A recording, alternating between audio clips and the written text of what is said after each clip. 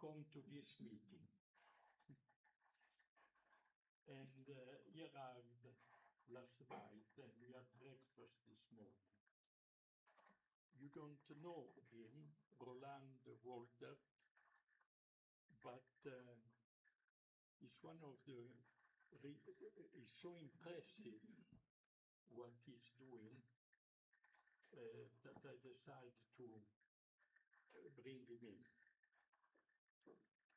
And let's start from the beginning. We have all the set of revolution. We start with the first picture. Roland, can I see the first? Here. Here. This has been considered for years the symbol of ICRANet in Pescara. Because I took this picture with Johnny Wheeler, dedicated to me the day I arrived in Princeton in 1968. And he gave me this fantastic picture. And he dedicated to me, to Remo Ruffini, companion in the deepest knowledge of general relativity. Well, you all know the history. I don't need to go over.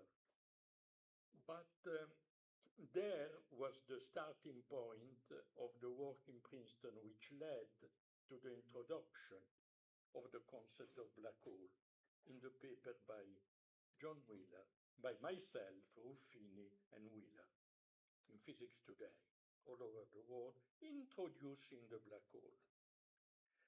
In this picture, for many years, I was bothered by a fact that you see on the corner there, you see something strange, like an arm. And I was bothered. Finally, after 50 years, I received from a professor in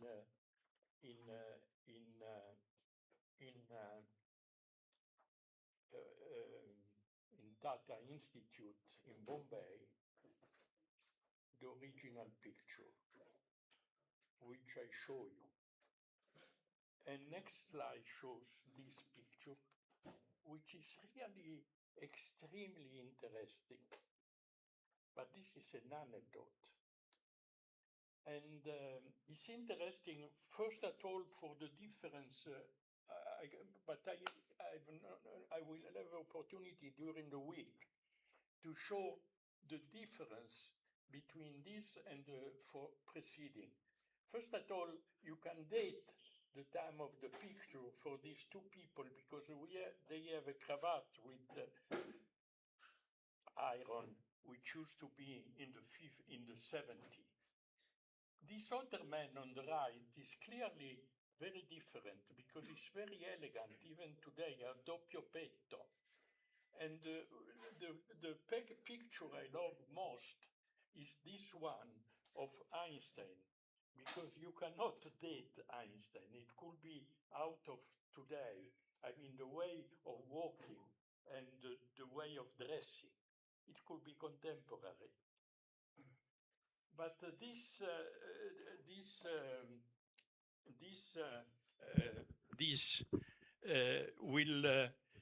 man was Homi Bhabha. And you can find the history of Homi Bhabha in tragic and beautiful in Wikipedia. I will not spend time in asking you to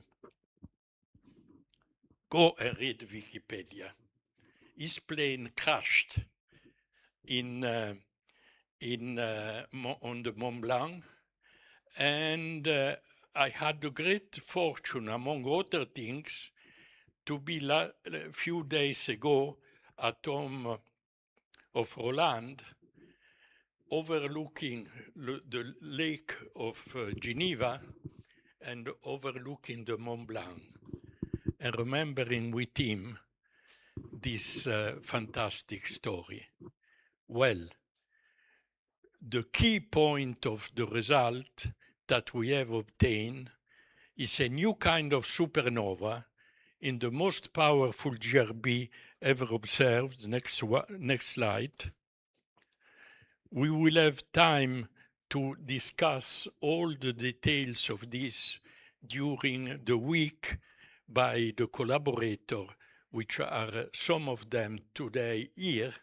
But this is the first time after 50 years that we have finally identified absolutely a black hole of 2.35 solar masses in a GRB. This you will have all the week to look at this. Therefore, I just want to highlight. Next highlight. Next. Then something fantastic has happened in Lausanne. People understand that we have observed the black hole, that we introduced the black hole, we observed the black hole. But in Lausanne, something incredible starts to happen. That we need to introduce a different kind of black hole, not of 2.3 solar masses, but of 10 to the 6 solar masses. And this was done just a few weeks before. It was done in our meeting in ICRANet in Armenia. There we introduce a new particle, a particle of dark matter, which we will discuss for the entire week. And this dark matter has the characteristic of having a mass very different from the neutron and being much closer to an electron mass. In a certain sense, this mysterious particle, the X-fermion, which we call X-fermion, has a mass similar to an electron, but in a certain sense is the corresponding of the uncharged electron, because it has no charge. It interacts only gravitationally. This is the X-fermion. I hope you realize what a big revolution. And the reason in today's talk, we will see some consequence of this. Next slides. These slides. Some consequence of this. Some consequence of this. That if you take a fermion of 381 keV without charge, the corresponding black hole is of 10 to the 6 solar masses, not of 2.3 solar masses like in the baryonic case. Why this is a complete revolution? Because this picture, in the meantime, shows the drama. In Lausanne, the discussion about astronomers, they realized that there were two black holes. They realized that my black hole with baryonic matter was at the end of thermonuclear evolution. But this black hole of 10 to the 6 solar masses start at the beginning of the universe. Therefore, the discussion among astronomers is, who came first, the egg or the chicken? Because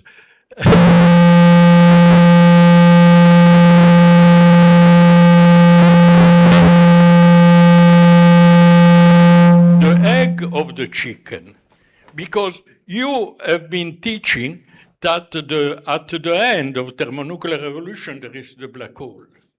But here we are telling something incredible, that credible, but revolutionary, that the black hole is at the beginning. But it's not a black hole. This is the key point. Or the key point is different. It's egg and chicken. This is the discussion. And then was the solution of the egg by Columbus. I don't know how many of you know the story. People were interested in knowing how to keep an egg up. Columbus intervened. He took an egg cooked. He made like that, and the egg stood up, the egg of Columbus. We are in a similar situation. We don't doubt that they are black holes, both of them. But the key point is that one black hole is made of baryonic matter, and the other one is made of dark matter. This week we'll dedicate to this point, and the next talk will be given by Wang Yu. But at the same time, let's finish with the slides quickly, the next slides. At the same time, we have learned something very, very important that will be discussed on Wednesday by Tag in the next slides, where we have understood, the next slide, yes, where we have understood in this new GRB 220101 that there is an extra collapse, and that there is a spinning millisecond pulsar at the beginning, which could not be observed before, because only in this case with z equal 4, we can go back in time in the early phase and see the birth of this spinning millisecond pulsar, which will be shown by Taghi on Wednesday. It's a dramatic moment because this shows that the enormous change that the supernova observed by the Chinese in 1054, this will be presented the last day, was not a regular, a typical supernova, but was one of these supernova, which for the first time we present here, and which is called, in honor of Baba, is a supernova full of electron-positron pair, a supernova which we present here for the first time publicly, a Omi Baba supernova, because the man who did the theory of electron-positron plasma was Baba, and unfortunately, he was whatever. I don't want to say anything more. In his honor, we will call this new kind of supernova Omi Baba supernova, and read everything else in Wikipedia. Now from that, let's go to the next slide. We have a very, very, very intense program. You will receive all the lecture will be recorded. We have, of course, the pleasure to have here some of the key people. First, Roland, with whom we have shared this very, very, very exciting time in Lausanne, where the egg and the chicken were introduced, and finally, the greatest paradox of astrophysics. And we have him in person. And tonight, since he is one of the greatest experts in building a telescope, I asked him to project to the future, because much was learned for me, and I will try to convey you this from the lecture given by Michel Mayor in Pescara a few weeks ago. This Michel Mayor lecture changed the paradigm of the last decades on rotating object. And he pointed out the fundamental role of the sun non-rotating, and this was introduced, neglected by many people, but we have in astrophysics results which are a very central object, non-rotating, surrounded by very fast rotating object, like in the exoplanet. This applies also as well to the BDHN model, but I cannot go too fast because we will have 1 week to discuss this. Of course, we will have a great moment, and especially important is the presence here of Bing Zhang, because Bing Zhang is the man who will carry the torch on. We will have a big meeting in Beijing organizing by the Chinese Academy of Science in October. But next year, Bing Zhang will direct the Grossman meeting in Hong Kong. Therefore, is here to put together the material of this new era, which of course at the center will have the difference of black holes, the baryonic black holes and the dark matter black holes. This will be crucial. And the beautiful picture, the next slides show the program. You have that, you will enjoy every moment. We have the best people all over the world participating, and the record will be, everything will be recorded. Therefore, don't feel we will optimize with the presence, and we will keep memory in the proceedings. But you are fortunate to be here in person today. With that, I think I did my duty. I give back to the chairman and look forward. He is one of the greatest experts. I enjoyed tremendously his lecture he gave in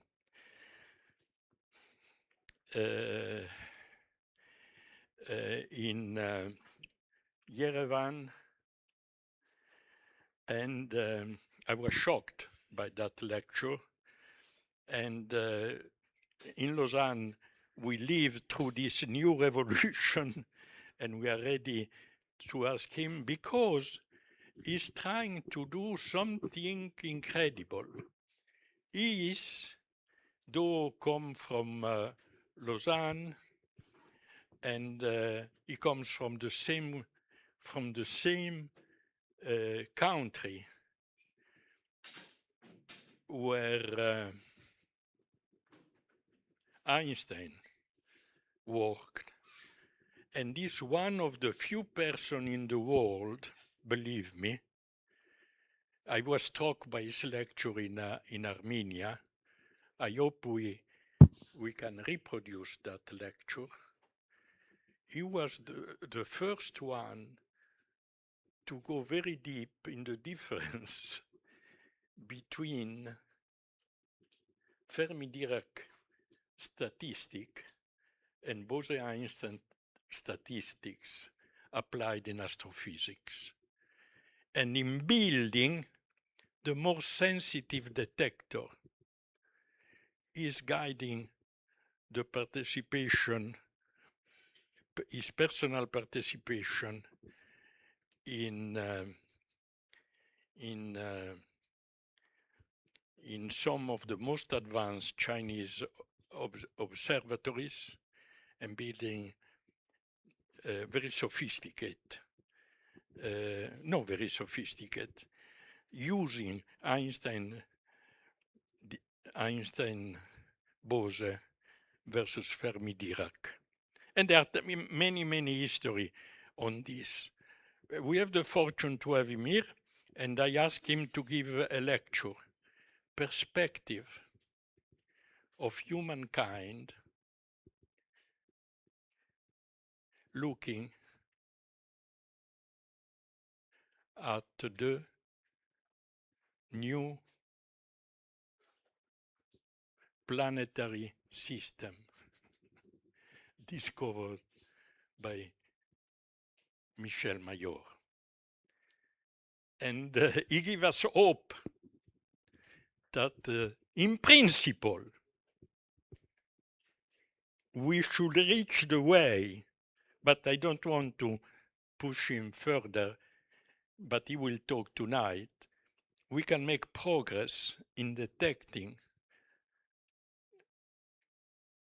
interesting thing in this planet just discovered with the technology that is developing and guiding our Chinese colleague. Thank you very much. And on the frontier of the data of this new black hole, very big, of 10 to the 6 solar mass, I pass the word to Wang Yu. Thanks, Ada Tremo. Not sure it works. So let's We will have all time to discuss this different aspect. But believe me, we have very likely the most advanced program in this field ever, which is totally different from what we have done up to now. And I think the biggest change comes from this idea, which we finally found a way to express the binary-driven hypernova. I was not happy about the binary-driven hypernova until I did not read the lecture of Michel Mayor a few weeks ago. We try to make you aware of these changes during the week.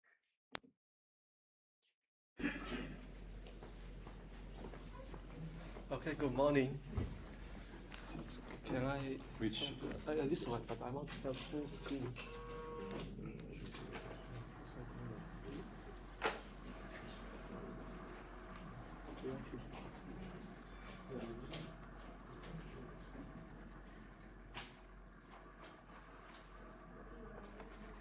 I don't know if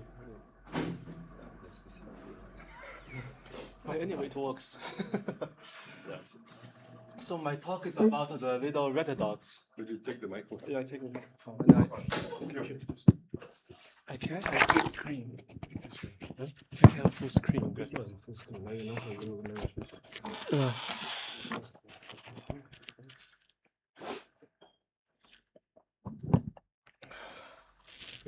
So if you cannot see the slides clearly, okay, you may use your cell phone to scan the code because this is a website.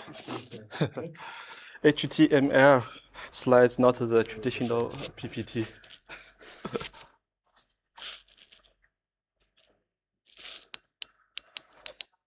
Here it is.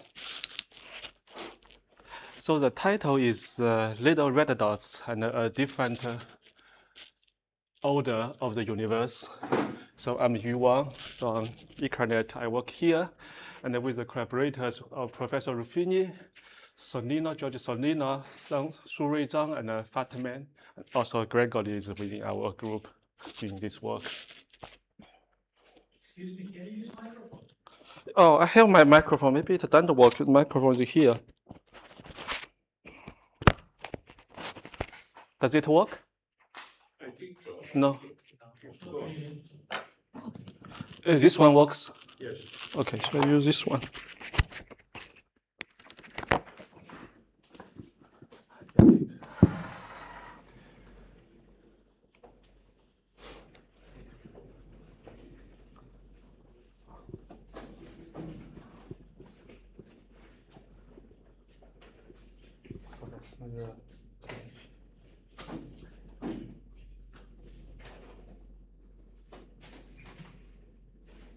Okay. So in the last 30 years, this can be one of the most famous and reliable relation that people found.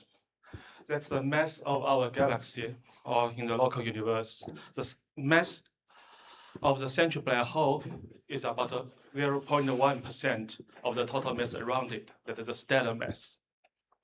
So you may see the on the right side, there's a line, the line of the power index of 10 to minus 3.4. But starting from 2024, James Webb has discovered many other points that are out of this line. But here I only plot a region and a small little one. And this small little one is a very representative one because it's observed, this is a little red dot. And on this region, it should be covered by many little red dots. I selected this one is due to, this is a lensed one. So lensed one, so we can zoom in it and to measure the rotational curve of it, then directly detect its mass. And its mass is about 10 to 7.5 solar mass. But the stellar mass around it is only 10 to 7.2 solar mass. So the black hole itself is about 2 times of the stars around it. So this violates and can be very far away from this blue curve. So about 100 to 1,000 times more massive of the black hole that with respect to the stellar mass. And these little red dots, they are not only a few. So from the density, from observations, we can infer the density of it. Then from the density, we can calculate in the first billion years, there can be 1 billion little red dots there. So this is a population, a big population. If we compare all the galaxies at that redshift, it occupies about 3%. So if we compare the galaxies which host similar mass of black holes, the little red dots can be more than that. And if we compare little red dots density with the quasars of similar luminosity at that redshift, it can be 100 or 1,000 times more. So there's a lot, really a lot. And this is a catalog of the little red dots of 341 made by Kochevsky of last year. So from the shape, from this little, the image, you can immediately understand why it is called the little red dots. And from this catalog, we know the redshift of it spans from 2 to 12 and peaks at redshift 6. So besides the two facts that it is very massive compared to the stellar mass and it has a big abundance, we also have other 3 observational constraints. First is the size. So normally the little red dots have the radius of tens of parsec. So this size is about at the most 100, 200 parsec. It's about 1%, 0.1% of the size of our galaxy. So it's very tiny and compact. And for the third point is 10 to 3 I wrote there. So that is the velocity of the H alpha H beta line that measured in some of these little red dots, which indicate that there can be a big black hole accreting the matter. But in the meanwhile, till now we never seen at high redshift the X-ray, the UV, and the vibration of the lights from this system. So from this point, we may say, okay, the black hole may not accrete fast, or all the accretion, the emission from accretion is blocked by something. So this contradictory can be partially solved by only looking at the boundary radius of this system. So if we take a typical little red dots of 5 times 10 to 6 million mass, and assuming the gas around it is of the sound velocity of 10 kilometers per second, we can compute the boundary radius, which is 430 PC. So you see this radius is much beyond the size of the little red dots itself, like 10 times bigger, which means the black hole dominates the system. And the accretion is not only from interstellar media, also from the inflow of the filaments.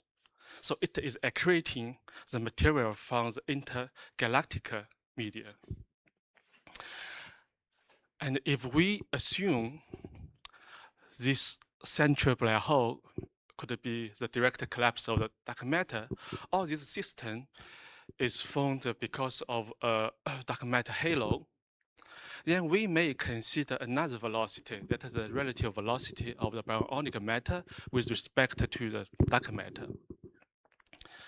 Started from the recombination of at a redshift 1100.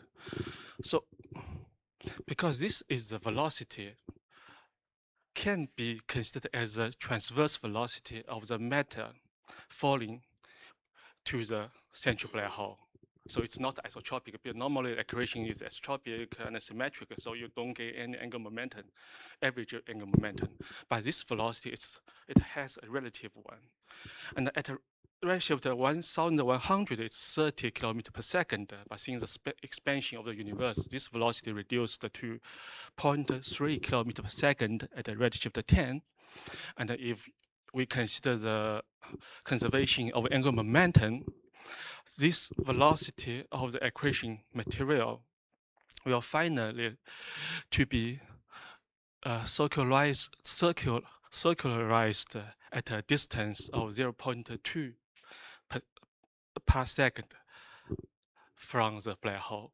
So which may make this egg structure surrounding the black hole, central black hole.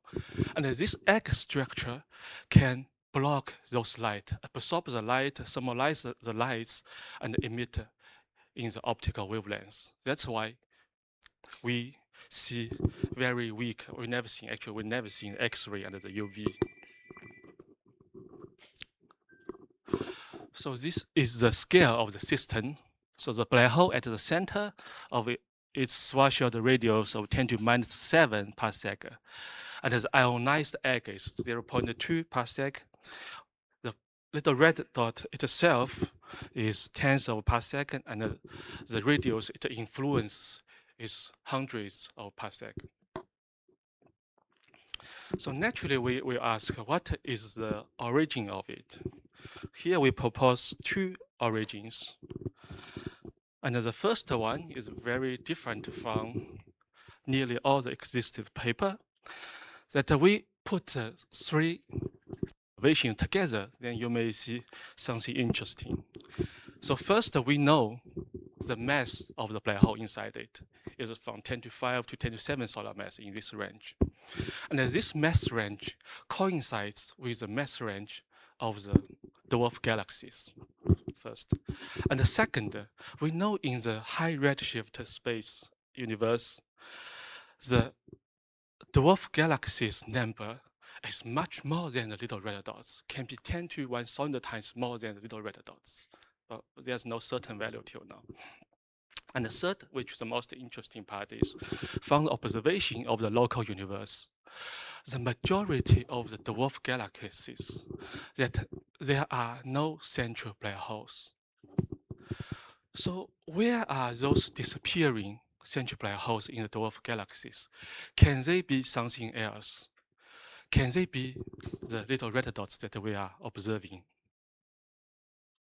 So we are going to make a model and to prove the concept.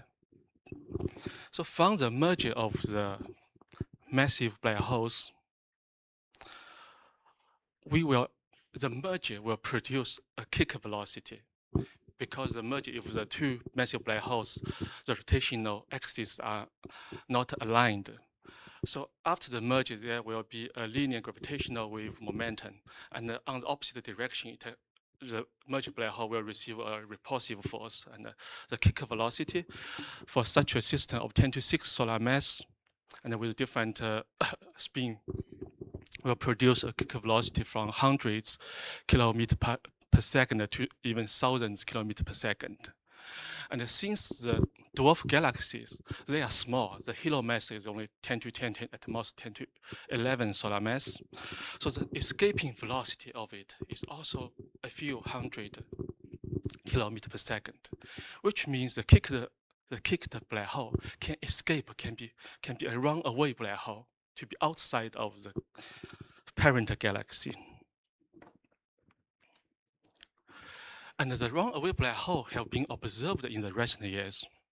Here are two examples. Maybe you cannot see clearly, but the signal is always represented by a straight line. There has a straight line, but not clear from the project. Here has another straight line. So this straight line is due to the accretion of the cold gas along the trajectory of the running away black hole.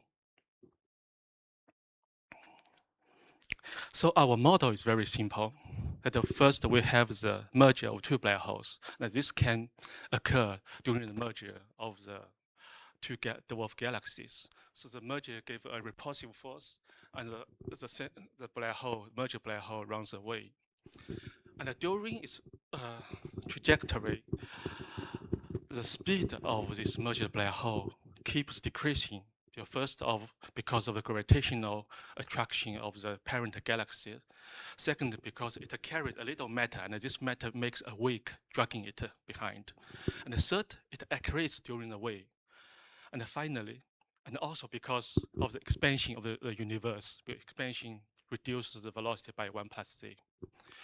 So if a black hole is kicked away with the velocity similar, but no need to be very similar to the escaping velocity of the galaxy, it will finally,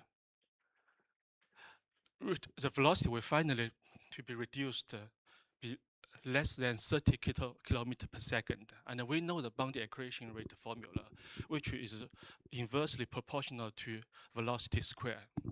So at such a low velocity and at a high redshift universe, because the intergalactic media is denser than the current one. So it induces a lot of accretion. And so when the accretion of this running away black hole occurs, the phase of the little red dot starts. And this is one example. So we take a little red dot, we take a running away black hole of initial velocity 285 kilometers per second, and from the right side is our numerical simulation, numerical results by solving some differential equations. So the top one is the distance of the black hole away from the parent galaxy, and the second yellow one is the velocity, and the third one is the accretion rate, while the last one is the mass of this black hole. So first, let's see a small bump on this purple curve.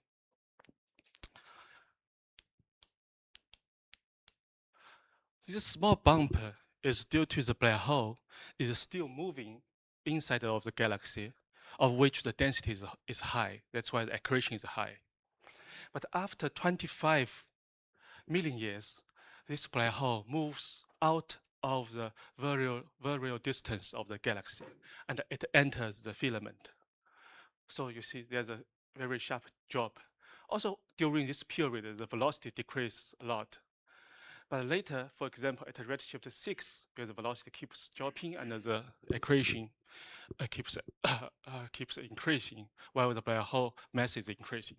So at redshift 6, the black hole is already at a distance about 40 kiloparsec away from the parent galaxy, and with a velocity less than 10 kilometers per second, and the mass has been grown from 5 times 10 to 7 times 10 to 6 solar masses. And because this redshift 6 is the peak of the redshift density, a peak of the little red dot density. And at redshift 4, where the density of the little red dot drops, we can see the distance has reached 60 kiloparsec, and the black hole has reached the mass of more than 10 to 7 solar mass. If we keep the equation following the same trajectory, and finally, this little red dot will become AGN, become a very heavier galaxy of the black hole mass will be more than 10 to 8, 10 to 9, but it depends on the back reaction of the floor. So this is the proof of the concept. But this model gives us some more advantage of why the little red dot, this can be one of the reasons, why they disappear at a redshift lower than 4. Because this mechanism can only occur when the collision is frequent and the intergalactic density is high. So this only occurs in the high redshift universe. And second, but this is only one case. So if the velocity of this kicked away black hole is a little lower, so there is a possibility this black hole can be dragged back after running away for 10, 20 kiloparsec. It will be dragged back by the gravitation of the parent galaxy. So finally, it will disappear by emerge again to the parent galaxy. So many factors decrease the occurring rate of little red dots in the current universe, and also have other benefits in the paper we have written. And the second way is this traditional way, and also not so traditional. But people always think these little red dots, they are an isolated system. And also we propose they can be an isolated system, and the seed of the black hole is formed by the direct collapse of the dark matter. This is what Professor Ruffini was talking about. And we have a model of the degenerated fermionic dark matter. So it's like the neutron star when it's a fermion. So it's like neutron when it exceeds a given mass, the system collapses. So for the fermion of particle of the energy in the hundreds of keV, which corresponds to the mass of the black hole in the order of 10 to 6 solar masses. So then we make a model of how it grows. So we have only 2 parameters. First is the initial mass of the seed, which spans from 10 to 5, 10 to 7, so mostly 10 to 6 solar mass, which depends on the mass of the particle. And the second is density of the surrounding region. So here we have F value. That F means the ratio between the overdensity region versus the average density of the universe. So if the seed black hole is lucky, it burns at a overdensity ratio of 100 to 200. It can grow following the 2 lines, the top 2 lines, to be very massive, more than 10 to 8. 10 to 9, 10 to 10 even solar mass. But if it is unlucky, which was born in a low density region, then the mass of the black hole finally will be saturated at the mass of lower than 10 to 8 solar mass. And it's very interesting, this 10 to 8 solar mass, this value is very sensitive to the initial condition of the 2 parameters. And it is exactly the mass which divides the little red dots and the AGNs. So from here, we have the first conclusion that no matter the origin, we propose the 2 origin of the little red dots, but finally, the final results can be the same. They are becoming the very bright quasars or quiet galaxies. So the second, actually we have talked about the fate, but we need to confer the fate of it. So we make, again, a very simple model. And what we want to do is to prove it by converting the density of the little red dots, which is these red points. So you can see here clearly it peaks at redshift 6. We convert the density, co-moving density of the little red dots to the co-moving density of the quasars. But here we take the quasars of luminosity more than 10 to 45 erg per second. And the method is quite simple, But first, if you want to do this conversion, you need to have enough number. And this is clear because this in France, the density of little red dots is a few times more than the quasar. So you have enough number to do this work. But still, we need to make a model. And we follow this procedure. So first, we give a weight of each of the little red dots that was shown in a previous slide of 341 little red dots. So this weight presents like how many little red dots can be presented by this single one at this redshift. Then we give a forward growth model with only 3 parameters. First is the initial Eddington accretion rate. Second is how this Eddington accretion rate changes with time, changes with the redshift. And the third is the duty cycle. Then we will compute the probability of each little red dots to be light up.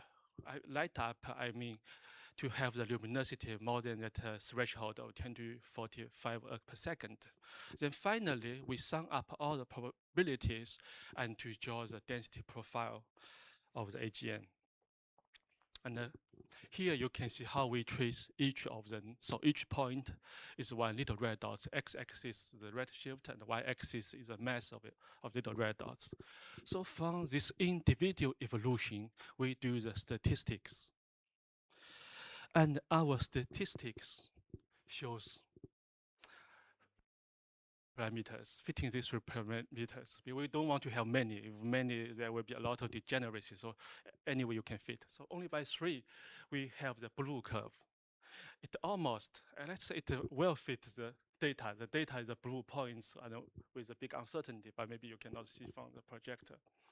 But still, you may see an excess at the redshift more than 4.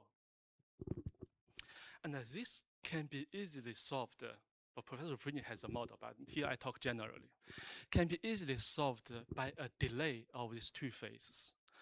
That is the appearance of the descendants of the little red dots behaving, shining like an AGN. And the delay is 0.5 gigayears. And this 0.5 gigayears delay can be modeled by different ways. But these different ways, they share very similar equation, and they give identical fitting. Identical fitting. So the first reason can be the obscuration. Initially, because the system is very thick, so you may not see the light. You need to wait for the dust to be dispersed. And the second reason, there can be an intrinsic delay before the nucleus to be ignited. The nucleus as the AGN pulsar, AGN quasar. And the third reason is there may be a delay to build up the material. The Professor Ruffini has a model for the basic elements to build up the material, like from the HE, hydrogen helium, to a high element to provide enough accretion rate.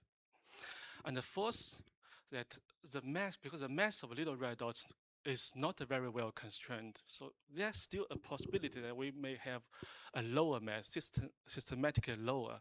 Before a lower mass of the black hole, it takes more time to accrete, so we can solve this time delay. So these all 4 reasons give the same fit, and we cannot differentiate. And the same fit is the orange curve. You see the orange curve fits very well the black points, exactly fits the black points.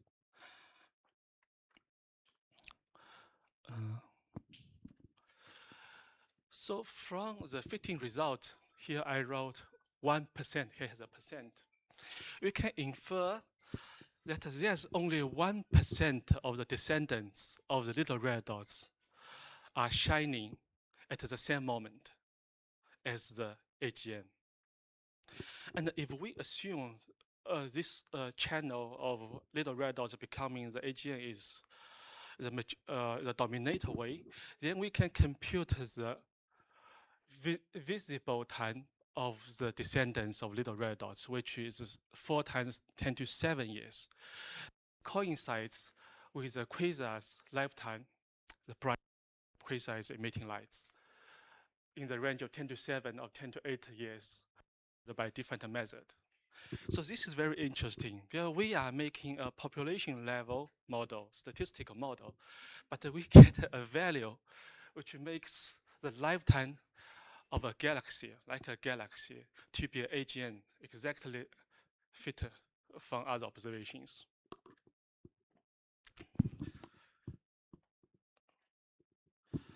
Then third, I don't think I have been talking, I think, already 30 minutes. So the third topic is about the influence on life, so on us, exactly on us. So I go through it quickly. Okay, thank you.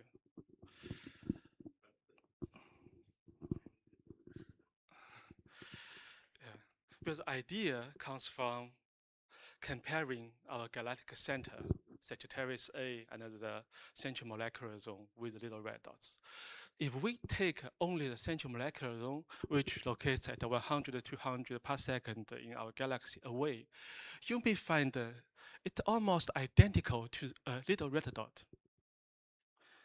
So first is the mass. They have similar mass because the Sagittarius A has a mass of 4 times 10 to 6 solar mass, similar to the little red dot.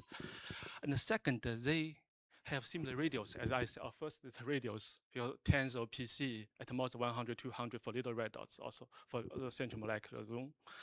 And the third is the molecular mass, and the dust mass, also similar, and the dust temperature. Dust temperature is below 50 Kelvin for both of them. We did the computation. And the most extraordinary is both of them don't have strong UV and X-ray, these high energy radiations, to destroy the molecules. This I can skip. And in the central molecular zone, there has been many observations of the prebiotic molecular clouds, and this is one example. So since we found the similarity between them, very similar environment, so why not the little red dots can give birth to the prebiotic molecules? And if there's one cavity is the metallicity, because in the initial universe, metallicity is low, so we may have lower abundance of this molecule, and in the order of 10 to 1,000 times lower. But it doesn't matter because we have so many little red dots there. And another coincidence, which is very interesting, is as I said, we need the temperature to be lower than 50 Kelvin to make the chemical reaction to occur for having these prebiotic molecules. And this is exactly the time of the universe forming the first generation of the galaxy. So you see from the cosmic backwave radiation at a redshift of 2015, we have the temperature of 50 Kelvin. That's the environment for the prebiotic molecular clouds.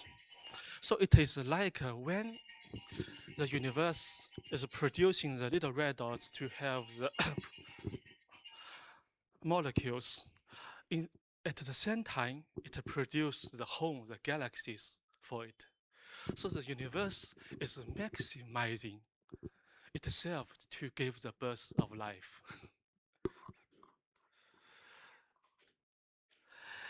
And from our computation, we estimate that in the early universe, there are 10 to 65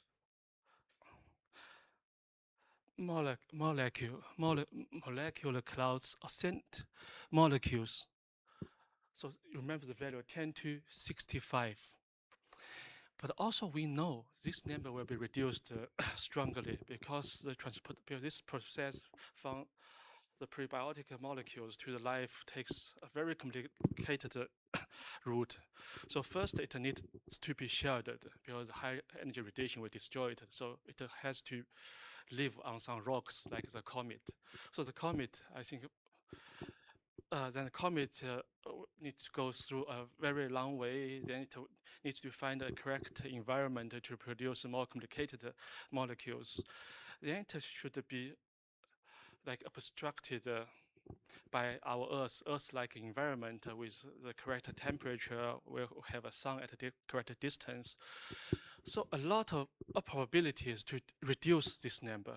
And luckily, we found many articles, each one dedicates to one probability. And then we did the Monte Carlo simulation, which includes all these probabilities. And finally, to give one number, the number is 280. That's the number of the possible planets which host lives. And you see this number is not big, not small. If big, so we should find life everywhere. But if it's too small, we should not have ourselves. So very good number. But we don't want to make a very strong claim because that uncertainty of that 280 is about 100 times. It's a very big uncertainty.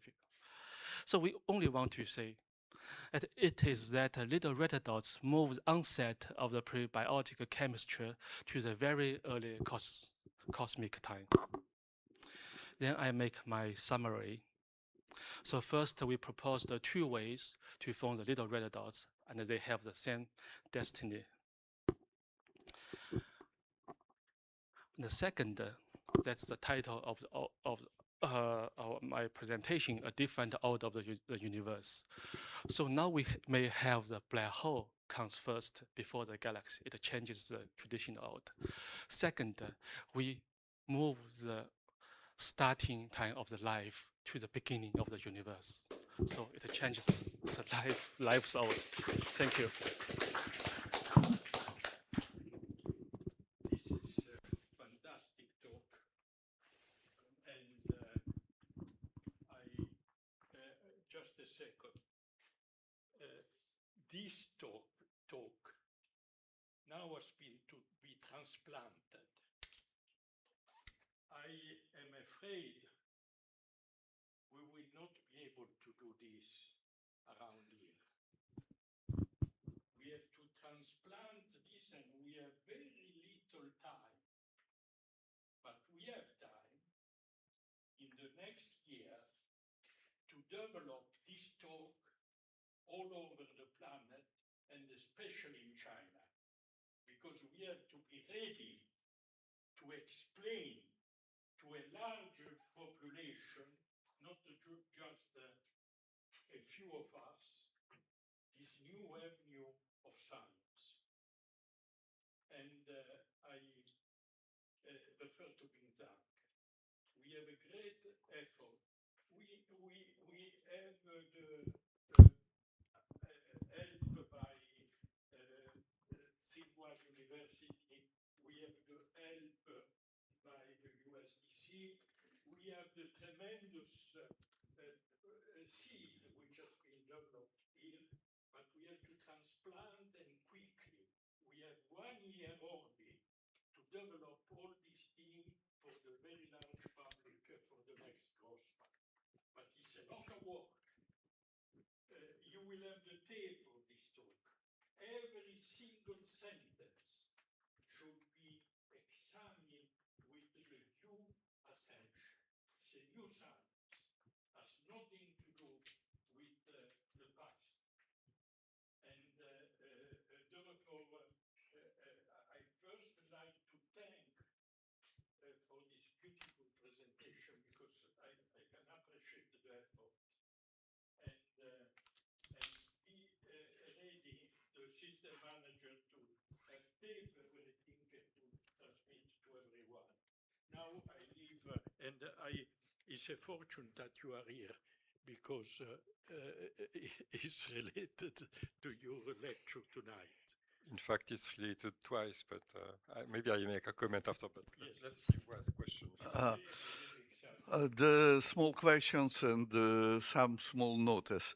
The questions, why I did not see any reference in your talks, but I am later today. The reference of other people's papers, not our papers.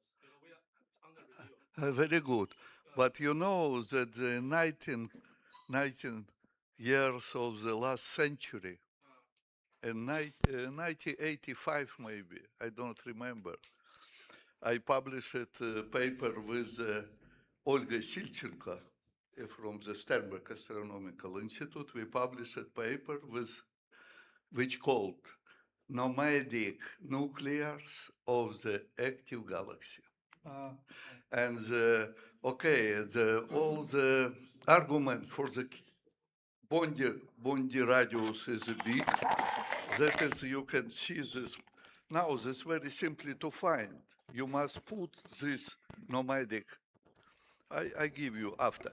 You understand that the whole idea, after receiving kick nuclear, go out with, because Bondi radius is big. That is published 40 years ago. Okay, you know this paper.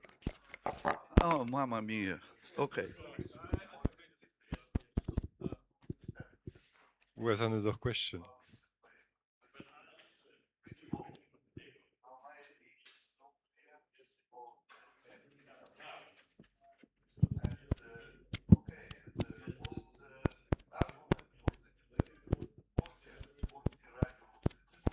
Okay, very quick question. So 60 kiloparsec is not very far away. So you said your first channel, right? So the little red dots leave the host galaxy by 60,000 thousand. We may observe this. That's right. So if you really calculate the angular separation, I think it's probably arc seconds to arc minute. So I did, yes. so is how far away is it? So within the, do you predict that there should be something nearby or? Yeah. Okay. But actually, the final answer is we need the technology from Roland. For this distance, if we use James Webb to look at this distance, I don't remember the exact how many seconds. But I computed it before. So in between, there will be about 100, a few hundreds of other galaxies. So simply, if we only have the image, we cannot differentiate which is the parent galaxy of that little red dot, because 100 galaxies there. Then you may ask, same redshift, yeah, that's the second. Then we may think the same redshift. But since the dwarf galaxy is small, and I computed the magnitude. Yeah. So the magnitude at the redshift 6 is more than 30. So mostly can be 32. And the 32 magnitude is beyond the capacity of James Webb, a little beyond it, even for the deep field. So in this sense, we cannot do it easily. But we may do statistical work to compute the correlation of the galaxy and the little red dots, but we haven't done yet. But with his technology, we can do. Okay, another question. We still have a few minutes. Very nice talk. I really appreciate the excitement from theorists about little red dots. I would like just to point out that observationally, the nature of these objects is still debated. For example, there is a very interesting paper showing that if there is a low surface brightness stellar disk around little red dots, James Webb will not see it because of surface brightness dimming. So the stellar masses of the host galaxies may be severely underestimated because of cosmic surface brightness dimming. So this is just an example to show that, we're not really, 100% sure about the nature of these objects. And in this context, your comparison with the central molecular zone of the Milky Way is very interesting, because now if you put the Milky Way at redshift 6, you probably won't see most of the stellar disk of the Milky Way. Thanks for the comment. Thank you for this interesting talk. You said that these black holes are not feeding something, but how they radiate. Can you say again? The black hole, how can you what? These red dots, how they radiate. These black holes that are formed from the dark matter, as I understand. They radiate by accreting the bionic matter. some part of baryonic matter exist near this black hole. Yes. Yes. Thank you. Yes.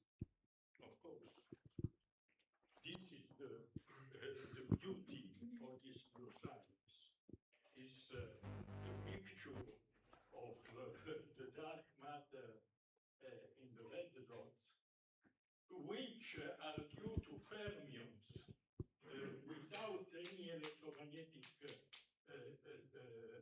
charge, but just gravity, which gives immediately, from the ratio between the mass Planck, the Planck mass square, Q divided by the mass of the fermion square, gives you the 10 to the 6 solar mass. But this is the dark matter. Of course, is living together with the baryonic matter. But in the early universe is dominant. This is the can we look back, excuse me, to the picture in my presentation that you did? I mean, the one of the baby universe and the old universe. I don't know where. Is here? Okay, we will. It's here, Roland. I mean, we have two different situations in which we have the beginning of the universe dominated by dark matter with presence, of course. And this is to me, the most important. Let me stress, because I can have the freedom to stress a very crucial point. These red dots, well, maybe this one. Understand too. These red dots taste on one side the dark matter component of the experiment, but it happens that they are seen at an era in which the creation of the elements given by Fermi and Turkevich is at the same time. This is the reason I am insisting with you to point out this fact. I mean, conceptually, we are in presence of a fantastic new physics. The new physics of dark matter of the experiment, which happens to test, these are the two curves that one you show, test precisely for the first time the nucleosynthesis cosmological origin of Fermi and Turkevich. Namely, the two curves show that you have, you can test the Fermi-Turkevich prediction with the red dots. This, I think, is colossal, but it needs people who understand physics. And unfortunately, today, we are in the desert in which people are trying to kill us in order to purport gravitational waves and so on, which is total nonsense. But anyway, let's not go into that, because we will fight with science, not with politics.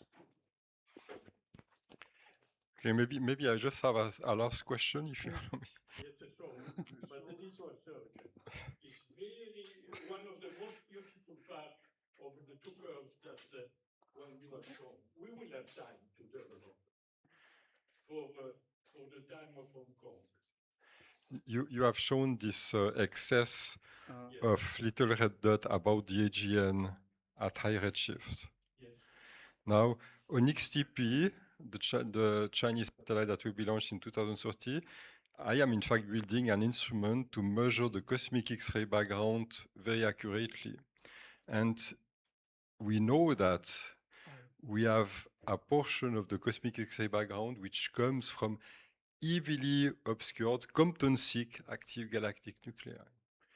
And we know that there is a small part of the cosmic ray, something like 5% of it, which is due to objects like that. So I was wondering if we could see the signature of this excess in the cosmic X-ray background. So we should discuss that further. Very good point. Yes. Okay, thank you very much again for this very nice talk. So So the next talk is on LSST. We will have an interlude about future observation, and somebody will speak about the Rubin machine. And this is before the meeting of Rashid Shuyayev and into the Shuyayev Zeldovich effect. Should I use this one? I think this one is working better. I usually speak very loud, so maybe I can use this one. I mean, otherwise we can change it.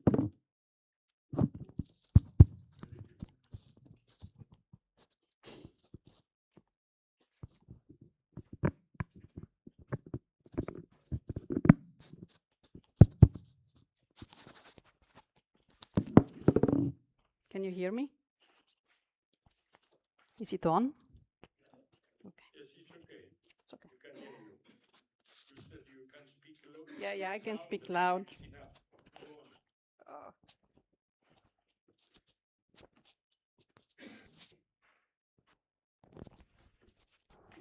Okay. Good morning, everyone.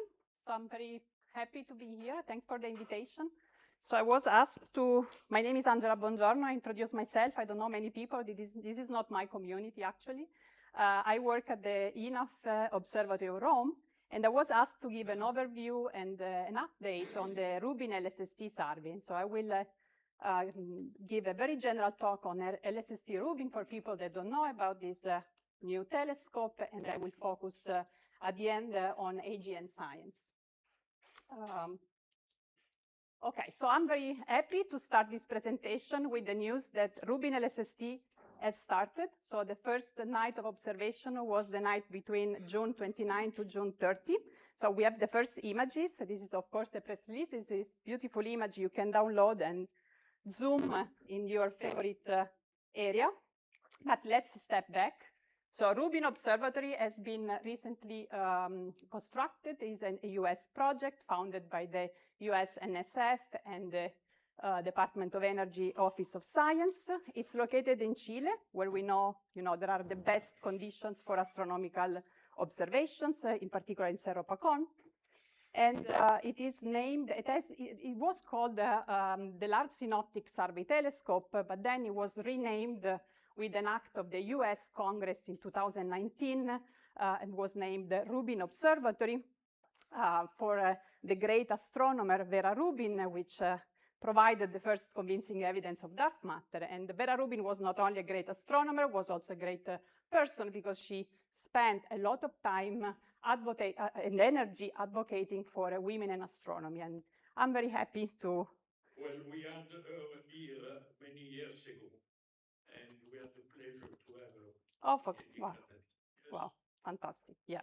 So I'm very proud of that, and I'm very happy considering, the US politics at the moment.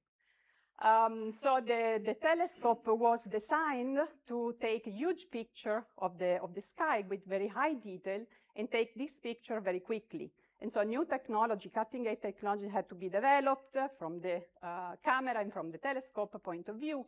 So the camera is the largest astronomical camera ever built. You see this picture, the size of a person, and this is the camera. And so this is, the field of view is 9.6 square degree. You can fit basically 40 times the full moon inside the field of view of the Rubin telescope. And the telescope has a new design with a 3-mirror design, where the third mirror is inside the primary mirror. This makes the telescope much more compact and easy to move. I mean, it's still a gigantic telescope, but it's a quick, this helps in making the telescope moving quickly. So what is going to do the Rubin telescope? So the next 10 years of Rubin are already booked out. So we know exactly what the telescope will point. And the goal is to do this LSST survey, so the legacy survey of space and time. Basically, the telescope will repeatedly observe the southern sky every 3 nights in 6 bands from UV to near infrared, U, G, R, Z, I, Z, and Y. And there is the main survey, which is called the Wide, Fast, Deep survey, which includes basically the whole sky that is visible from that location. And then there is what are called the deep drilling fields. These are specific fields that will be observed deeper. And then there are also, I mean, this makes most of the survey. Then there are other small projects called mini surveys, and then a small percentage is also left for a target of opportunity, so for things that might happen and need Rubin to move. And if you look at the color code in this map, this is telling you the number of visits. So how many times the telescope will go back to the same location. So every visit is 30 seconds. And so you see that for the, you have hundreds to thousands visits in every position of the sky. And so this has two main consequences. The first of all, every source that is varying will be observed and will be studied and characterized by LSST. And the second, and in fact, LSST is called the greatest movie, because it's going to be a movie. It's not going to be, you know, as usual observations. It's going to be a movie. We will see everything that is varying, and we will see it through these 10 years. And the second consequence, of course, is depth. Because with 30 seconds, we reach a certain depth, but then when we have hundreds of visits, we can co-add them and go much fainter. And so in particular for the Wide, Fast, Deep survey, so the main survey, the median number of visits is 800. Sorry. And this allows us to reach, after 10 years, a 27 magnitude depth in GNR, which is really faint. And for the deep drilling fields, we will actually be able to go at least 1 magnitude deeper. The deep drilling fields will have many more visits. We are talking about 20,000 visits in the 10 years. And actually Cosmos, which is one of the deep drilling fields, will be observed 40,000 times. So you really will have a movie of Cosmos. And already in the first 3 years, Cosmos will have 20,000 visits. So the deep drilling fields, I'm sure you all know the name of these fields. These are very famous extragalactic fields that have been chosen because they are famous. They have been very well studied and have great multi-wavelength and X-ray observations already available. Okay, so I want to give you an idea what kind of data we will have, we expect. So this is a Sloan Digital Sky Survey image, and this is 3.5 times 3.5 arc minutes with a depth of 22.5. And this is what we expect with LSST. This is not LSST, but this is the kind of quality we expect with LSST. But what is most astonishing for me is not only the quality, but you have to look at the size, because this image is 1/16 of 1 CCD of LSST. So 1 CCD of LSST is this red square. And the camera, the LSST camera, is actually made of 189 CCD. So basically, each image is pointing of LSST will deliver 3,000, an image that is 3,000 times larger than this.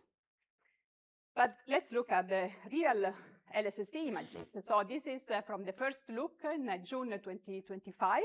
This is the Lagoon Nebula. This image has been taken in 7 hours of observations. So these are 700 visits, so 700 times 30 seconds. And this is a very large area. And you know, there is no other telescope in the world that could deliver this kind of quality image in such a large area in 7 hours. But let's go to the extragalactic fields. It's where we get most exciting. And so you see the beauty of these images. You can zoom. You can actually use this Sky Viewer app to zoom into this image. And for example, here you see these 2 beautiful spiral galaxies and these 3 interacting galaxies on top.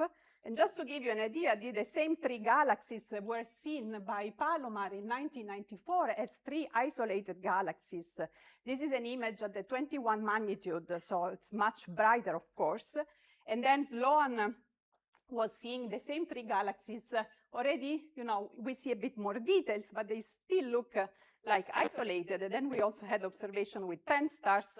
This is 23 magnitude deeper, so 6.3 times fainter than the first image I show. And then LSST is making really a step forward, because now we are talking about 250 times fainter. And so now we know that these galaxies are interacting. These are not isolated galaxies, and there are these beautiful streams of gas and that are fantastic. So this is what we expect to have for the entire southern sky. So, I mean, the science will be very exciting. So, since I don't know, I mean, how much you know about this project, I will tell you what kind of data the project will deliver and what is available to the public, to everyone, and what is available only to data rights holder. So the stream alerts are available to everybody. So what are the stream alerts? Basically, every time a source is observed for the second time, there is an image, a difference image is computed, and every time there is a difference, that can be because the source has moved or because its flux has changed, there is an alert. Okay, so this is managed by the brokers. The brokers are these, you know, in Europe, we have Lazare, Fink, Ampel. They basically receive the data, analyze them, compute this differential image, use some templates to classify the variable source, and they release these alerts. So if you're interested, you can log in one of them, you can create your account, and you can sign for receiving the alerts. You have to be careful because you could receive millions of alerts per night. So you have to set your own filters and say what you are interested in, and so what do you want to receive. But this is available for the full community since February 2026. This is already happening. Then for the data, so the images and the catalogs, this is a bit different because this is at the moment only for data rights holder. And this is through the Rubin Science platform. So basically, we won't download the data, of course, because these are huge. We will work directly on the data science platform where there are already the notebooks and everything, and the data will be made available there. And so for the public, so there will be releases of the data every year. So basically, they started now. So it's like 2 weeks they are observing. And so in 2 years, there will be the first data release, which will contain the first year of observations.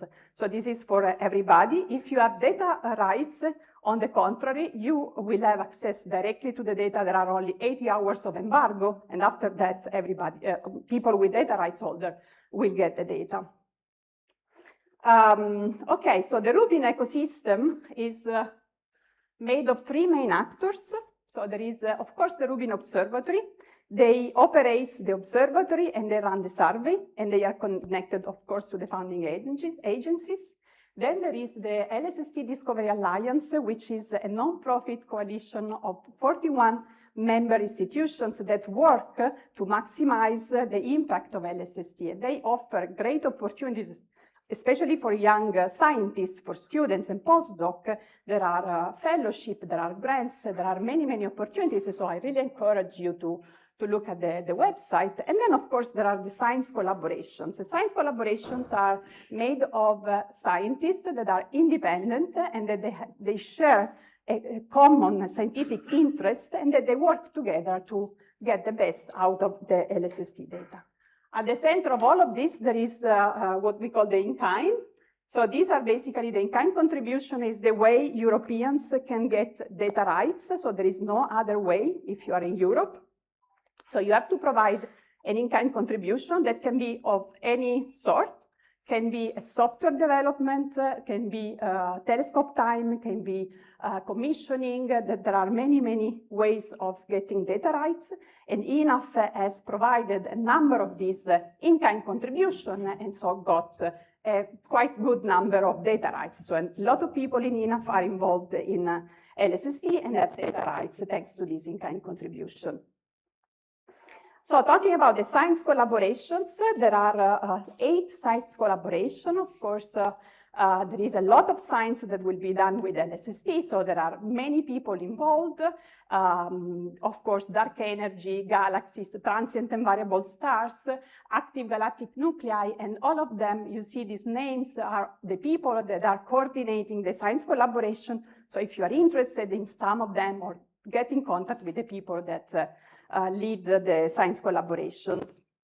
And for most of these science collaboration, you actually need data rights to be a member, but you can also get a collaborators agreement.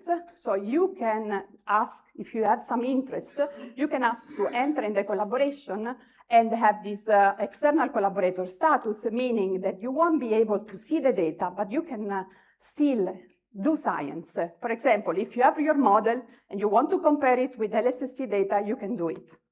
And so you won't see the data, you won't touch the data yourself, but you can work with people with data rights and use your code, use your model, and do your science.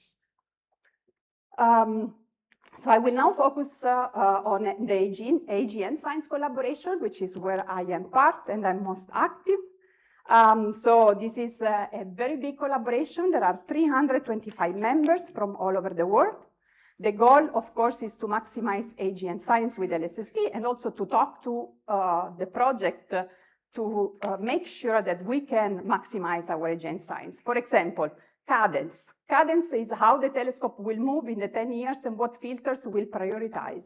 This is an open conversation we have had in the last years with the telescope, with LSST Corporation. It's still ongoing because it's very important that every science collaboration is happy with the plan and is able to maximize the science. And in the AGN science collaboration, there are 6 European in-kind contributions. 2 of them are from INAF. One is from Maurizio Paolillo, and it includes VST observations of the deep drilling fields, and one is from me, and I will spend 5 minutes at the end to tell you a bit about it. So why AGN lovers are interested in LSST? Of course, AGN vary. So this is a good reason to get involved with, to be involved with LSST. And so LSST will deliver millions of AGN light curves with a very long baseline. We are talking about 10 years, with very high sampling and with very high signal to noise ratio. And so this will be fantastic to, first of all, understand, I mean, put a bit more constraints on the model that describe AGN variability, because this is still not very clear, and also the model of the disk that creates, that cause the AGN variability. So in particular, for example, TDE events will be found. TDE, so tidal disruption events, happen when a star passes very close to a supermassive black hole, and so the tidal force is stronger than the gravitation of the star, and so the star gets destroyed and falls towards the black hole, emitting these flares in the UV and optical. And so LSST forecasted to discover hundreds to thousands of TDE per year. Of course, we have to be careful because the light curve of the TDE will be very similar to supernova, but in general, LSST will really change the kind of science that we can do with TDE, because now we have a few rare and peculiar events that are studied, and then we will go to population study finally. And so we can, for example, study how this event occurs as a function of the galaxy type, redshift, and so on. Another class of AGN that will be studied, of course, are changing look AGN. These are AGN that change their observational properties during time. So they can change the level of obscuration, or they can change their state, going from type 1 broad line AGN to type 2 narrow line AGN. Of course, you need spectroscopy to confirm a change in look AGN, but through the light curve, you can have candidates. And so LSST will provide many candidates through multi-band variability. And also, for example, binary black holes, which are the consequence of galaxy mergers, they, you have, when the distance is too small, you cannot really detect them. What you see is this periodic or quasi-periodic variability signature, and so LSST will be able to detect, to find some binary black holes candidates. Again, we need follow-up, but we will have many candidates. And also, I mean, we have talked about specific class of AGN and black holes, but on population studies, on if we want to understand the AGN demographics, if we want to understand how they evolve and how they accrete the supermassive black holes, this will be, of course, fantastic because LSST will, the number of AGN discovered will be enormous, it will be gigantic, huge, and the combination of the wide fast deep, which is, you know, a wide survey that will will constrain the bright end of the AGN population, and the deep drilling field, which will constrain the faint part, will allow us to really constrain, for example, the luminosity function up to very high redshift. So you see here is where we expect the LSST data to put constraints on the AGN luminosity function at redshift 6, and also the correlation function and so on. So this will be fantastic. Some numbers, we expect to detect in 10 years 180 million AGN out to redshift 7. 6% of them will be quasars, so we are talking about 12 million quasars. And if you look at this plot where you see quasar counts and AGN counts as a function of the time of the survey, you see that already after 12 months, so 1 year, 70% of quasars will be detected because LSST is very deep, so it will reach very quickly the break of the luminosity function. And this is for the, if you want to look at the quasar counts as a function of redshift. So this gives you an idea of how many sources we will detect at the different redshift in the different bands. And as I said, LSST will allow us to constrain the luminosity function even at very high redshift and increase a lot the number of high redshift AGN that we know. At this point, the question we have to ask ourselves, and this is not only for LSST, I think it's really a question of these days. Also, with Euclid, we had the same problem. So we have these quasars with this AGN there, but are we able to select them? Are we able to say these are AGN, let's study them, and how? So in general, AGN, we select them in optical surveys. We select them through multicolor color diagram, and this is very effective when you have an AGN that outshines the host. For LSST, of course, variability will be fantastic because there is no other survey of this kind, or also the lack of proper motion. But the point that I want to make is that these selections are not complete and they are not pure. And this can also not be a problem if you know how much you are incomplete, how much you are not pure, because you can, it's important that you know your completeness function so that you can correct for it and derive, for example, your luminosity function. For example, in this work, Demetra De Cicco in Cosmos used 54 visits of VST, and they found a quite good completeness, 59%. And the point here is that they could compute this completeness because they had deep X-ray observations in Cosmos. So they could say, okay, how many of the X-ray sources am I able to select through variability? Okay, 59%. So I can use this number to correct my functions, and I can do statistical studies. But if I don't have X-ray, deep X-ray observations, or if I don't have spectroscopic follow-up, I'm not able to do that. So in this era where we have this fantastic optical and infrared, in the case of Euclid, surveys, we don't have, of course, X-ray, deep X-ray observations for the full sky.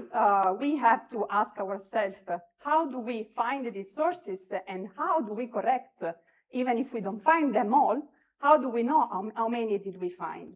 So as I said, you can add telescope time, and if you have the power, please do it.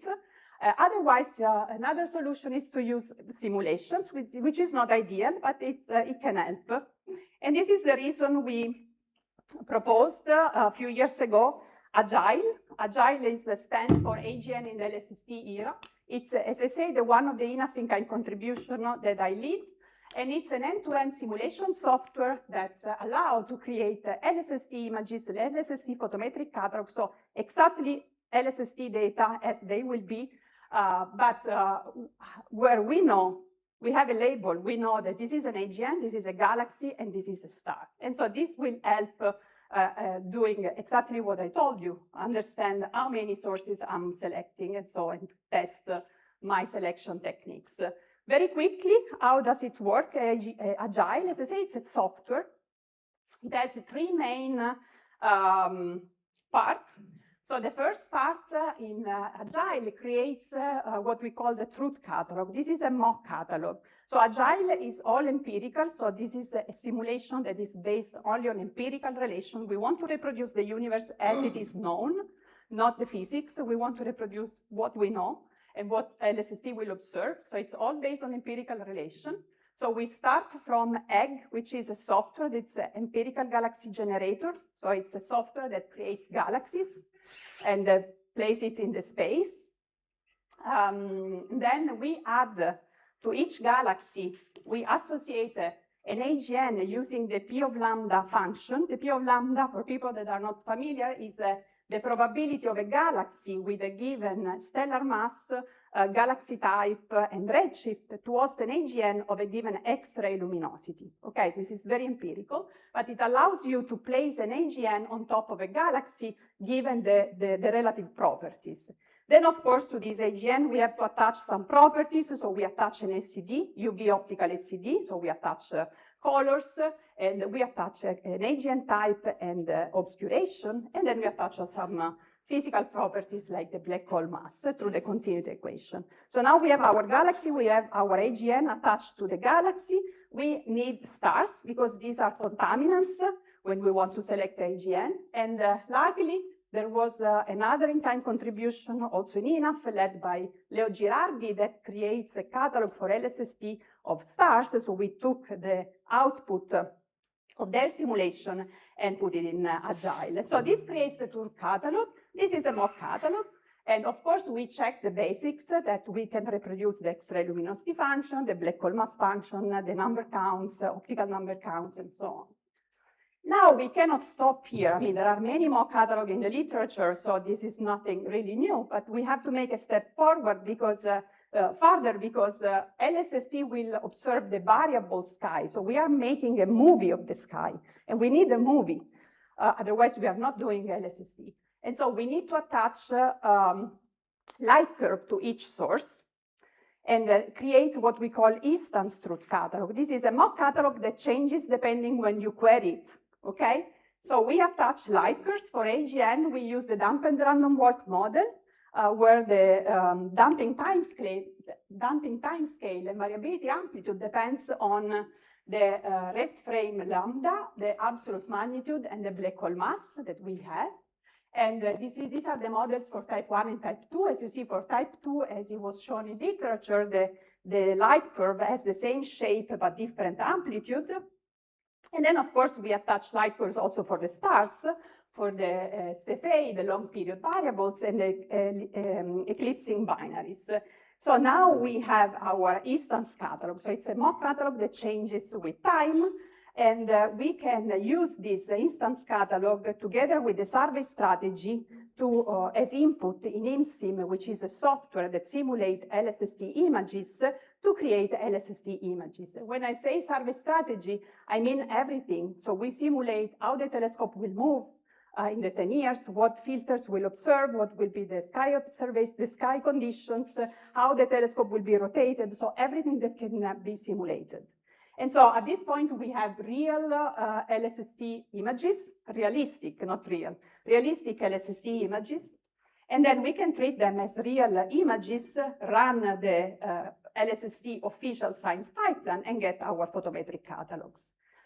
Okay, so this is a software. So this is all public through GitHub. It's a software that does that, so you can run it yourself. We, of course, have done a test simulation to test that everything works. And so this is what we call the DR1. Includes a 24 square degree of truth catalog of mock, and then 1 square degree of images and photometric catalog. So everything I said about Agile is published. Sorry, I didn't say it before. It's a paper, Vitanen 2026. I'm done. I know, 10 minutes. Ah, wow, okay, but I'm done. So you can find all the information about the project in this website that we try to keep updated. So our idea is so DR1 is not a very big simulation. It was, as I said, it was a test simulation to make sure that everything is done. The goal was to release the software to LSST as in kind. So now the next step is to keep Agile alive as a separate project, not as an in-kind, and to have a bigger data release of larger area, because this will be fantastic to really use the first LSST data and have some comparison that you have exactly the same, but you have labels, so you know what objects you are looking at. And I finish here. I just want to tell you that, so we are entering the LSST era. This is not anymore the future, it's the present. They started observing.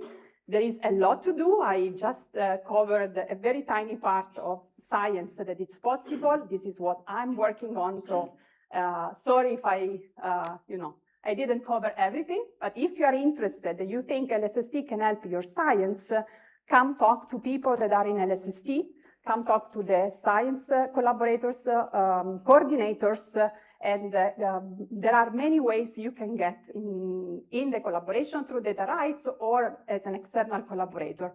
And I thank you.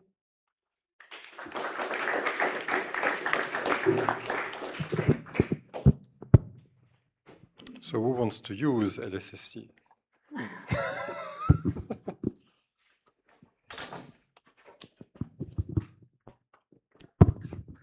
A science question and a political question, and maybe the science question first.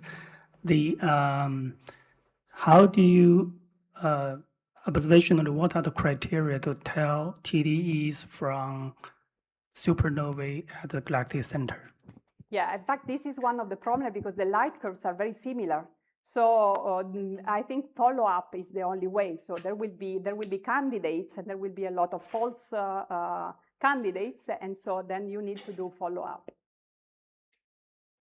Okay, and the connection with SST, you said in the next 10 years, everything is set. So basically nobody can propose anything to observe.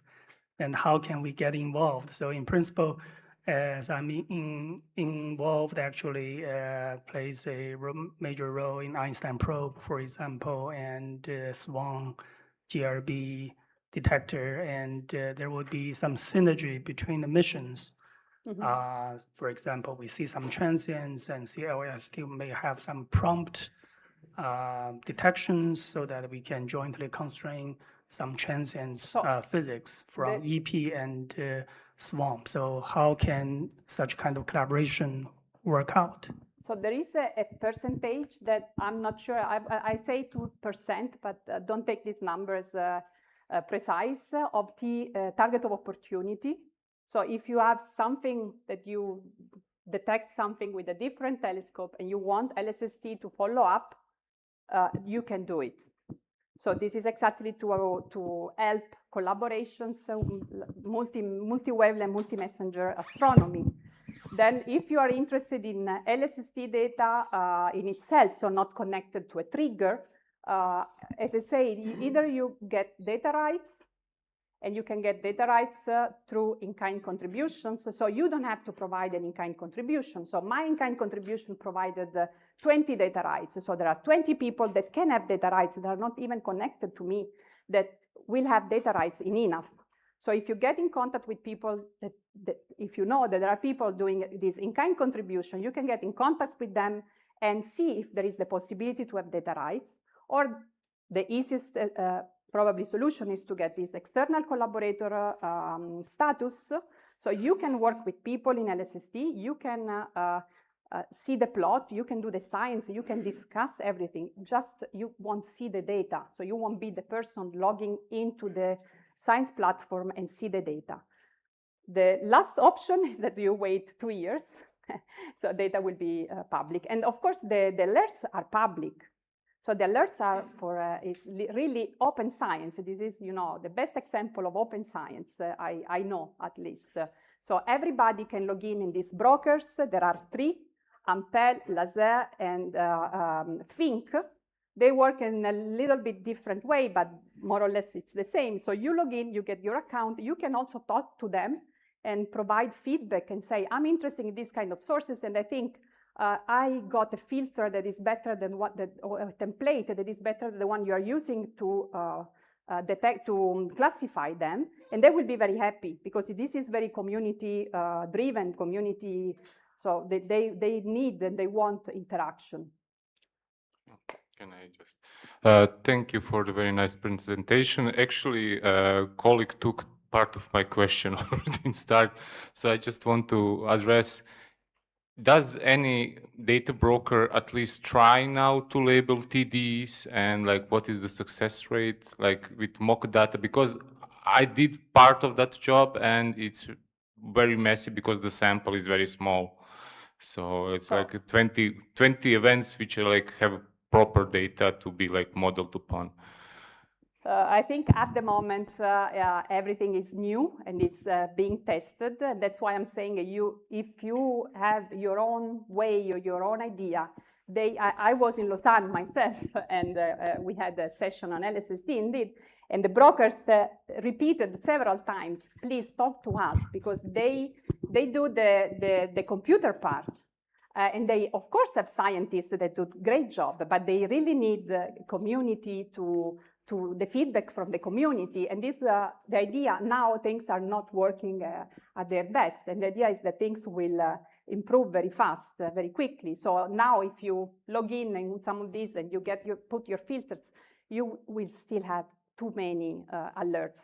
So you have to, so what people are doing at the moment is that they take everything and then they have their own analysis to filter more and finish with a sample that is studiable. Otherwise, you cannot do anything. But the idea is that you implement this in the brokers, and so in the time, in the years, maybe in 1 year, things will be much better. And you understand that the most bright burst in our universe will be seen by 10-centimeter telescope. You understand me? Mm-hmm. I have the special talk about this. Okay. So you have 1 million alerts per night. Have you the soft of the automatical? Because I am present the people which have the fully robotic telescope. They reacted only to program, alpha, delta, and go. What is your interaction with the GCN site or not? The interaction with?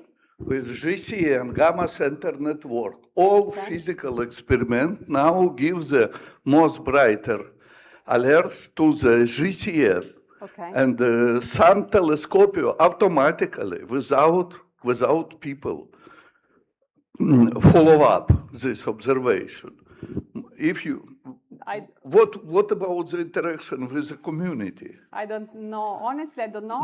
Now community interacted only GCN. Okay. Gamma Center Network. Okay. Neutrino, gravitational wave. Yes. Optical transient and X-ray. Einstein probe, for example, SWOP. Yeah, I think this enters in the target of opportunity, because this is exactly why it is made, this target of opportunity time is made. For example, gamma ray bursts were interesting several minutes after discovery. You understand me? Mm-hmm. What you say about such type observation? You follow up a telescope or not? So if LSST will follow up such events, this is the question. Yes, so you must interact with GCN if you want to know what is the origin of the neutrino for a high energy neutrino. Yeah, of course. This is, I think this is on the user's level. So you plan to interact with GCN or not? From the user level, this is not from the telescope level. So the telescope level will just release the alerts, and then is the community. So you, if you're interested, when you receive the alerts, you can do all your cross-match and your multi-messenger astronomy. The opposite is when there is a trigger in a different telescope and you want LSST to change its baseline, because LSST knows where to go exactly the 10 years, but if you want to stop and say, no, please go there, then you have to use target of opportunity. But the opposite, I think, is community done. So you can do it. Because this is, this triggers. Do you have the possibility to observe the gravitational wave alerts? Yeah, sure. Neutrino high energy alerts or not? You Yeah. planned this full. No, I think I don't understand really the question. LSST Yes, as a so follow-up telescope, I mean. no, this is target of opportunities, not follow-up I telescope. am not follow-up telescope. I give alert to the GCM. I receive Yes, alert. so you can give alerts from LSST too. So LSST can give alerts to. This is maybe we can. You can. Yeah, there are mechanisms. But this is not planned. LSST is sending 1 million, so GCN is not the right tool, but there are other tools to which you can subscribe to get all these alerts. You not use the PCN, you use AHL, right? Sorry again. So you announce. Yes. Discover, you use AHL, not GCN. Excuse me. Can you speak loudly? So there's another website called AHL. Mm-hmm. Do you use AHL? They use directly the brokers. So this is Ampel, this is Fink, and this is Laser. So these are three brokers, three facilities, three computers, that ingest the data, process them, and release the alerts. Then with the alerts, you can do whatever you want because it's open to everybody. You send alert where? To people that connect, so you can get an account. Okay, all right. So no AHL. No. There are millions of alerts every night, so we don't want to send alerts.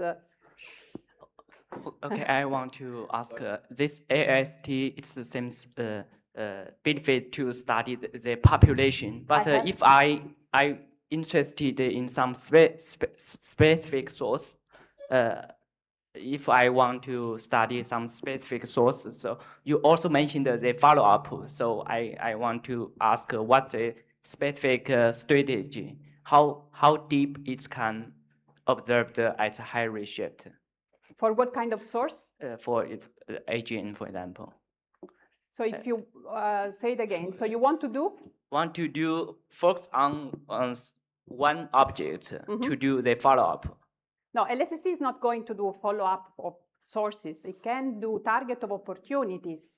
This means if there is a gravitational wave and all the telescopes of the world want to point at the same position, LSST is one of them. So it will stop its program and will point at that, but you won't be, so after 10 years, LSST, Rubin will become a normal telescope, I think, and probably part of the time will be open to the community, so you can write your proposal and do whatever you want with LSST.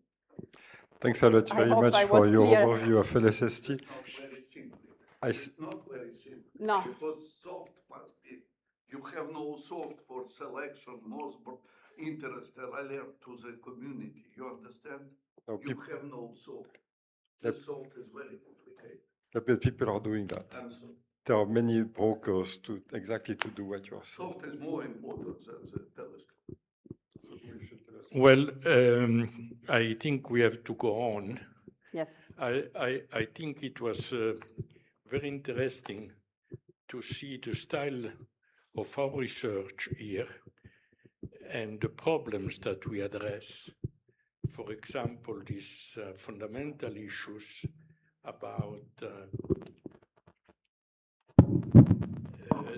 dark matter and this fantastic new look at cosmology which we are facing.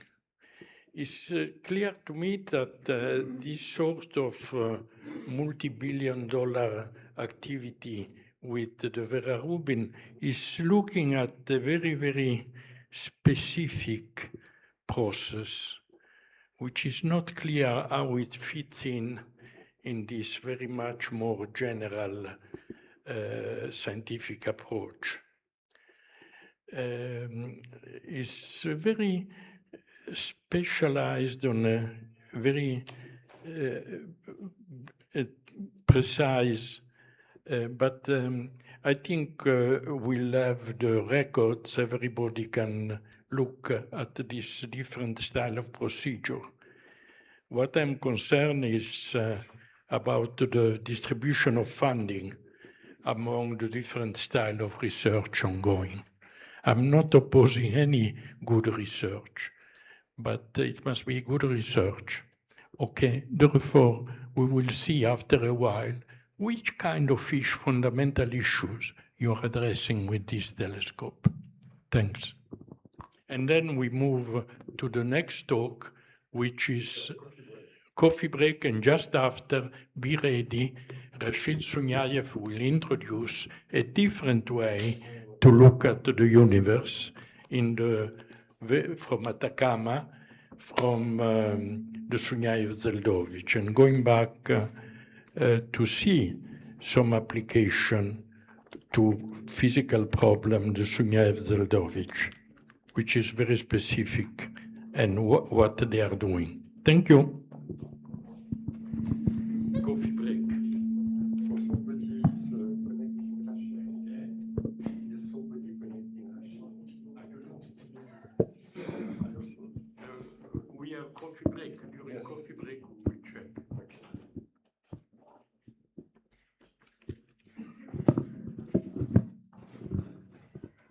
So somebody send a link, a Zoom link to Rachel. Yes, check with the system manager. And it's the system manager which has to take over. And when we have a coffee break,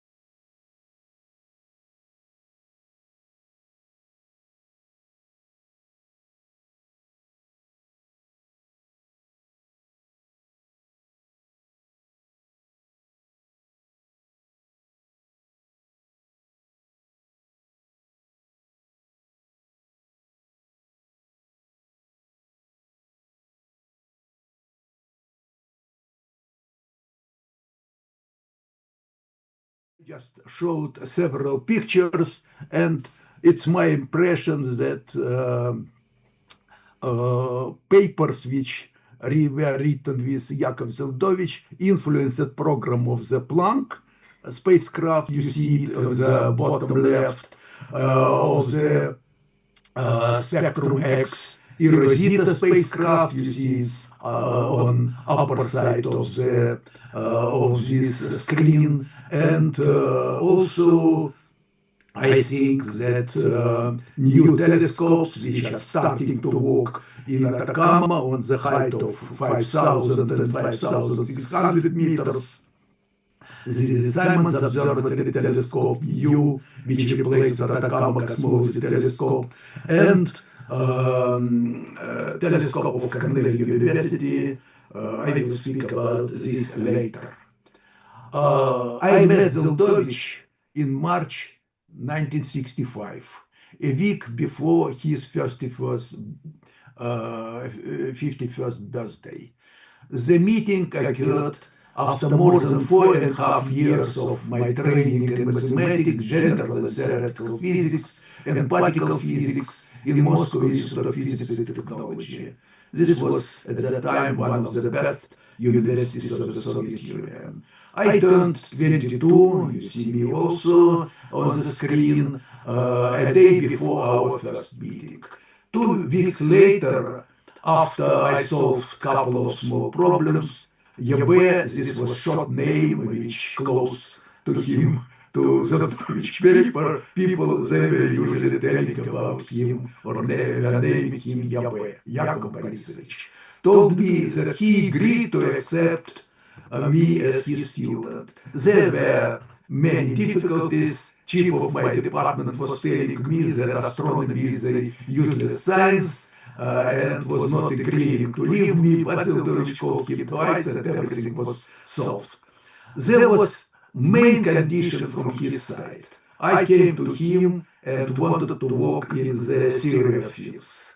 But he told me, no, you should work on the problems of theoretical astrophysics and cosmology. I told him that I had never read any textbook in astrophysics. His answer was, we will learn together. And it was true, we were learning together. Obviously, he knew much more. But papers which we did, this was also a lot of fun and interest for both of us. Meeting with Zeldovich turned out to be the most important step in my scientific life. Only a few months later, I realized that I never heard about him before. I realized that my mentor was one of the strongest and most well-recognized physicists in the country. He returned to Moscow and returned to open science after 17 years of work in the closed city. This occurred just 4.5 months before our meeting. But when I joined him in '65, this was a wonderful time for astrophysicists. Each year brought new and exciting discoveries. They continue even now. But if I give you very short list of the discoveries which were made in the beginning of 1960s, I think that you will be supporting me that this was a great time. First, we knew about the great discovery of the group of Cambridge radio astronomers, group of Martin Ryle, and who observed the sky and produced the 3C Cambridge catalog of radio sources.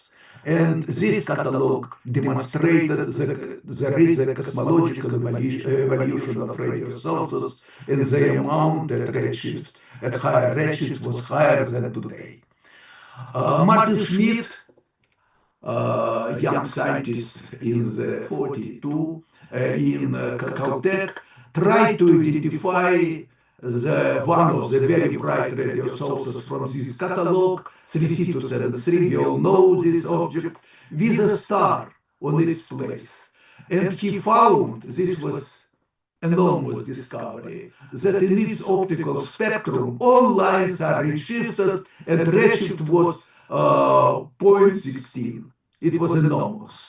The star luminosity, he thought that this normal star, was 4 trillion times higher than the luminosity of sun. This was discovery of the first quasars. Today, on our maps of Rosetta, we see more than 1 million of quasars, even in X-rays. But obviously that Euclid will see much more.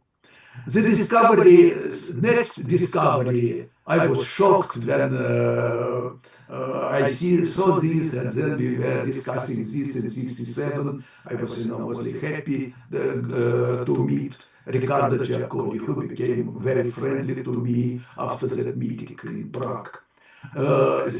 Riccardo Giacconi got an aerobic sounding rocket flight, few minutes, to measure officially the X-rays from the moon.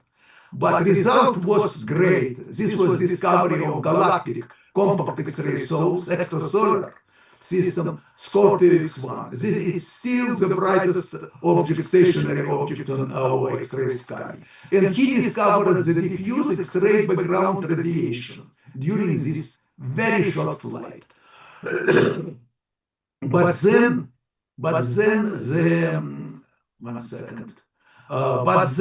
the additional great discovery came. These were radio pulsars, neutron stars with rapid rotation and strong magnetic field. And you know that Anthony Hewish, who designed the field of detectors, radio detectors in Cambridge, and his student, Jacqueline Bell, was at that time discovered first variable and radio source which occurred the pulsar.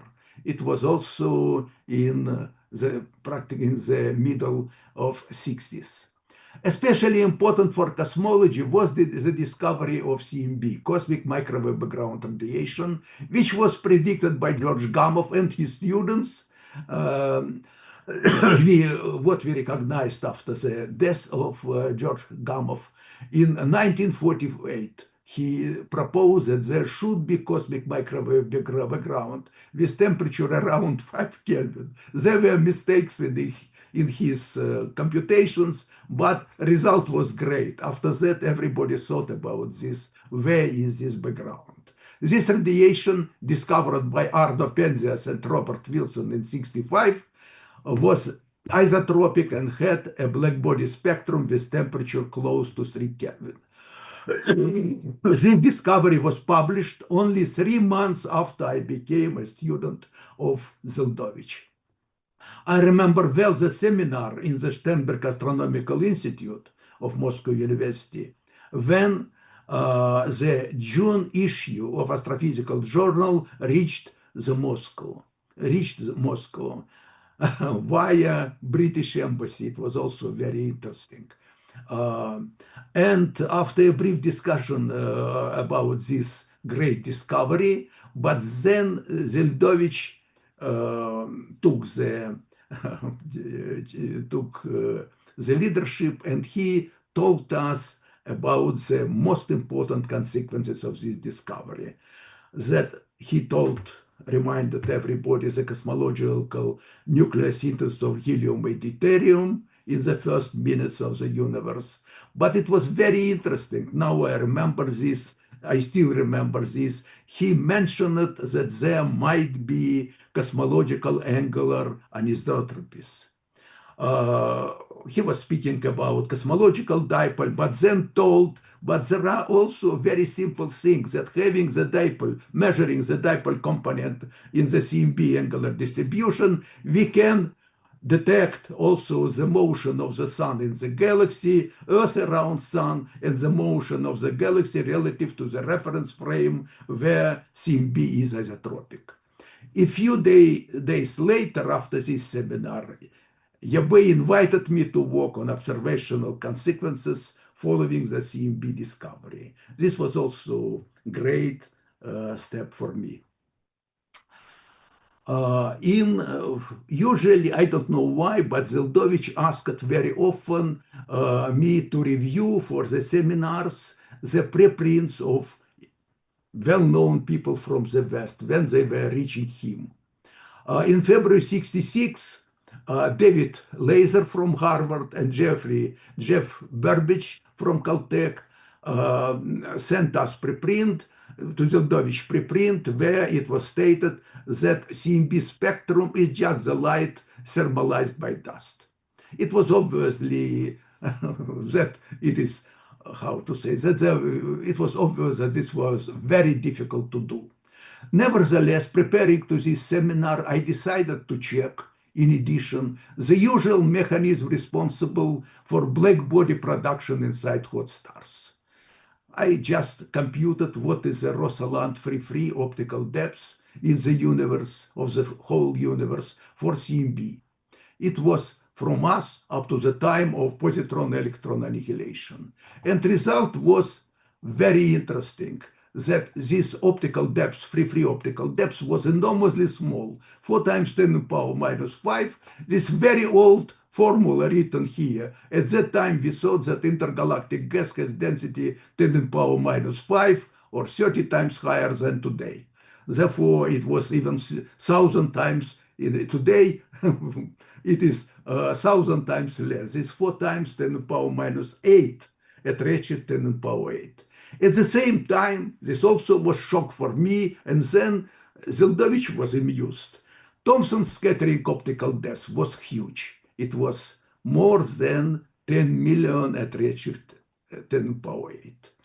It became obvious after that to study the interaction of matter and radiation, when we will be studying interaction of matter and radiation in the universe, we should first consider physical mechanisms connected with the Thomson scattering. But I knew, I was a rather good student, and I remembered what is written in Landau-Lifshitz book of theory of fields. It was written there, the Thomson scattering on the electron doesn't change the frequency of scattered photon. But it was easy to understand that photons scattered by moving electrons were experiencing Doppler effect, and therefore the frequency was changing.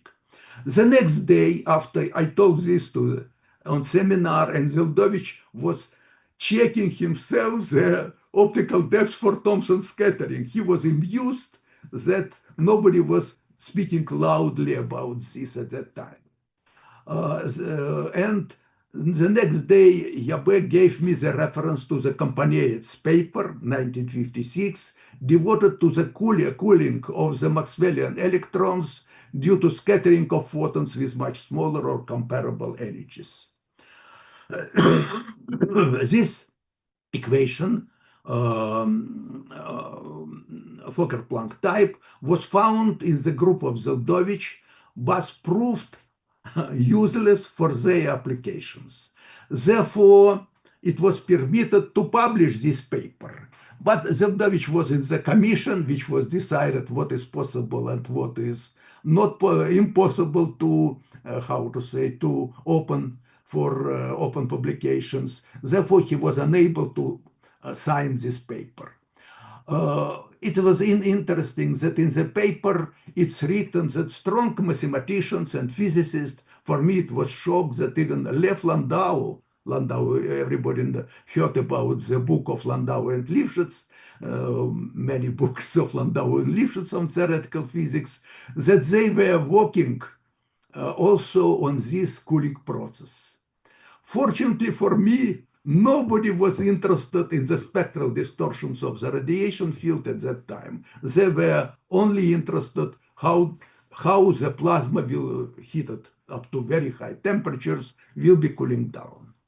As a result, I spent several years of my life working on CMB spectral distortion, the theory of comptonization, and on the possibility of the black body spectrum formation in the early universe. First, I will show you, you see, this is these all figures were made in 1968. But I keep them because they were showing how I was thinking at that time and how I was showing my result of my computations to Zeldovich. I will show you the changes of the spectral line. I have the laser line. They were just discovered at that time practically.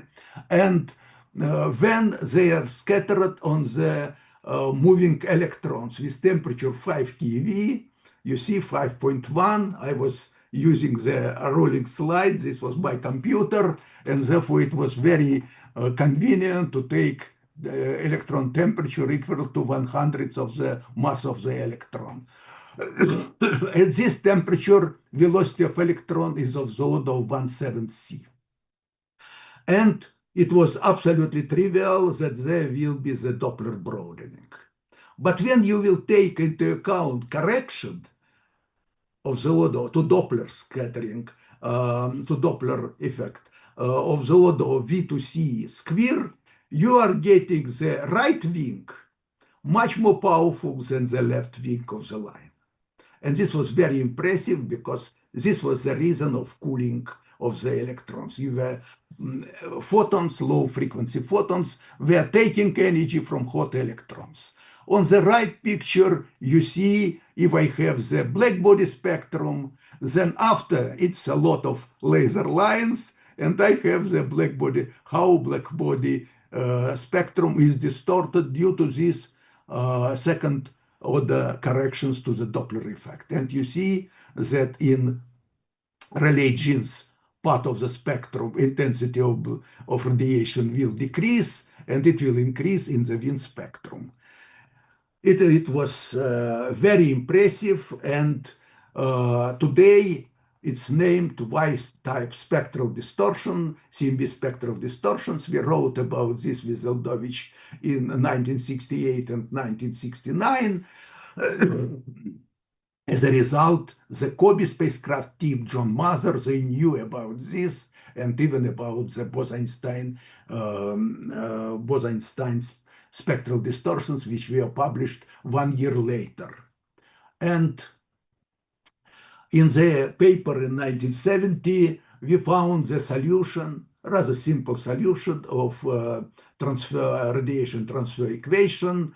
How, if I have the Bose-Einstein equilibrium spectrum where there is deficiency of photons, but I have the processes producing low frequency photons. It was obvious for us at that time that the Bremsstrahlung was producing the low frequency photons, but obviously also the double Compton emission of the second photon during scattering, how they will change the spectrum with of Bose-Einstein type radiation. And you see that there is very simple solution. It's necessary only to write A, which is the Comptonization, and K is the production of low frequency photons due to double Compton and process and free emission. This is a picture. You see the black body spectrum and Bose-Einstein spectrum. You see it here. Yes, it demonstrates us the deficiency of low frequency photons.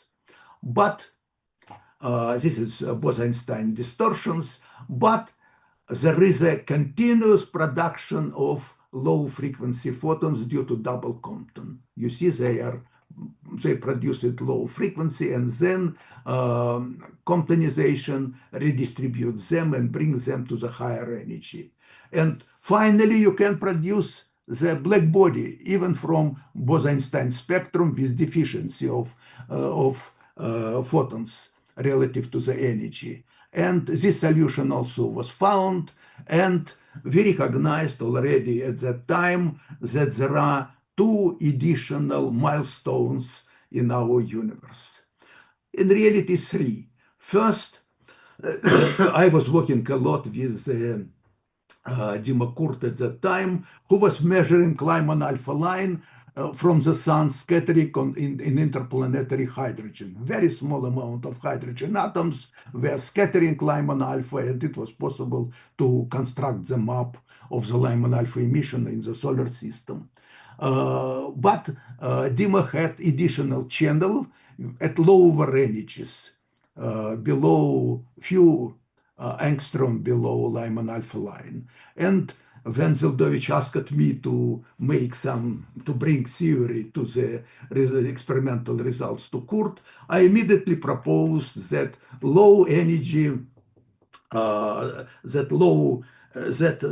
background at lower energies than Lyman alpha will give us information about the ultraviolet background of our universe at energies below Lyman alpha line, which is they're coming due to the redshift, to that band.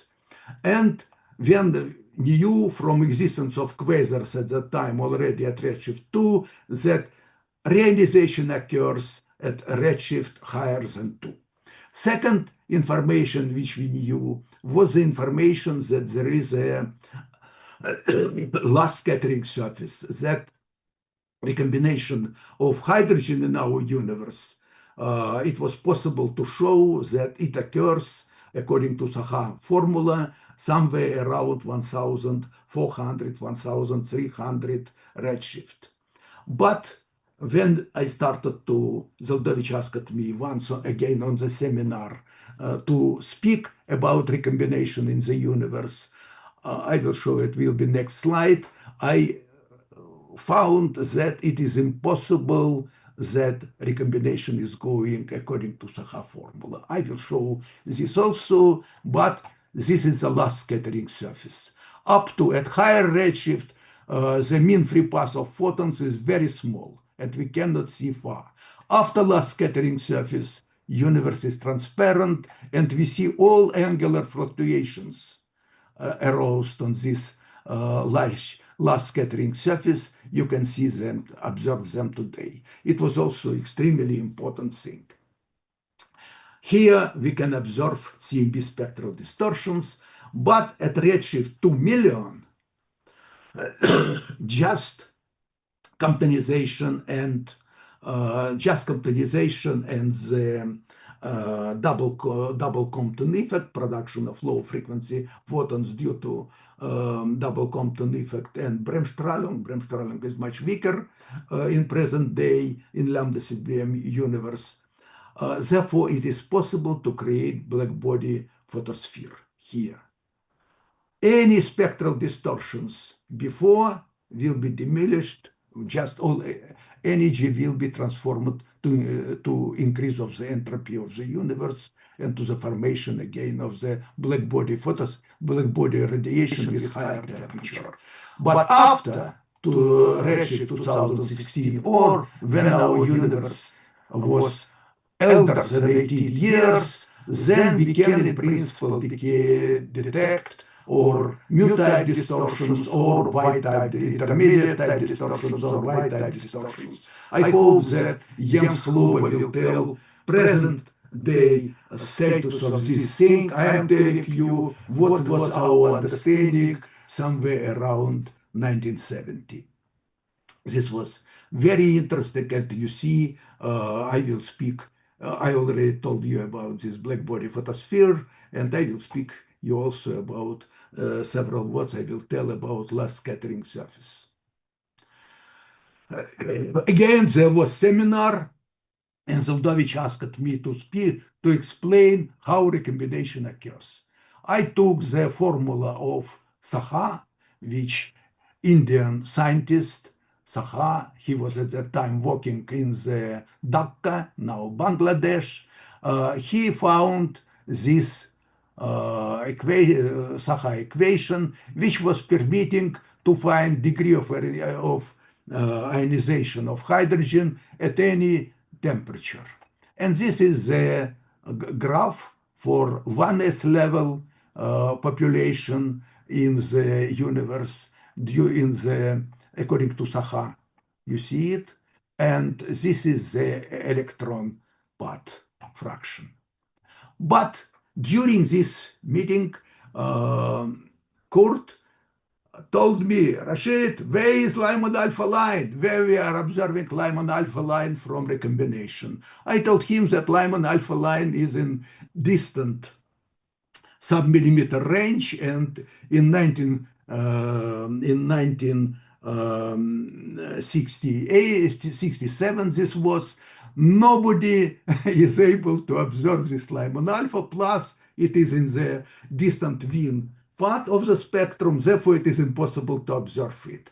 Kurt told, okay, but when I returned home, I was unable to sleep because I recognize that mean free path of Lyman alpha photons is very small, and it's very difficult for them to move, to escape. Therefore, they were keeping population of 2p and 2s level on high level. And detailed computations showed that 2-photon decay of 2s level is the most important physical process.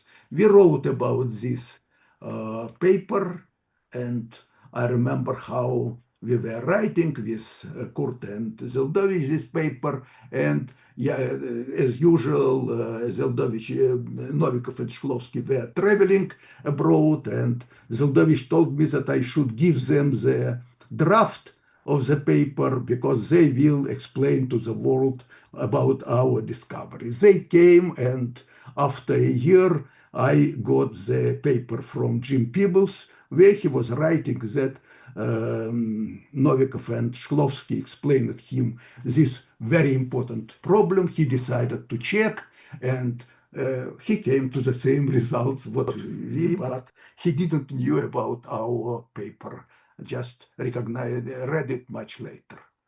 Okay, this was that situation. I will show you very interesting result.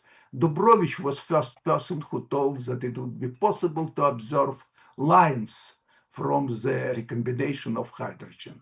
And you see, these are computations which were made by Jose Alberto Rubino Martin and Jens Hluba.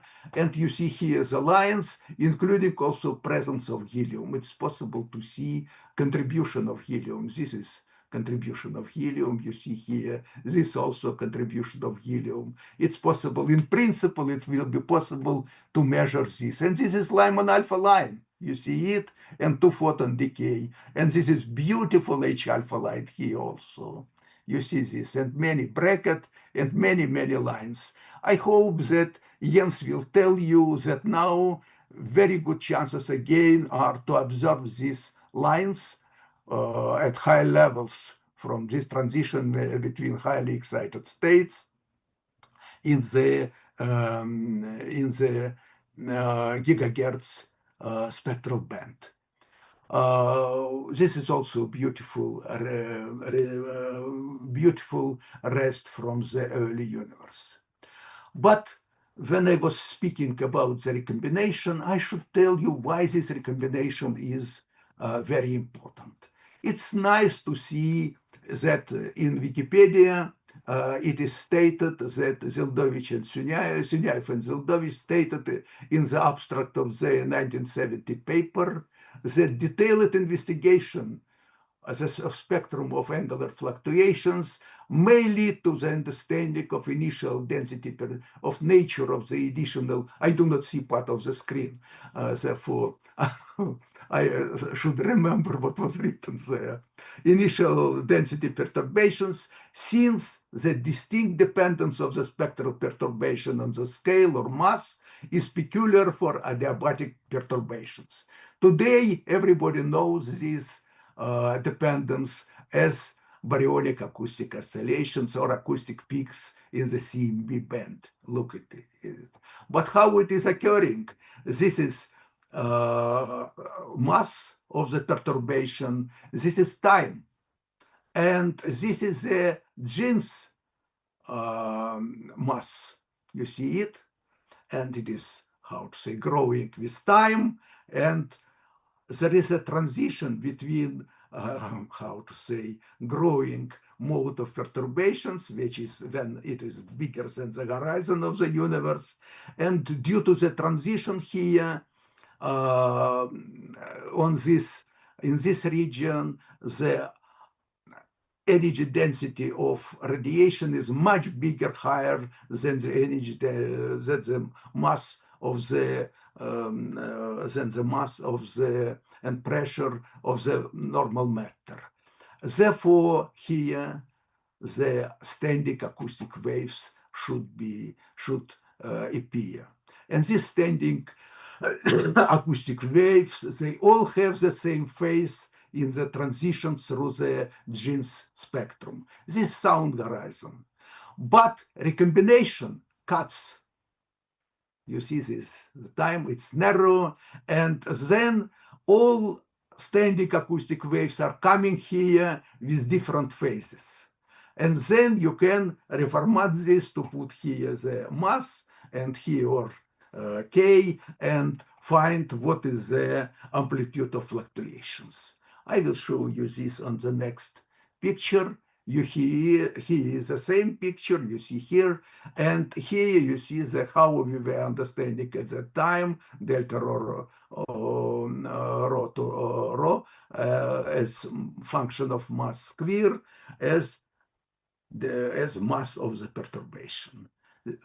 Please understand that this was done in 1969, and after that it was translated, it was sent to a special organization which was permitting to send paper to publication, and it was my English was practically zero. It was very difficult to translate, so and so.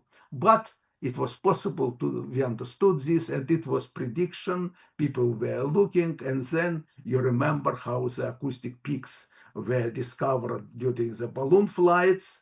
Everybody, I hope, remembers this. And then beautiful spectrum of power spectrum of Planck with acoustic peaks was found. And then all ground-based instruments also detected this.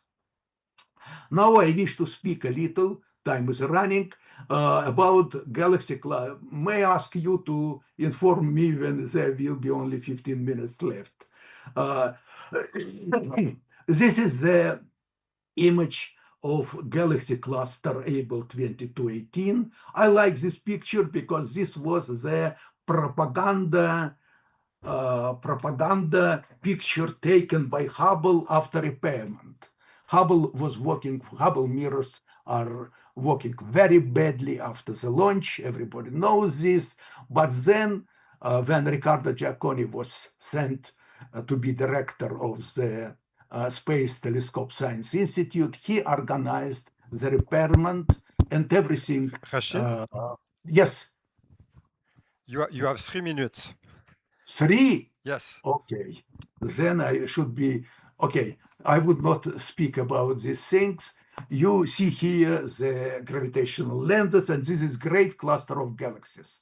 In the case of cluster of galaxies, this again was, I was considering how the photons are scattered on the gas, if there is, in the cluster of galaxies, if there is gas, what will occur? And it was a surprise for me that scattering of isotropic radiation will leave the cluster invisible. And when I came and told this to Zeldovich, in the first moment, he told me, oh, it's very interesting. And then after maybe 5 minutes, he told me this Tyndall effect. Then I recognized what is Tyndall effect, reading very old books. Okay.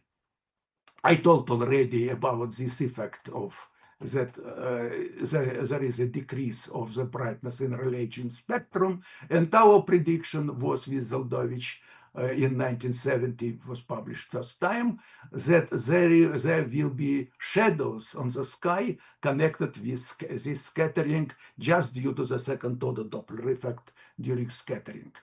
And this was the greatest moment for me. John Karlstrom, using South Pole telescope, his group scanned 50 square degrees, and they discovered on this, you see, 3 clusters which nobody knew before. These are primordial fluctuations. You see them, and these were clusters of galaxy shadows detected by the group of Karlstrom. it was great because before there were a lot of people who spent tens of years to detect effects from the well-known clusters. And this was just on the blank sky. People started to discover new clusters. These are the results. I hope that there will be talk about results of Atacama Cosmology Telescope. It's absent now, it's demolished.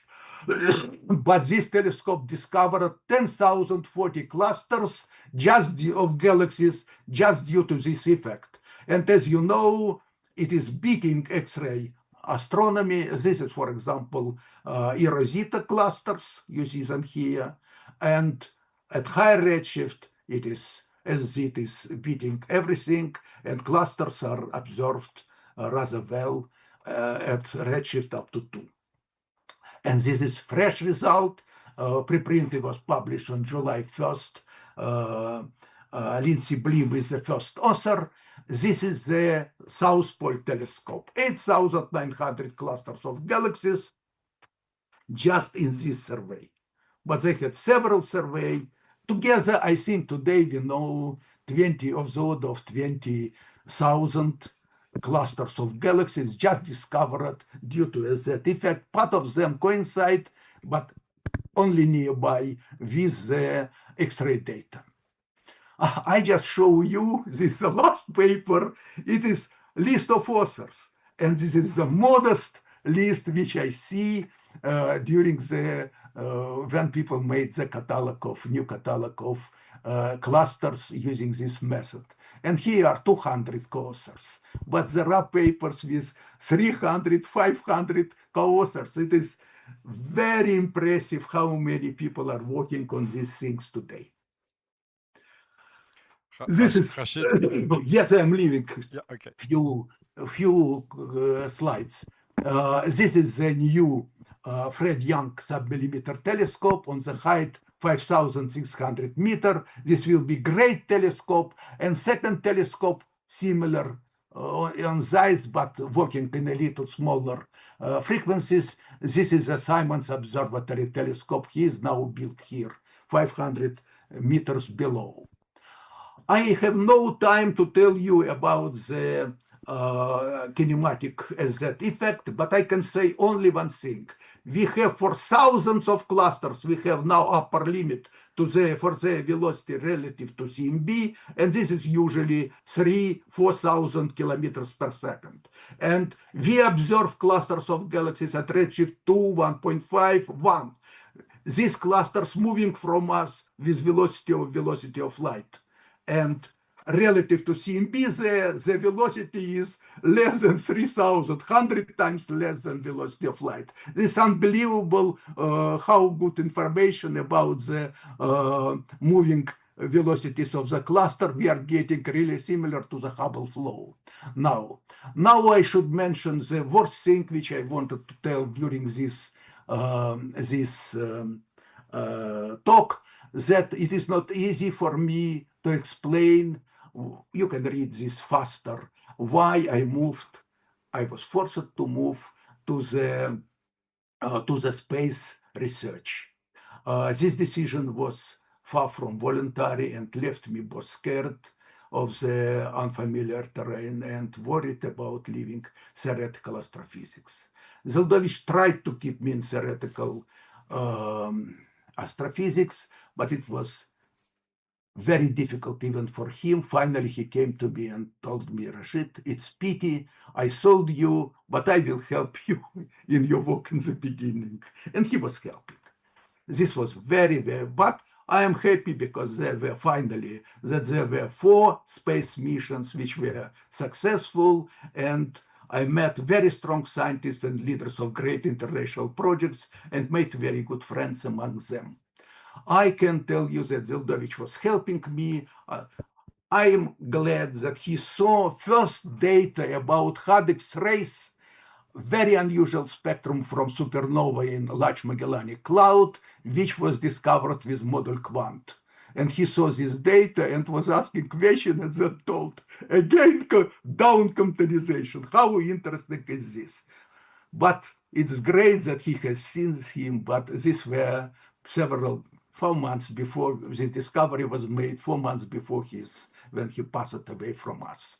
This is the Rosetta you see on the, and this is Arctic Sea telescope. Now Soviet Union, the Soviet Union, Russia told that spacecraft will work additional 5 years after 6 years of main program which finished. Yes. And this is launch, Proton launch. I used, our lab used for this X-ray astronomy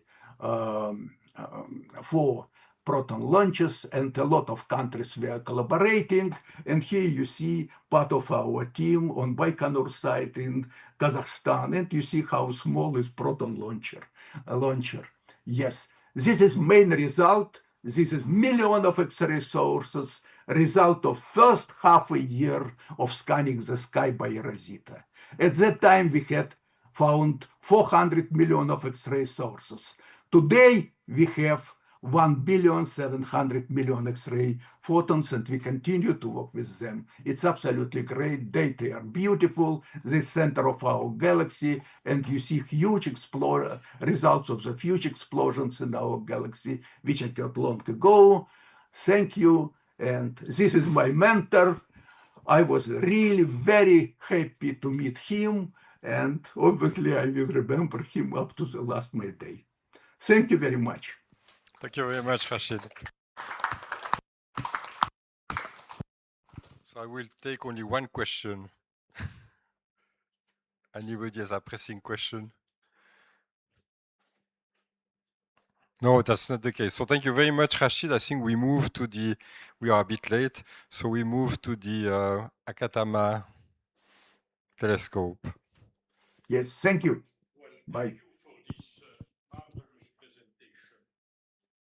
And I met the first time Rashid in 71, and he had already done some fundamental contribution with Zeldovich at that time.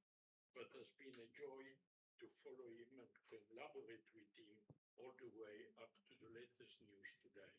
Thank you, Rashid.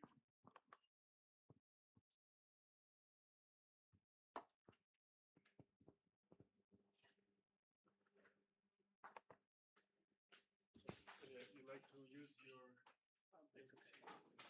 Can we put it full screen? Screen, okay. You want to use this one? Yes. Hello. Hello, everybody. Good morning. My name is Elia Battistelli. There was a pointer somewhere, right? Oh, yes.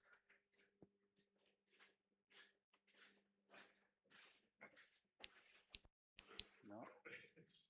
So you need to press it when you better you leave. Okay, okay. On, but okay. My name is Elia Battistelli. I'm here to present Gamma Cosmology Telescope on behalf of Lyman Page, who cannot be here, and he sends his greetings. So it's not easy to give a talk about Sunai-Zeldovich effect after which I really...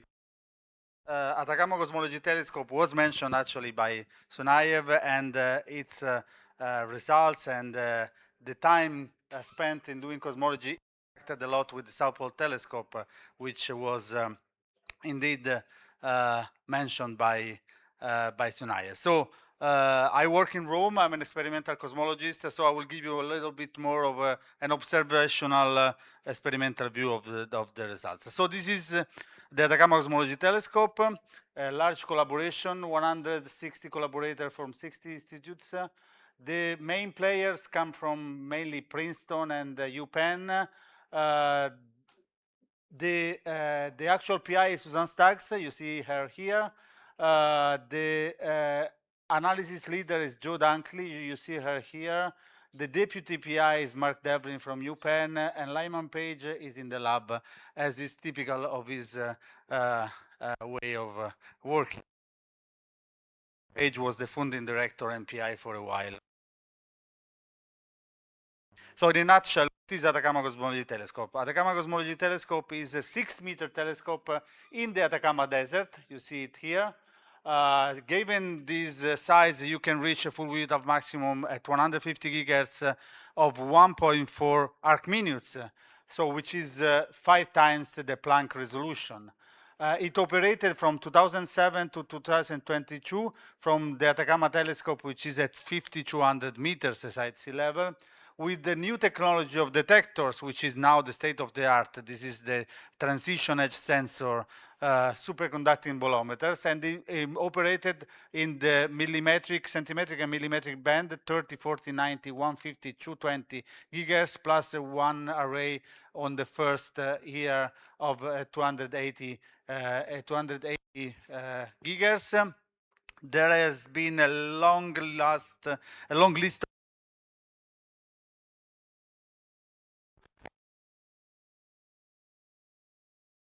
the full set of it, including, of course, the SZ effect.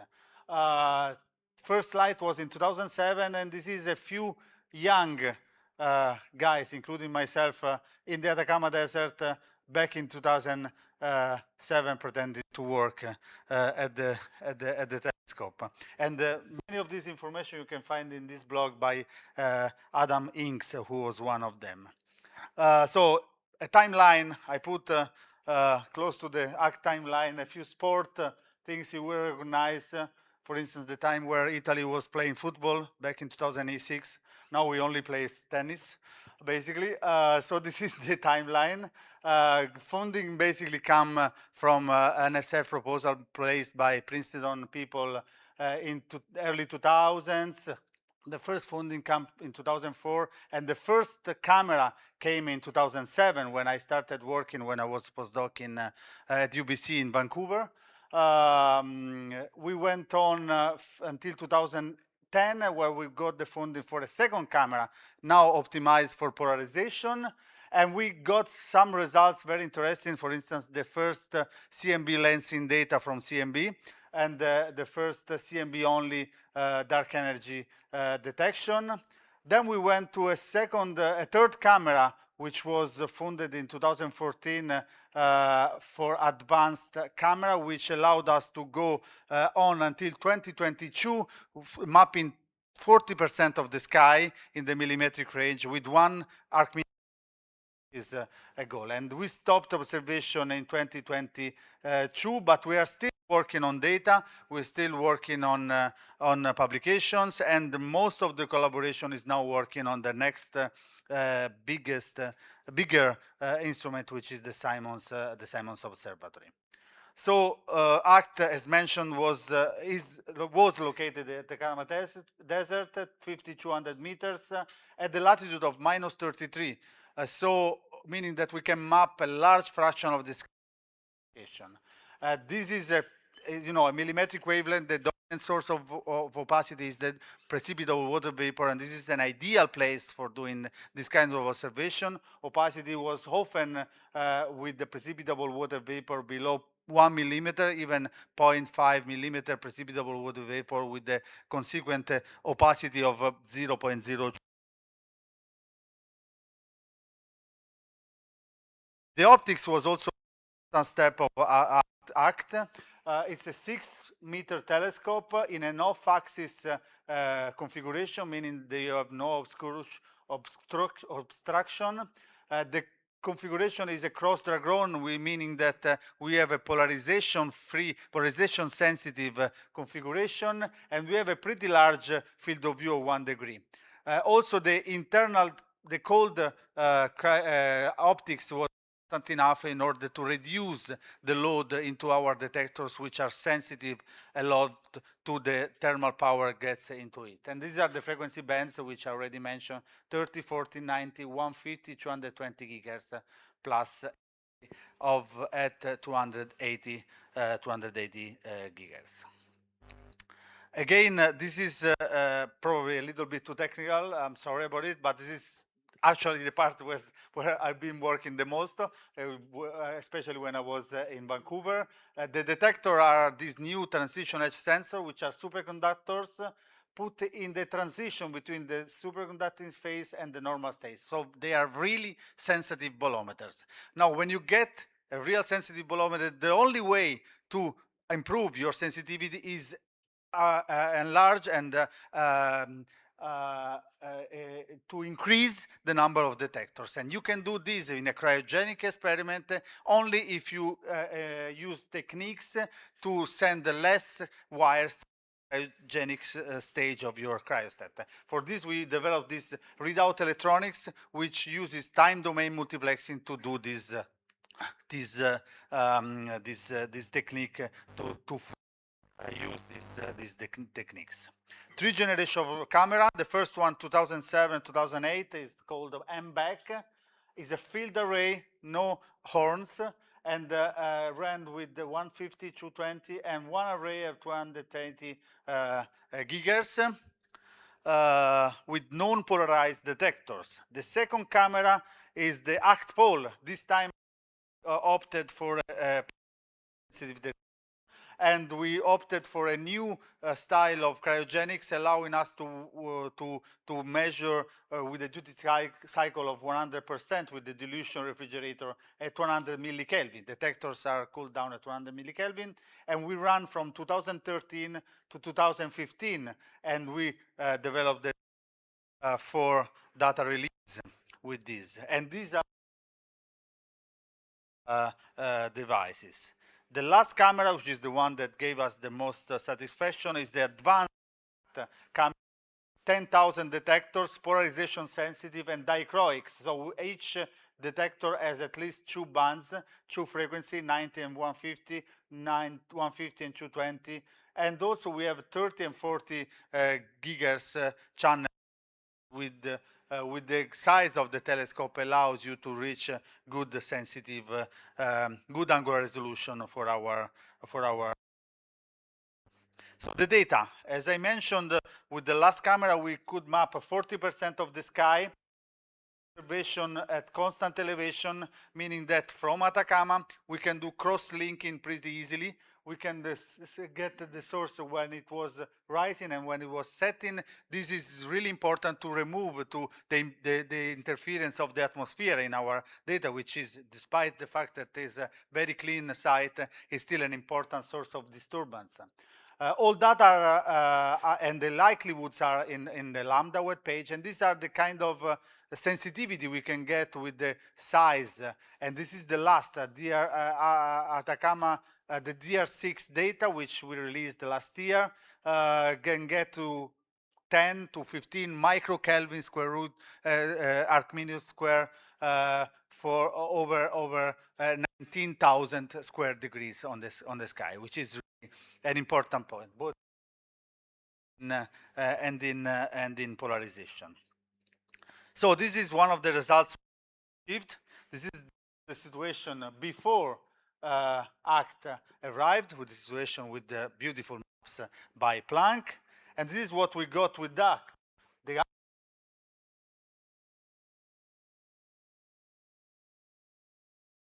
The cosmological parameters, which I will not go through, but pretty consistent with the standard cosmology system. This is the EE situation in Planck, and this is what we could achieve with ACT. Again, this is important enough for our results. In terms of results, probably I cannot list them all, but probably one of the most important results is the given the fact that we have very high angular resolution and the fact that we are mapping a large fraction of the sky, we can cross-correlate small and large angular scales and detect the actual power spectrum of the dark matter through these maps that we published from 2011 to 2024, giving the lensing parameter to a precision in 2024 of 40, which is really an important thing that we have been doing over almost 10,000 square degrees on. Important thing we achieved at the very beginning was the of dark energy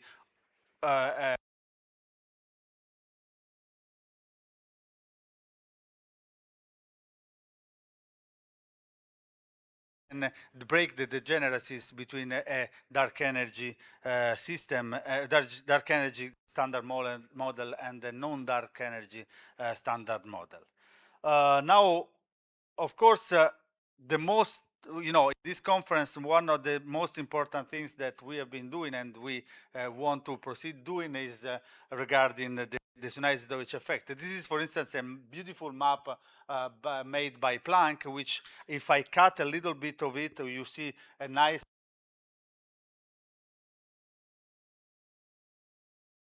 Now, if we add to this the information given by ACT, this is what we achieve. Planck, ACT, Planck, ACT. And this is the real information that we get. We have this higher angle resolution and these sources that appear in this map. For instance, you can start seeing, positive sources with respect to the average CMB temperature, which is, radio sources, so millimeter galaxies, AGNs, or whatever. But we also see negative sources. And this is galaxy clusters, the result of the interaction of the CMB photons with the hot electrons in galaxy cluster as described by Sunayev. So I don't need to go through the thermal effect that was already described by Sunayev. Let me just point a few things that from the observational point of view are for me relevant. Of course, when the black body inverse Compton scatters with the hot electron in galaxy cluster, it gets up bursted. So the effect can be more by distortion parameter, Comptonization parameter, which is the integral along the line of sight of the electron density times the electron temperature. This same difference between the distorted and the undistorted, this is the signal. So in a certain range of frequency, you have the signal that is negative with respect to average temperature, and in this temperature is positive. That's why you have seen the galaxy cluster as blue instead of being red, negative signal with respect.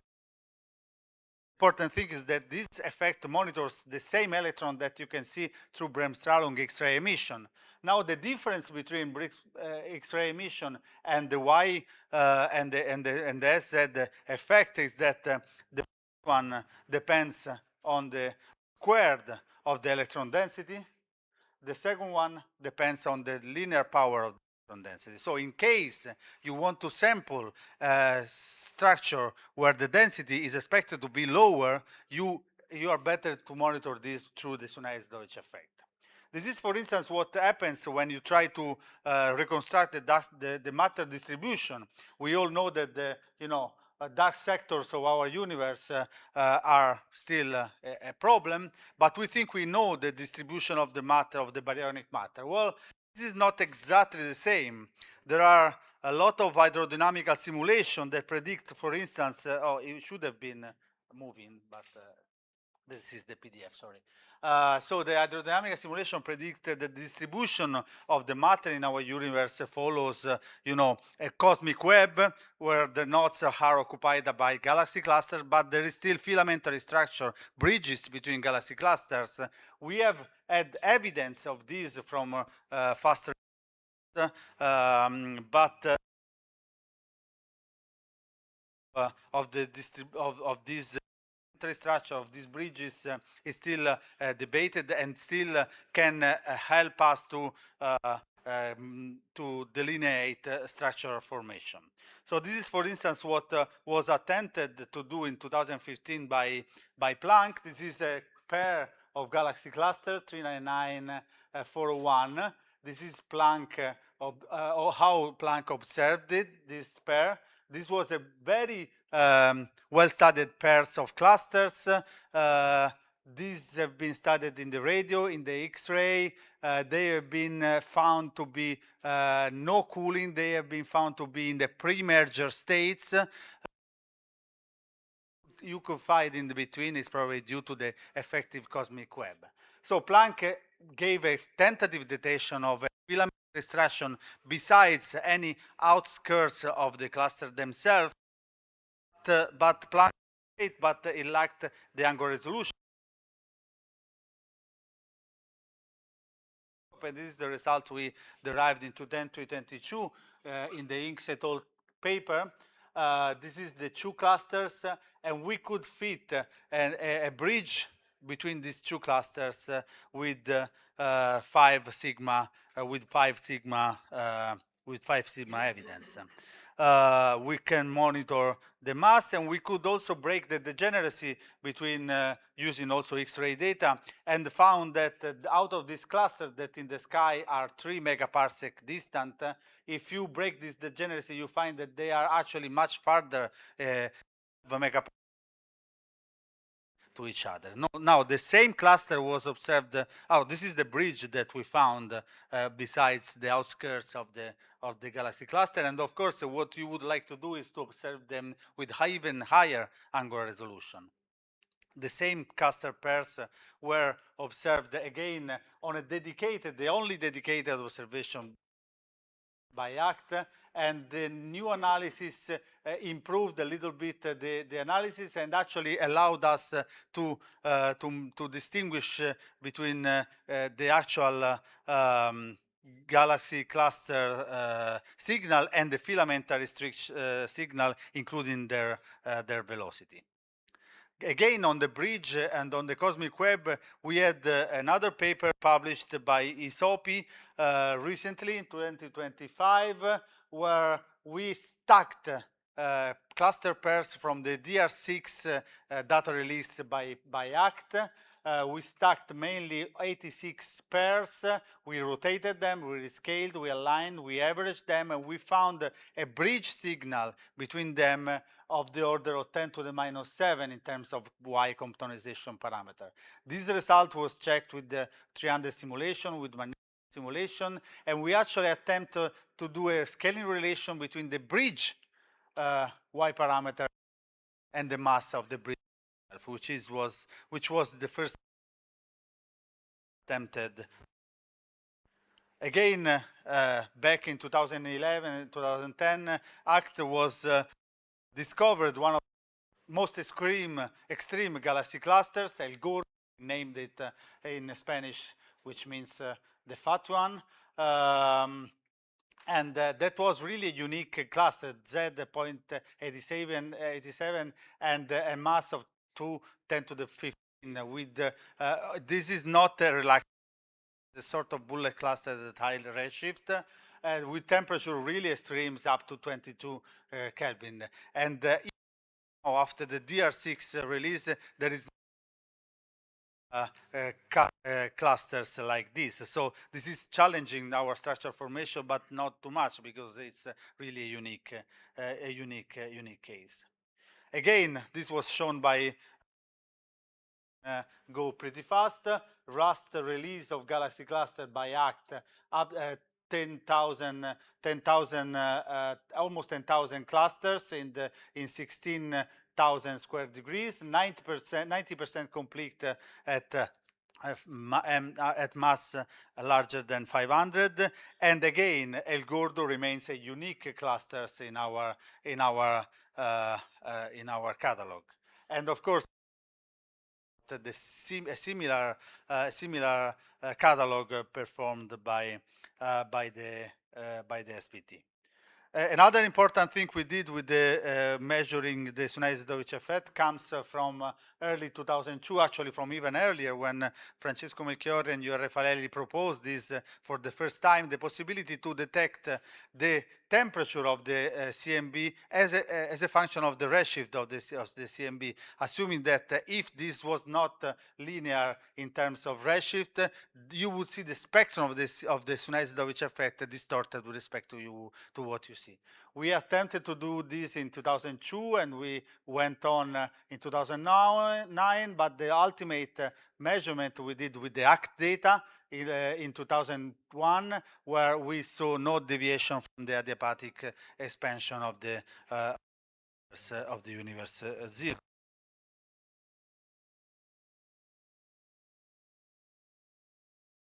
Tell you about the kinetic Zeldovich effect, because I know that Patricio Gallardo will tell you a little bit about this. Just to mention that in 2012 we did the first of which effect from cluster pairwise, detecting in our map. Now the future. Of course, I already mentioned, and it was already mentioned, ACT stopped. And in the same location, we are now working, many of us are now working on the Simons Observatory, which consists of a 3 small aperture telescope, 45 centimeters wide, plus 3 from UK and Japan, for a total of 60,000 detectors, plus 1 large aperture telescope, similar to ACT, but larger, with higher number of detectors, with a larger field of view, and covering the frequency from 27 to 280 gigahertz, optimized the polarization and with the large overlap with any survey that we have heard about. Another part which is more personal about the future, collected to an Italian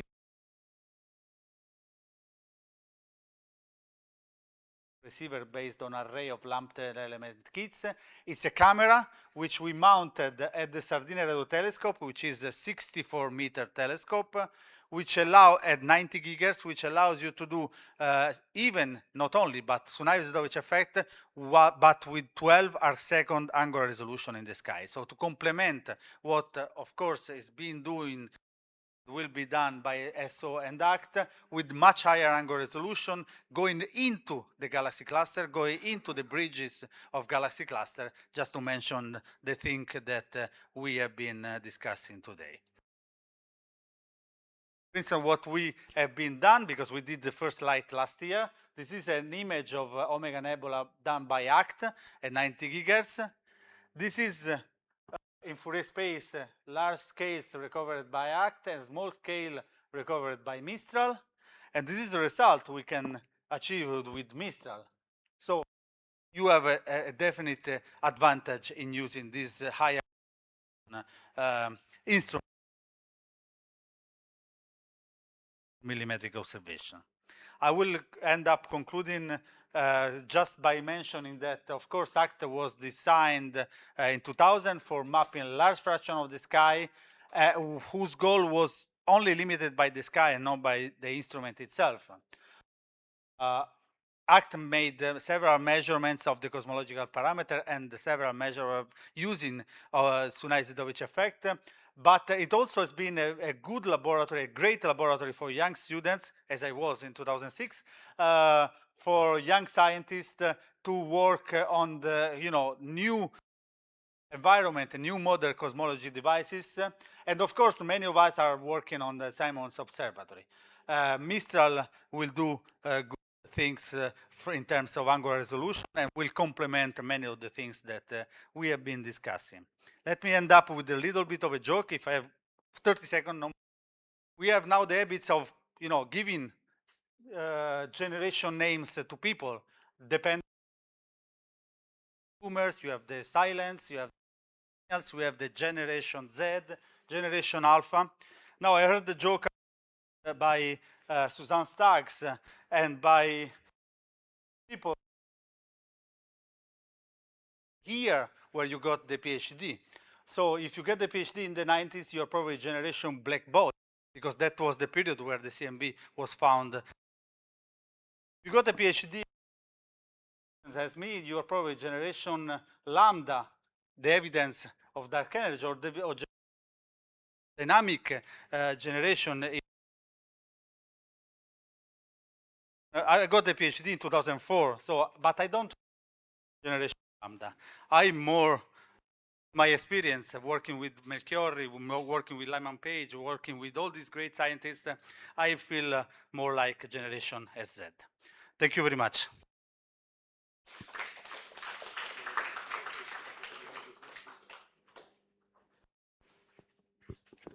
Thank you. Okay, just one question. Okay, can you have a few word more about how do you discriminate degeneracy of the lambda CDM with dark energy, without dark energy? How do you break the degeneracy? by you mentioned by CMB lensing? Yes. So CMB only, you can do this. It's a phase detection. So when you do this with CMB only, you rely on the fact that the evolution of lensing depends on the gravitation. So if there exists dark energy, you have a small modification. Of course, and this was done for the first time with only CMB. Of course, if you use optical data, if you use other data, you have a stronger. But with CMB only, our detection so far is that we can rely on dark energy, non-dynamic dark energy. So it's basically related to the evolution of. But can you also, based on the revolution of the temperature in terms of G, you just mentioned? Okay, that's a very good question. I think you can do it, but it's a little bit model dependent. But you definitely can do it in terms of adiabaticity of your expansion. But that's really interesting point. Yes. Thanks again. So we move to the next talk by Jens Schuba on the future of cosmology with CMB.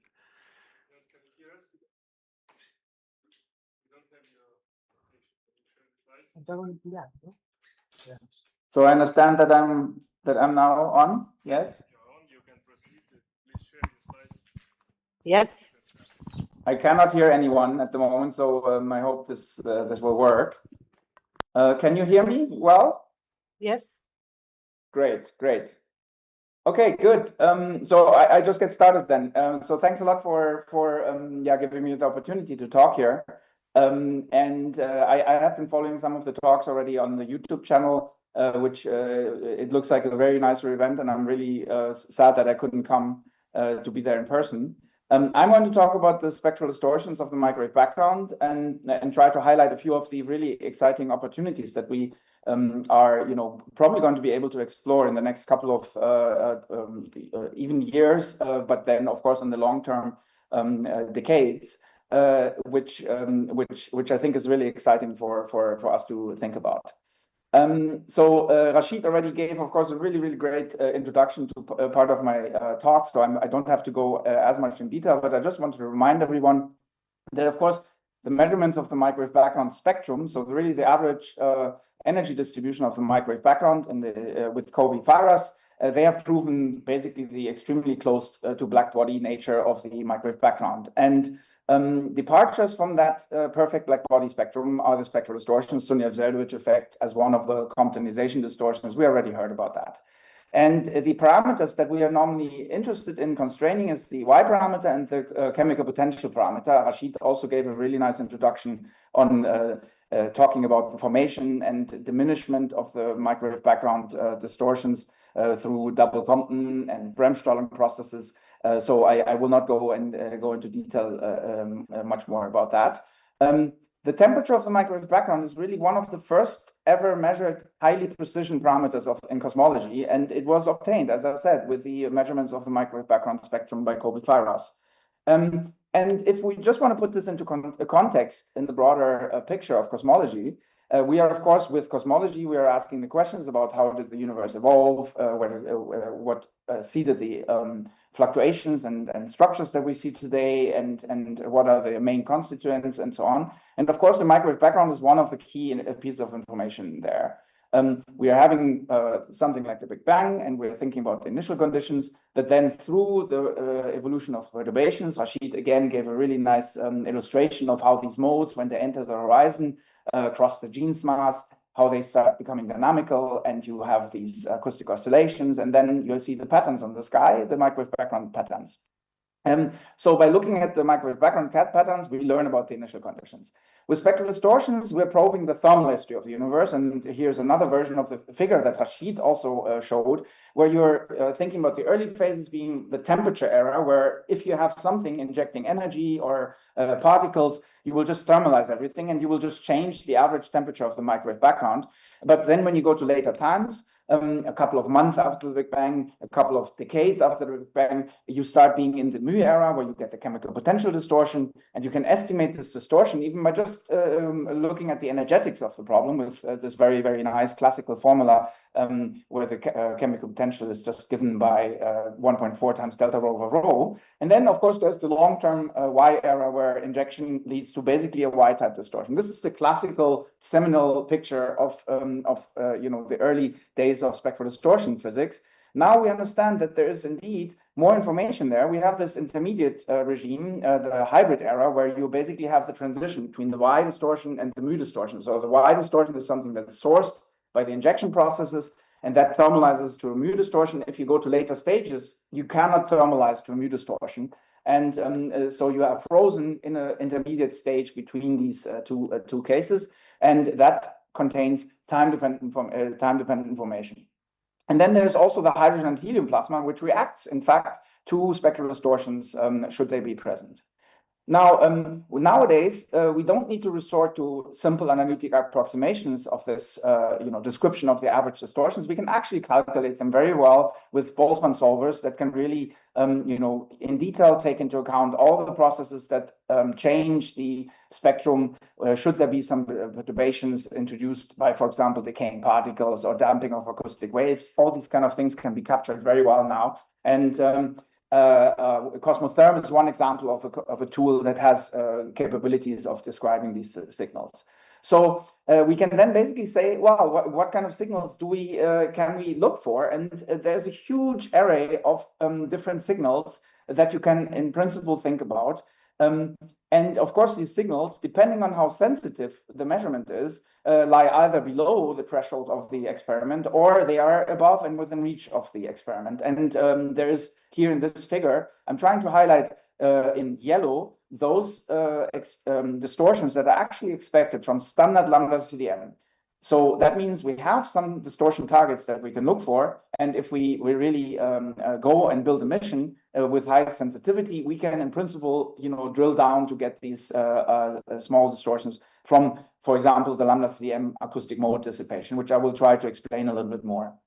And then, of course, there's a whole range of exotic new physics examples. Decaying particles is something I mentioned already. There's cosmic strings, primordial magnetic fields, enhanced small-scale power, particle physics and inflation physics at its best, where we have to say that some of these cases we have not ruled out, and we can actually still look for signals and hope for seeing something. So this is something that motivates, of course, looking for building experiments that have capabilities of searching for these signals.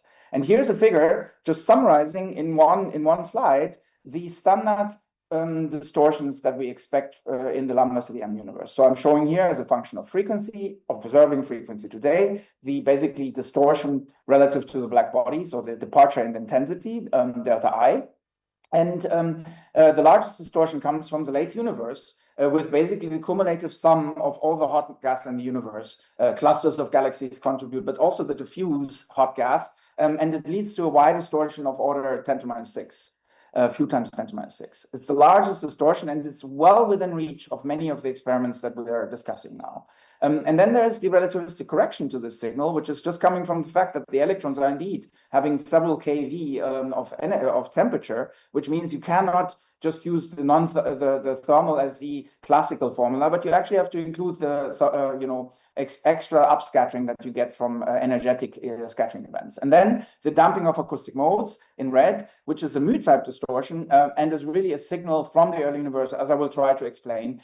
And then the much smaller distortions coming from just the adiabatic cooling of the plasma, but then also, as Rashid was mentioning, the recombination lines, which in principle have a lot of spectral signatures, spectral features. We see all this wiggliness in these in the blue line, which is an imprint of the different atomic transitions, as Rashid was nicely highlighting. And we might actually be in the place to observe, for example, the Balmer alpha line with an experiment called Fossil.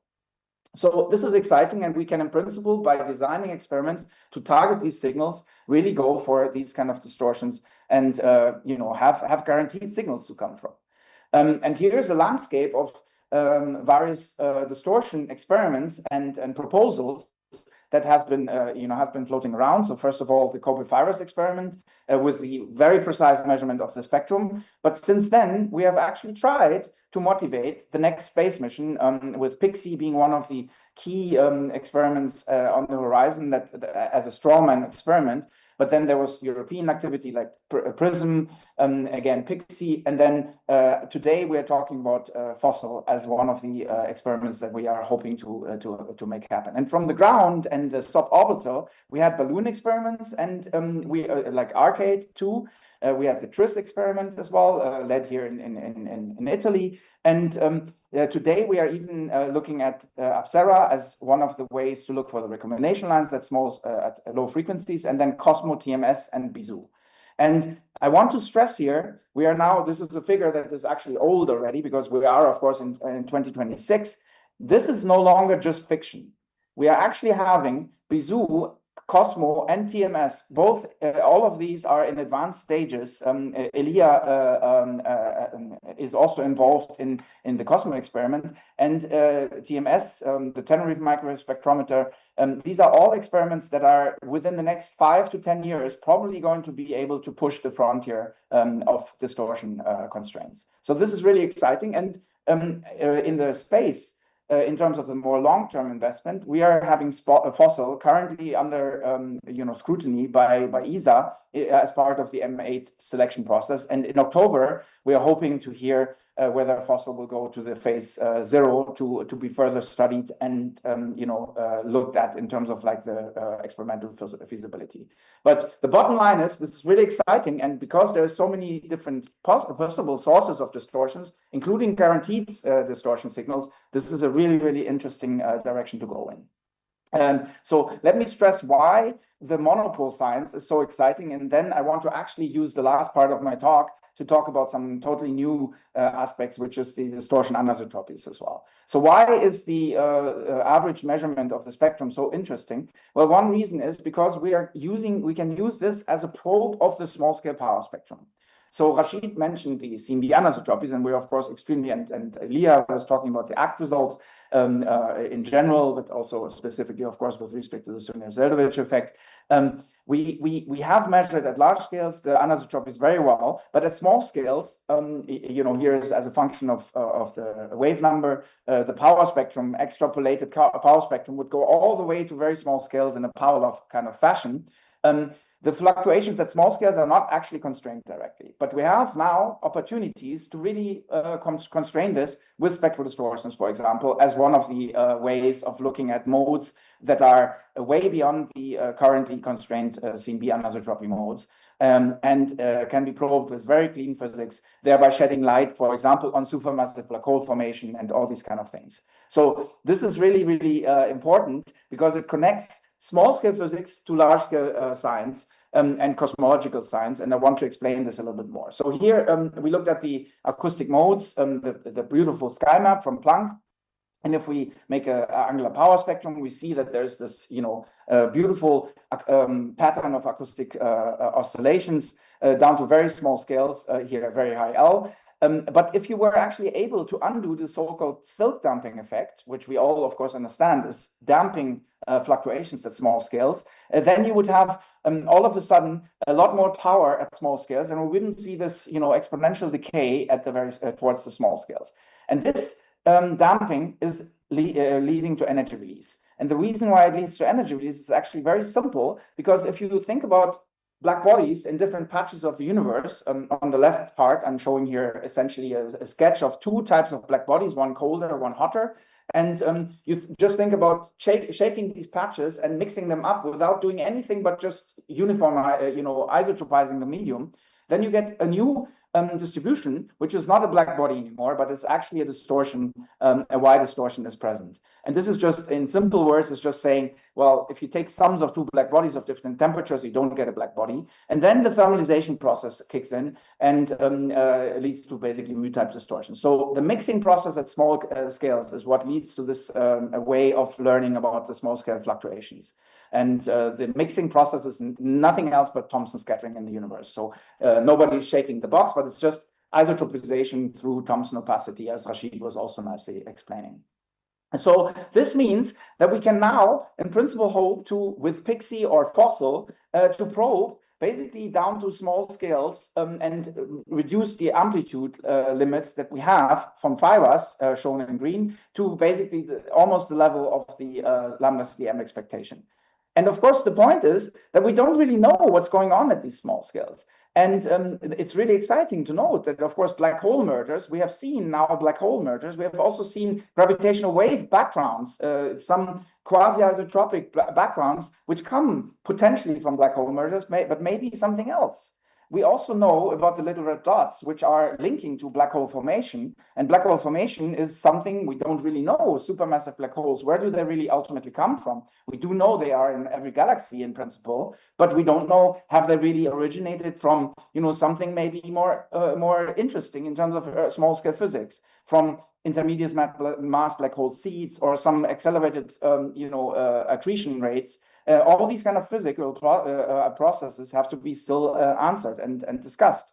And the little red dots are basically just one manifestation with, the JWST, showing that indeed we have early activity. Then there's the arcade excess, which is like some unexplained radio background, which could be also pointing towards an early stage of activity. And then there's also the Hubble tension, which I don't have time to really explain, but the Hubble tension, one possible solution to the Hubble tension is thinking about the small scale universe being much different from what we would be expecting from standard lambda CDM. So all what I'm trying to say here is that the small scale universe may be the place to look for some of the really exciting things that we are currently discussing and solutions to questions that we cannot answer at this point. So this is going to be really exciting, and the spectrometer will give crucial information in this direction. I don't have much time to mention as well, but you, of course, when you have scalar perturbations, you can induce gravitational waves. This is just a sketch of a single mode delta function injection of a gravitational wave from of gravitational waves from a delta function scalar mode. And these scalar modes are something that you can, of course, constrain and also use to predict what kind of level of gravitational wave backgrounds you should be having, given the scalar amplitude constraints that we are currently having from virus and other experiments. So this is a figure that summarizes this, where you see the gravitational wave background energy density plotted as a function of gravitational wave energy, frequency, which is basically a function of scale. At larger scales, we are, of course, able to look for these gravitational waves through the imprint on the cosmic microwave background tensor mode anisotropies. But at small scales, we are advancing the field with pulsar timing arrays, the SKA, LISA, and all these kind of exciting ongoing experiments. In the middle, there is a bit of a gap, and spectral distortions could be, in principle, putting limits in the future with a direct way of looking for the dissipation of these gravitational waves, but then also indirectly from the fact that scalar perturbations, if they induce perturbations in the gravitational waves, then they would be providing an upper limit on the background that we could be expecting. And one important thing is that actually you might be needing a spectrometer to help understand whether, for example, a B-mode search could be biased by some, scalar-induced gravitational wave backgrounds. Because if we had the measurements to the level of of PIXI or fossil, we would, in principle, be able to rule out that kind of contamination in a very, very nice way. So this is very exciting. Okay, so that was all I had to say about the really, really great opportunities with respect to the monopole science. And I wanted to say a few words about spectral distortion anisotropies. So kind of just to really make sure that we are understanding, what I said before was all no anisotropies. It was all the monopole, just the average sky flux, nothing in terms of anisotropies. But now I'm asking actually a question. What about the position-dependent spectrum? Is there some information in the position dependence of the spectrum? Well, and of course, one of the things that we already know is the thermal Zunjev-Zeldovich effect. And here's just an old figure, again, illustrating the sources that we have discovered with this Zunjev-Zeldovich effect. This is from several years, well, a decade ago. Now we have more than 4,000, 5,000 clusters. And SPT and ACT are, have done amazing work in this sense. And of course, this is nothing else than a late-time energy release process, localized energy release process that imprints a Y distortion source onto the sky. However, if you think about the processes that I mentioned with respect to the opportunities and the monopole, all of these in principle lead to anisotropic spectral distortions as well. You know, if you have a decaying particle, well, it will be modulated by the particle density, and therefore it will lead to anisotropic spectral distortions, no problem. So there's good reason to believe that we should be actually looking for spectral distortion anisotropies. And one of the breakthroughs that has recently happened is we are actually able now to do calculations of this explicitly. So with Andrea Ravenni and Tom Kite, my former colleagues at Manchester, we managed to find a very efficient way of discretizing basically the Green's function of the thermalization problem, which then allows you to tune between the Y distortion, mu distortion, and temperature shift perturbations. And in that way, we were able to formulate a Boltzmann hierarchy. I don't expect anyone now to be like, oh yeah, these terms, I understand everything, but CMB anisotropies are basically nothing else than summarized in this kind of equation set, where we normally just use temperature perturbations, but you can generalize this to include distortion anisotropies, and these are the really new terms in terms of the evolution equation. And instead of involving just one temperature perturbation for the CMB anisotropies and maybe polarization states, you now are involving distortion anisotropies as well. And we have implemented this in Cosmotherm, and we can now calculate spectral distortion anisotropies from these kind of different scenarios, including legitimately the thermalization physics and the sourcing physics and how these modes propagate through the universe. And I just want to show you here an example where we said there's a decaying particle, and we asked the question, what kind of anisotropies you get? And the most important thing is you actually can look for correlations between temperature modes and distortion anisotropy modes. And that means that you now have a spectrospatial information that you can extract. And the cool thing is that this is targets that you can already look for with Planck existing data, with ACT existing data, SPT data, but then also in the future, Lightbird, Simon's Observatory, potentially some new imager like Pico in the future. So this is really exciting and opens totally new doors of looking at distortion science, because you now have not only one number, but you have actually spatial modes that you can look for. And this is another really interesting aspect. Mu distortion anisotropy constraints benefit a lot from having low frequency monitors, and the SKA not being actually designed for any of this can help as a CMB experiment essentially clean distortion anisotropies, and in that way lead to really even bigger improvements on spectral distortion measurements, basically complementing ongoing CMB only experiments with low frequency data. So this is really exciting, and a lot of synergies are coming up from this kind of science. So the last 5 minutes, I want to say, I hope I have 5 minutes. Is that okay?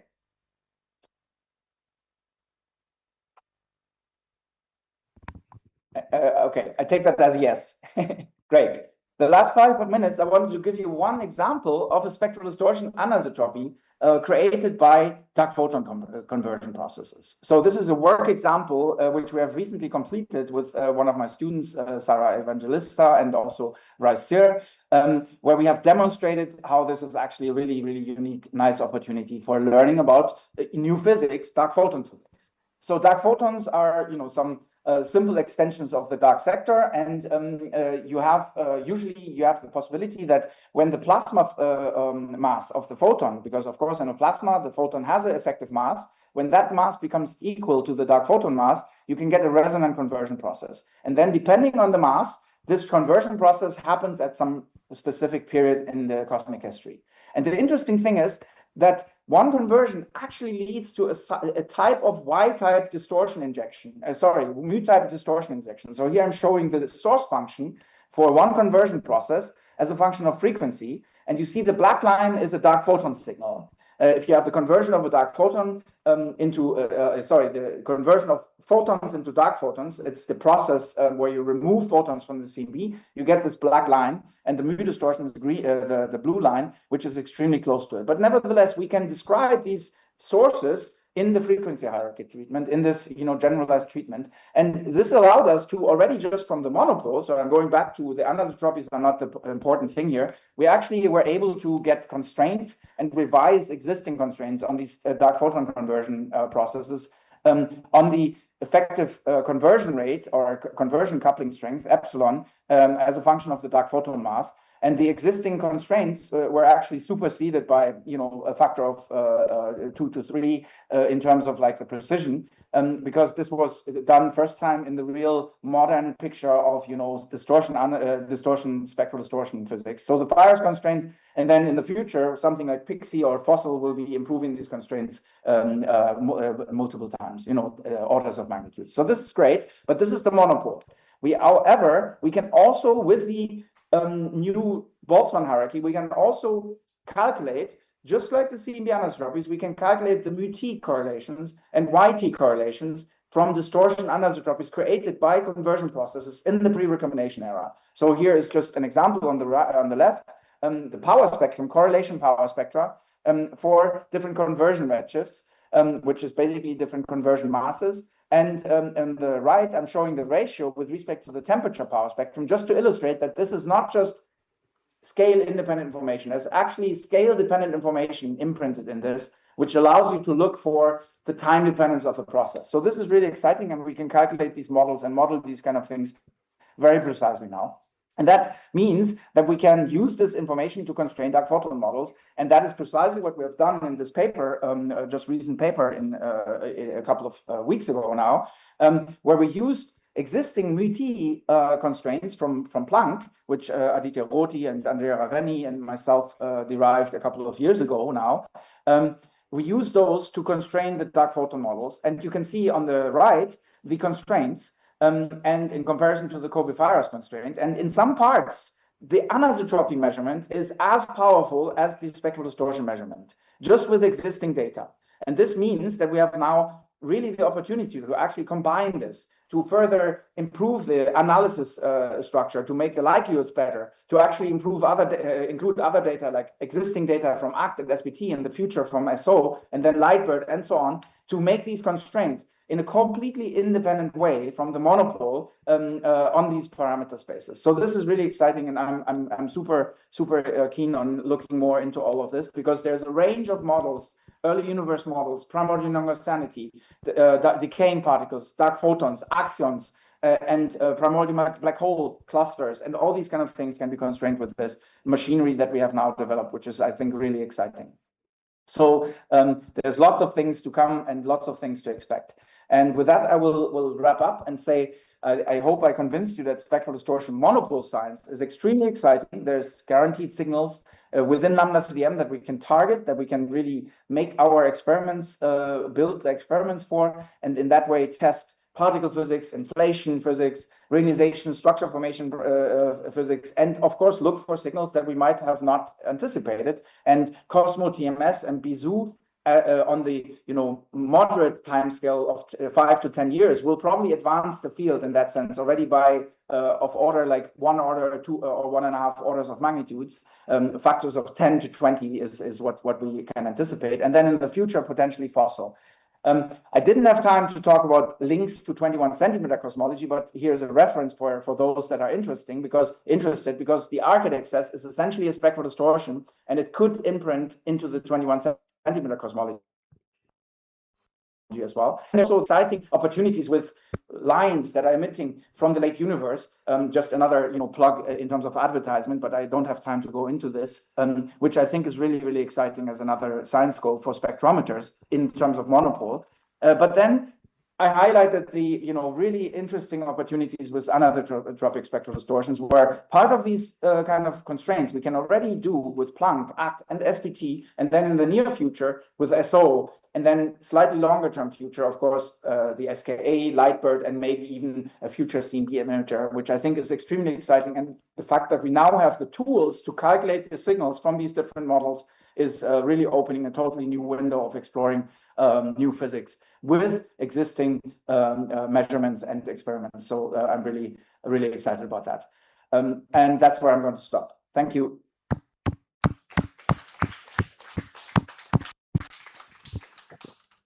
I do not hear anybody right now. I hope everything was audible. Yes, it did work. So any quick question? Great, thank you. If there's no other question, I put one. Yes, please. I don't understand how much you can say the constraint on dark photons, because we know that CMB photon interacting with so many still undetermined particles. For example, sterile neutrino, actions, and all these theoretical way motivated and then better constraint. And this part, because CMB interacting all this, now you're talking about a dark photon. As far as I know, dark photon 2 parameter. How do you say? Because if we have no complete constraint of this well established theoretical candidate stereo neutrino, for example, also action as well, and how much we can say about the constraint further on the dark photons, which is much ambiguous. Yeah, you're absolutely right that other interactions with the CMB will cause spectral distortions, but the good news is that all of these interactions have subtle differences in terms of the time when they happen, the way they imprint distortions. You can have distortions through line injection, for example, sterile neutrino, decaying sterile neutrino. You would maybe get some signatures from some line injection. That's a very different physics, and these different physical mechanisms imprint differently into the anisotropies and into the monopole signal. So you can, with precise measurements, just like with every other cosmological constraint where you're asking questions beyond the 6 parameter, 7 parameter cosmology, you can always say, oh, there's all these other possibilities. Let's then trying to distinguish all those possibilities is very, very hard, but with precise measurements and unique pieces of information, you can actually look at differences. And this is not a one probe alone kind of job. You will actually have to combine it with other probes as well. Spectral distortions are not standing alone and asking the questions or answering questions. You have to combine them. You have to combine them with gravitational wave observations. You have to combine them, for example, in terms of inflationary and supermassive black hole formation physics. You have to combine them with other particle physics probes or particle physics experiments and use constraints in a combined synergistic way. And obviously, that is the kind of potential that you have to look for.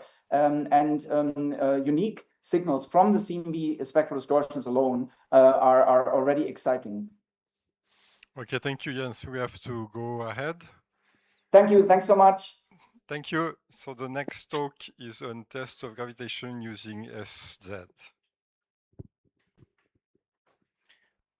Thank you. All right, so my name is Patricio Gallardo. I am from the University of Pennsylvania. And I'm gonna talk about how we can use the kinematics on Zeldovich effect to probe theories of gravity.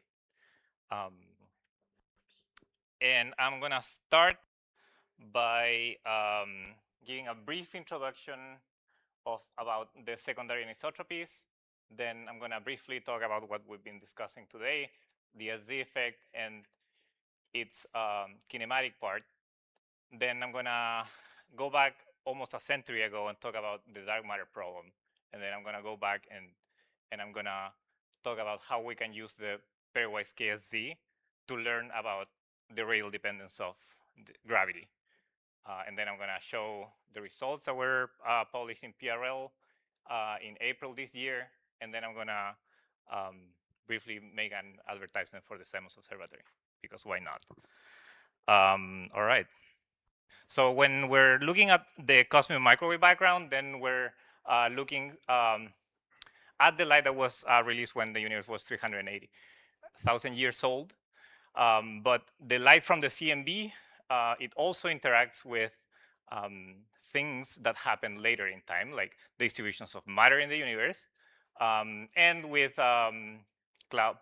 clouds of gas, and things that happen in our own galaxy. So when we're looking at data from experiments like the Atacama Cosmology Telescope, we can separate this. For instance, we can look at solar system objects because we know where things in the solar system are, and we can make maps. We can also use galaxies as tracers of galaxy clusters, and we can obtain their SZ effect, and we can look at the shear of the CMB in a tool called lensing, CMB lensing. So here I'm showing a movie showing the benefits of observing the cosmic microwave background with large telescopes. On the left, I am showing the results from ACT DR6. ACT was a 6-meter telescope, and on the right, I'm showing the results from Planck. The one on the left also has information from Planck, but it was used to co-add data from ACT. So here you can see the point sources are very distinguishable, while in the right-hand side, they're not. But more importantly for this talk, here you can see some rather blue spots, like this one, for instance. And those are galaxy clusters detected through the shadow of the on the hot gas. So here we can see that, for instance, by looking at the CMB, we can look at distributions of matter through lensing. We can use we can look at the. Can I do a screen test of my talk now? If you can hear me. All right, somebody needs to mute, I think. So in the middle, we can see what happens when light interacts with a hot cluster, and then what happens with the hot cluster moves. And these things have been observed. So on the top, you can see a map of potential wells published by ACT in Malabachero et al. 2023. You can look at stacks of galaxies, and you can extract the thermal SZ effect from a large population of hundreds of thousands of galaxies. And you can use a statistical estimator that I'm going to introduce in a few slides to see the radial dependence of the pairwise momentum of galaxies, and therefore, when you're looking at the longest scales of galaxy clusters. So let's go back to the SZ effect then. So you're looking at the CMB, then you have a cloud of gas, and then you can see this decrement. For instance, you can look at El Gordo in X-rays, and then in the optical, you will see the cluster here. And then if you look at the SZ effect, which happens when you look at the cold CMB, when you have a hot electron cloud, light from in the CMB gets a thermal distortion, which has this shape. And then when you observe in the band of the CMB, you will get a decrement, therefore you get a shadow. And this has been discussed today. So another nice picture of the bullet cluster. On top of the thermal SZ effect, if the cloud of electrons is moving relative to you, then this spectral distortion receives an extra distortion called the kinematic SZ effect. And I'm going to describe what this estimator means in the next slide. So the KSZ effect was predicted in this paper from 1979 by Sunyael and Zeldovich. Have this hot electron cloud moving, and then you'll get an extra distortion of the TSZ effect, which is proportional to V over C, and is also proportional to the optical depth, because this effect is very. So you get the velocity of the clusters divided by C. This was kind of hard to observe, and it took decades actually to be observed until 2012. The Atacama Cosmology Telescope observed it by stacking a large number, thousands of galaxies, and then applying the estimator of the pairwise estimator. What is this pairwise estimator? All right, so you can take data from a galaxy catalog, from a spectroscopic survey, such as SDSS, or now you can use DESI. And if you have very precise measurements of the redshifts of galaxies, then you know in 3 dimensions what the line of sight, what the projection of the line of sight is. And then if you can map in 3D where each pair of galaxies is, you can write a maximum likelihood estimator where you can extract the KSZ part of this by just weighting the projected line of sight for each pair. So you basically write a geometry problem where this dot product gives you the projection on the line of sight, and then the maximum likelihood estimator will tell you, well, then you have to take a large number of galaxies, and then you need to subtract the thermal SZ contribution, and then what remains, if you weight it by these 2 numbers, then that's going to your best estimate of the movements of those clusters through the kinematics on Zeldovich effect. And of course, this was done in 2012, and now it's been done more regularly. For instance, I was part of this paper in 2021, which was a 5 sigma detection using 300,000 galaxies. SPD also made a 4 sigma detection using a bit less galaxies. Then using different kind of galaxies, we use luminous red galaxies, but you can also use BGSs from DESI. You can get a 5 sigma detection, and the state of the art today is a 9 sigma detection using almost 1 million galaxies using DESI. So all this is good.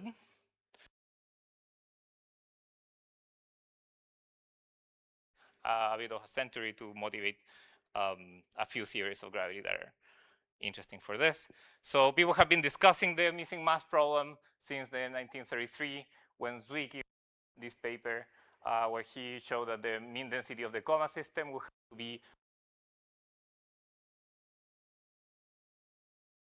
and if this was to prove true, was that dark matter is present in a much density than luminous matter, and this is taken straight from Zwicky's paper.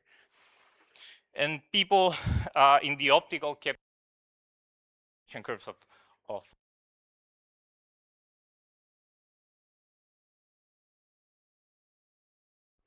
which is NGC 3115, appears to be almost no relation of light. So this was in the 1940s, and then in the 70s, I showed very strong results.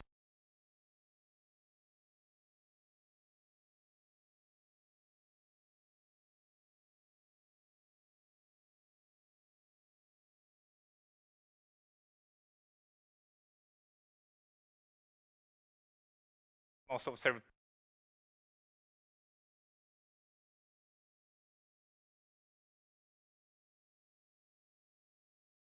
that because the mass kept growing, they didn't have any data to constrain what the upper limit was.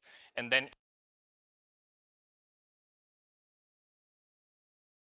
homological implications of the generalization of this missing mass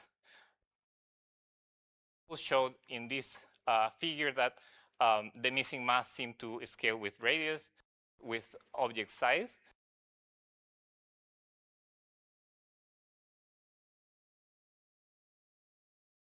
Clusters of galaxies, something that Zwicky can.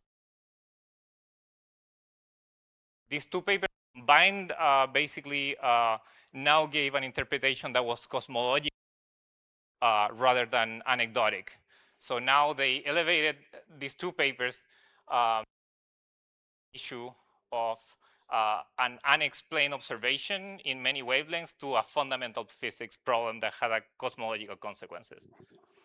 So this is the timeline where in the 30s, 74, a bit before, this paper came out by Milgram showing that, well, if you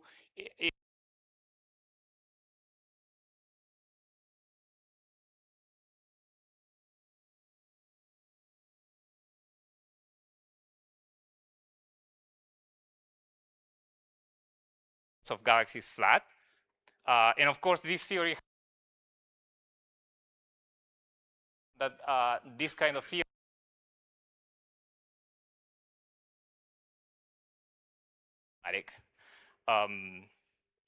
but then the same year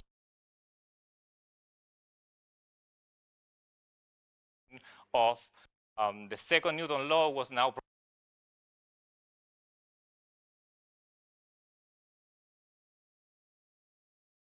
essentially make the same effect of flattening the rotation curves. So how can we reconcile these two things and maybe propose a new observation that would test theories of gravity? In the standard case, the acceleration of pairs is proportional to an integral of the correlation function divided by the radial dependence of gravity, which is this term on the then you can use the correlation function, which basically how much matter distances. And did my PowerPoint just freeze? No. Okay, so you can propose, you can write this equation in a generalized form where you have a free parameter here. And then in one case, you have the Newtonian lambda CDM, which is the vanilla model that we always use. And then if you make this number n equals 1, you will get something very resemblant to the 1984 paper. So why is this interesting? This is interesting because the function has been measured. And then on the left-hand side, we can measure this velocity term and therefore its acceleration, which is proportional. So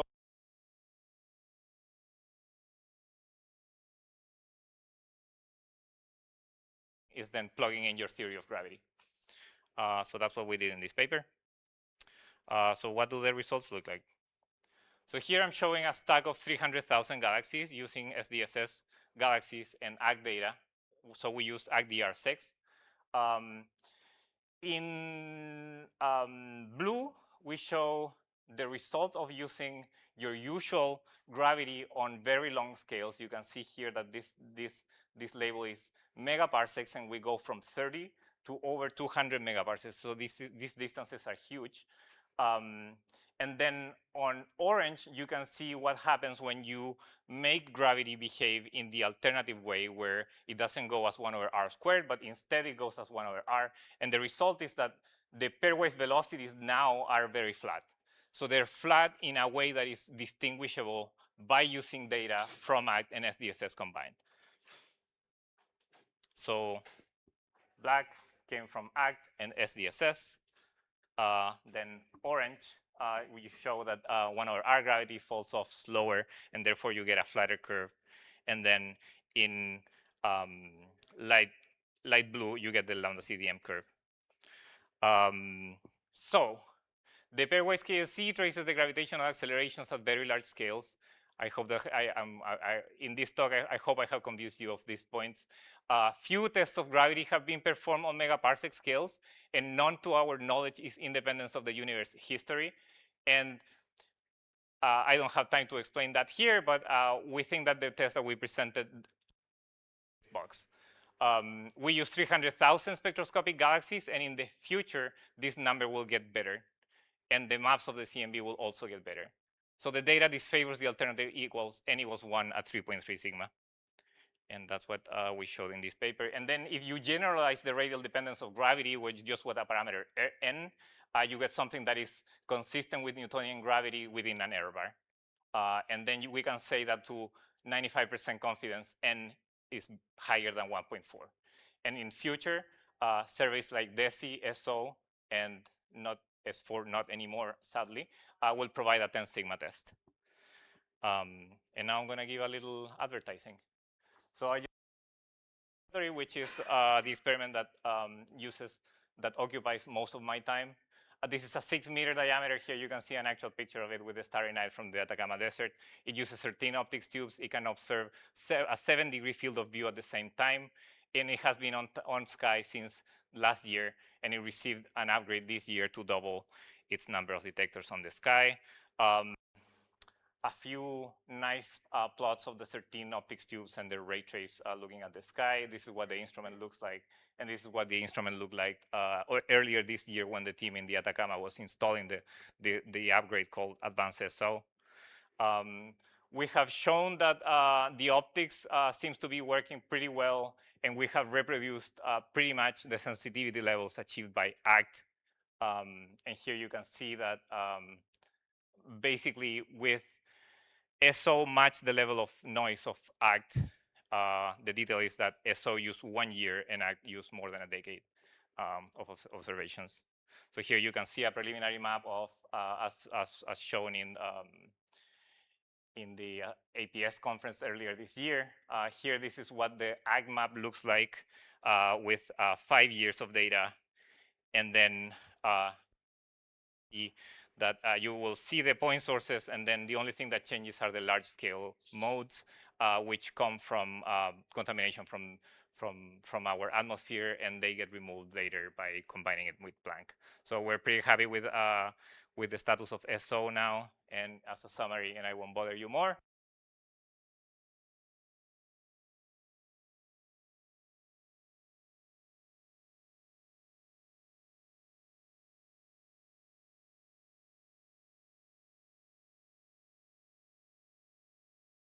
Of reproducing the observed correlation function may still fail to predict. We have constrained the power law of gravity to be 2.1 plus or minus 0.3 at 1 sigma, and this rejects the n equal 1 case at 3 sigma. And of course, SO and DESI will provide, we think that they will provide up to a 10 sigma significant test of the gravitational force of the fall off of gravity. All right, thank you.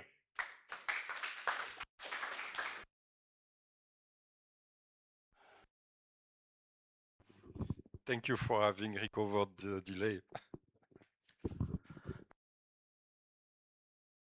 Modified Boson equation from Beck-Milgrom. So as I understand, your implementation of MOND is wrong because this equation is non-linear, and it was pointed out in this paper that one has an external field effect. So it's not only the internal mass distribution that matters, but the mass of the whole universe. So when you go on 50 megaparsec or even more, you need to account for all the mass distribution in the universe, and you don't expect gravity to go down like 1 over r. Actually, you expect, if the external field is stronger than the internal field, you expect to recover something closer to Newton.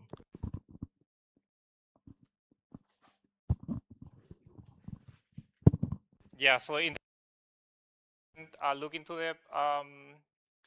the external field effect. You're right that this is something that people bring up all the time. However, we do have checked that this case does satisfy the modified Poisson equation. So yes, we did check that. So this kind of force law does satisfy it.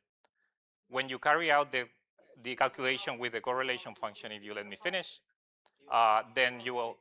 Do you want to speak at the same time? Yeah, we have checked that, and you can check the appendix if you wish. You don't expect 1 over r. That's what I'm saying from this equation at those scales. Anybody else?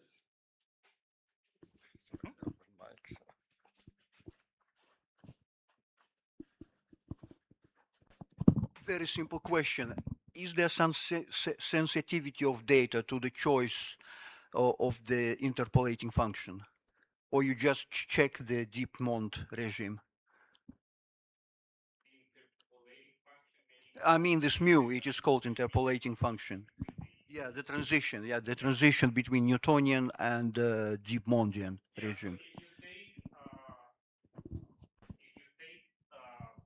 Clusters of galaxies and then you compute how much acceleration they suffer, you will find that they're pretty much in the strong Mond regime, so they're like way beyond the limit. So we fixed into that regime, and then we can probably has to do with your point. So if the only discriminant in this equation is the acceleration of pairs, then you're way in the limit where you don't have to worry about that. I think we can discuss if that's the true case or not, but I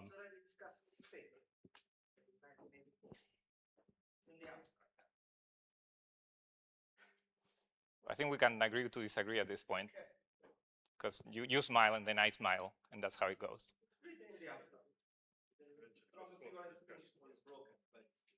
Next question.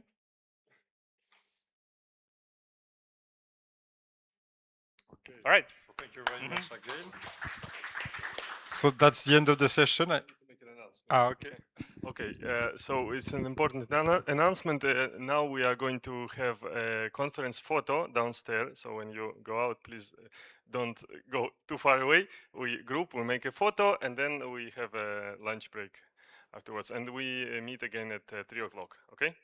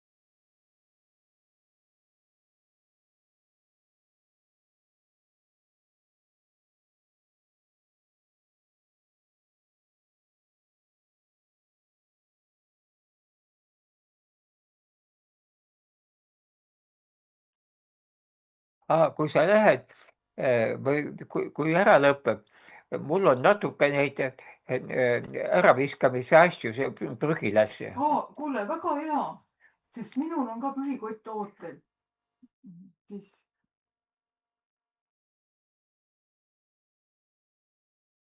It's time to speak.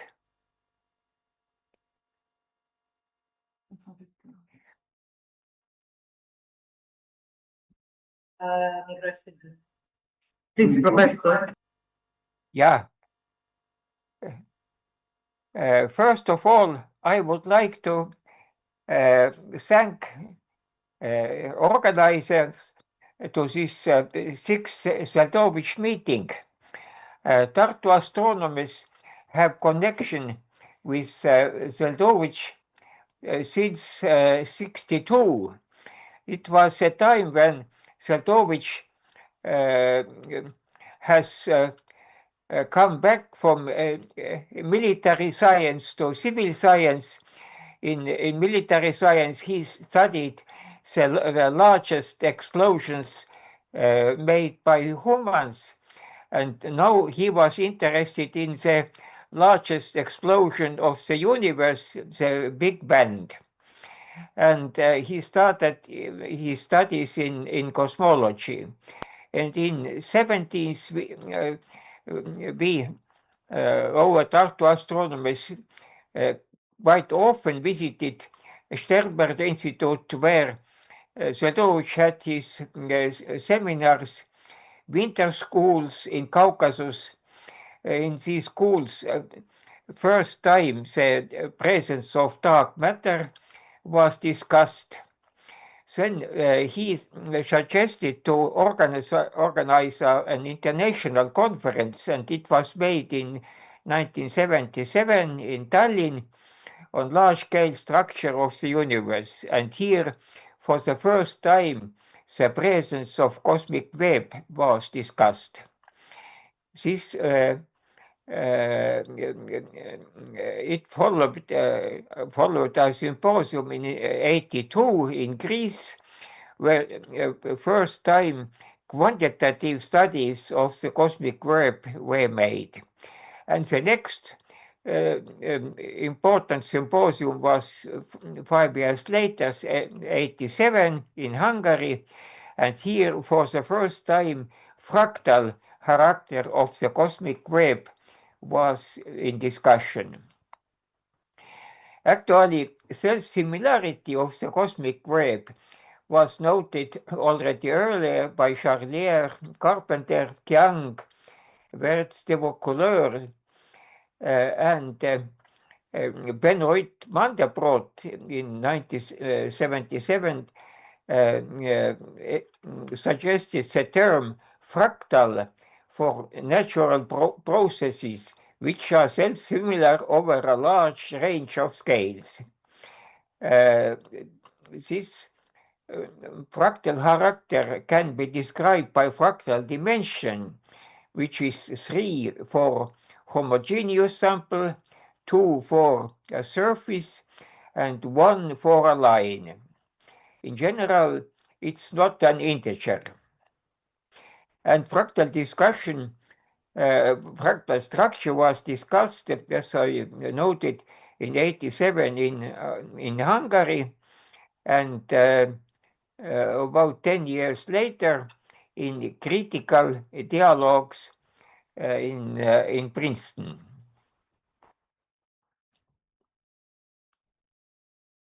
As I noted, in one of the earliest fractal studies was the use of Lick photometric survey of galaxies, and 2 Princeton astronomers, Soneria and Peebles, constructed a map of Lick clusters and constructed a fractal model. And this distribution can be described by power law function, the correlation function, as noted here. And here, R0, about 5 megaparsecs, is the correlation length, and gamma 1 minus 1.7 is the power index, and this determines the fractal dimension of the sample, D. It's correlation length plus 3, and it's about 1.3. And they show it that real galaxy map on simulated map have practically identical correlation functions and fractal dimensions. Here we show 3 pictures. First is Lick survey. Here is a simulated map by Sondera Peebles, and right is actual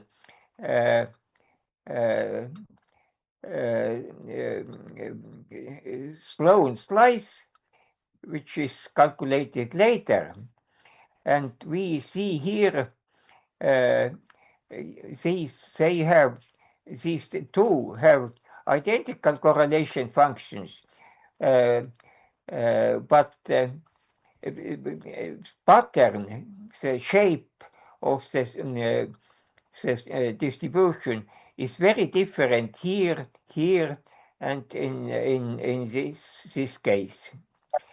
And this is the reason is why correlation functions are here identical, is that correlation functions is not sensitive to the pattern. And to measure this, different functions must be used. One is percolation function. But in this talk, we don't go further in the study of the shape. We look just for the fractal character. This, what the next important observational step was made by British and Australian astronomers who used Schmidt telescopes in northern and southern sky up to magnitude 20.5. And Maddox used this service to calculate correlation function. And they showed that correlation function has a power law form over 3 orders in distance. Picture is here. And it means from 10 kiloparsecs to 10 megaparsecs in this here. Here is a log presentation, and here is linear. We see that on large scales, it is correlation function is negative.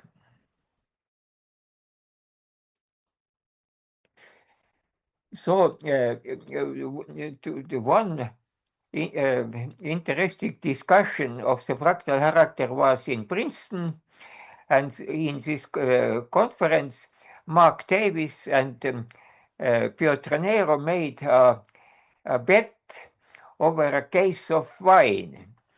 And Davis argued that the distribution of galaxies can be described by the correlation function with this practically constant correlation length, and the fractal dimension, as noted before, over these scales, 3 orders of magnitude, and mean galaxy density is well defined. In contrast, Piotr Nero argued that correlation length increases with sample size up to 50 megaparsecs, and density decreases with distance. And fractal character is valid to infinity large scales. That, as you see, opinions are different, and at this time in late 20th century, it was not clear who is right. Davis or Pietranero.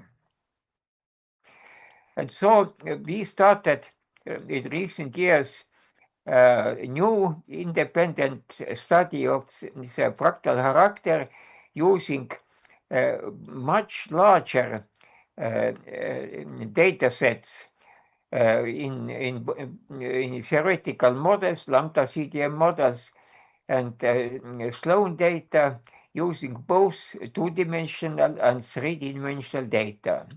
And this study was made in two steps. First step is analysis of the fractal dimension methods. And the second step is using these Popper methods to calculate fractal dimension for lambda CDM model and CDM model using both through and 3D data. Now, about measuring fractal dimensions. As I noted before, here the correlation function can be used, and it depends on the number of data points and random points. And on small separations, galaxies are clustered, then means these data numbers are much larger than random numbers, but on large separations, these data, the number of data are smaller than random numbers. The reason is simple, because both are normalized to the mean. Just in large separations, correlation function is negative. But and this the region where the negative part starts, R0, it depends on the size of the sample. But this effect can be avoided when we use, instead of the correlation function, the structure function. Here it is t plus 1. It is always positive, and its logarithmic gradient. This is here. This method was first suggested by Pietranero, then Ensar, and Pogani used also this one. And in our study, we also used just this structure function to study the fractal character. Now, we had two papers. In one, in both we used lambda model of size about 500 megaparsecs, and Sloan and Millennium samples all had roughly the same signs. They are comparable. And to calculate in models samples which are can be compared with galaxies, we used particles above a certain threshold level, and this emulates samples with magnitude limit m. Here are structure functions of lambda model and Sloan. We see here that the function depends on the density or magnitude limit. When the limit is high, the amplitude of this structure function is larger. And this is a well-known effect, bias effect, which was studied first by Nick Kaiser in 1984. Here is in both cases. Here is using dark matter particles, and here is real galaxies. Now we see the fractal or gradient function. This is just the gradient of this function. And we see here that it has well-defined regions on small scales. It is up to approximately 4 megaparsecs. It characterizes the distribution of galaxies in halos, and on large scales, the distributions of halos themselves in filaments. And here is also for lambda model, and here is for Sloan data. For large scales, when the separations approaches to 200 megaparsecs, the limiting value is 3, and this is expected for a homogeneous sample. Now we see a similar picture for two-dimensional cosmic web. This two-dimensional analysis was made so that the three-dimensional sample was divided to sheets, to a certain number of sheets, and these sheets had different thickness. When the sheets are very thin, then we get these pictures. So for thick, when the whole depth of the sample was, then we get this picture. That means it's a new parameter, the thickness of samples.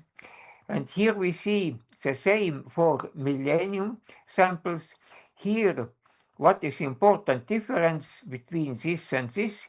Here, the internal structure of halos is not visible. And the reason is simple, because in these samples, when in halos only a few galaxies are seen, and the internal halo structure is not visible.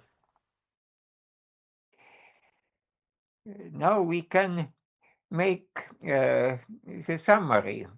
First is the methodical to measure the fractal dimension.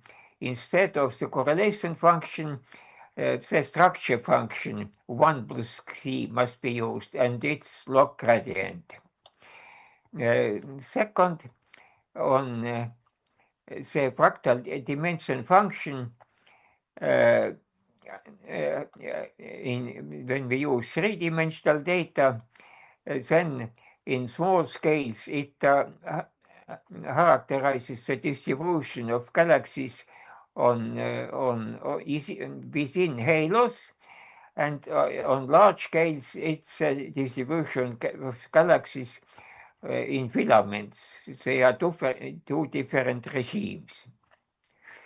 In two-dimensional samples, a new parameter is important, the size, the thickness of samples, and in millennium and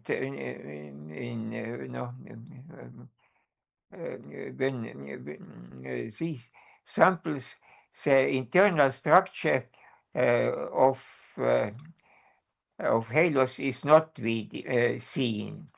And this leads to conclusion, which is erosion, is that fractal dimension is almost constant in large separation interval. I mean, so, but this is wrong conclusion. And then on large separations, fractal dimension function approaches the value 3. The scale of homogeneity as defined by fractal dimension function and the size of large superclusters, they are seen here. We see this, the whole scale here is of the order of 500 megaparsecs, and here we see superclusters of size several 100 megaparsecs. That means homogeneity scale is at least 200 megaparsecs. And so I restrict now the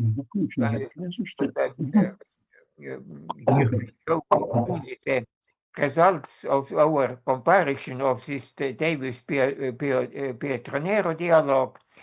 Our analysis shows that Davis has right that fractality is valid in a restricted range of distances, but applying two-dimensional data, the amplitude is wrong, and the fractal validity in this interval is wrong.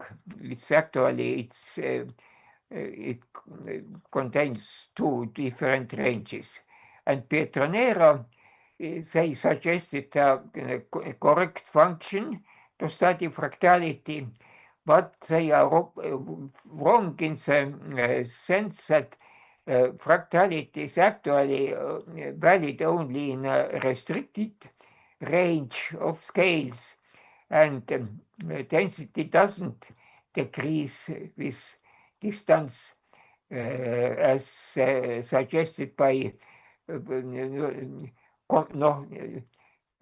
poor fractal models.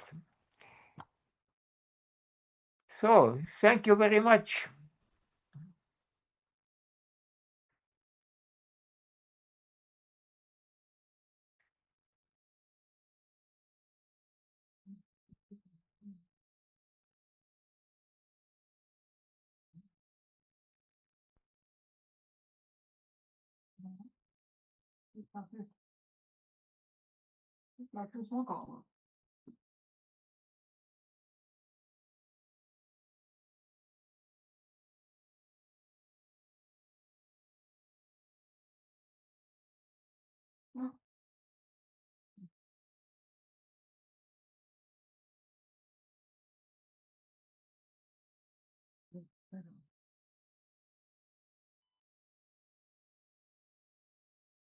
Kas oli ikka arusaadav? ja oli. Ei, ma ei saa tulla, ma olen seal ekraani veres. Tähendab, ma ootan, et nad Et ma ei kuule praegu. In Turavere, she's gone further and she's now member of the Academy of Science of the US. But tomorrow, let me tell you, if you will be present, we will show a very, very interesting new result, which does not apply to matter distribution in the universe, but in the astrophysics of GRB and in the prompt radiation phase of the GRB. And we have been very surprised there to find a very clear example of fractality, and we will show that tomorrow morning, and self-similarity. It looks like what we are finding is that this effect is just due to electrodynamical properties and to Newtonian physics, but not to general relativity. In fact, this self-similarity happens before the formation of black holes, and they are apparently related to pure linear ultra-relativistic treatment following the work of Heisenberg and Euler. I think you will find inspiring to look at the first and second presentation tomorrow morning. Thanks. Manuel. Okay. Hello, Jan, can you hear me? So here is Manuel speaking. So I have a question regarding the correlation function that you showed. You have shown this power law distribution with this power gamma that appears there. I would like to ask, what is about, so is how far does this power law hold? You said at large distances it does not hold. What about things like baryon acoustic oscillations? Are there any peaks in this correlation function that are in any way visible? Or how does this shape look like on larger scales? Väga halvasti. aga sa peaksid vastama. But it was not very well heard. Can you send in text? Yes,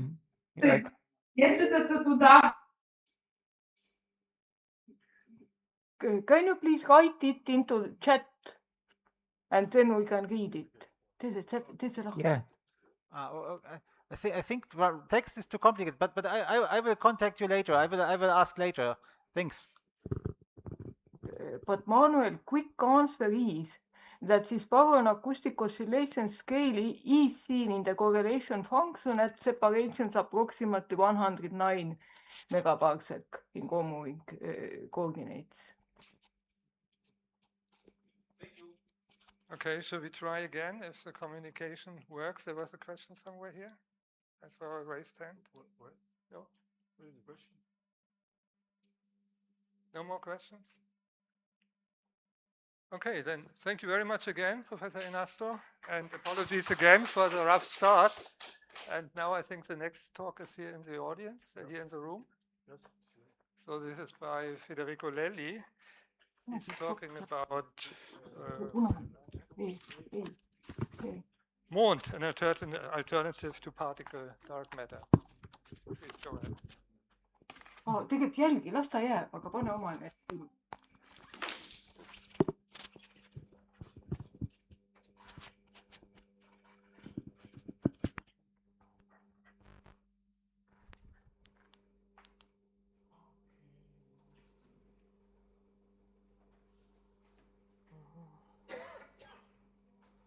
How does this work?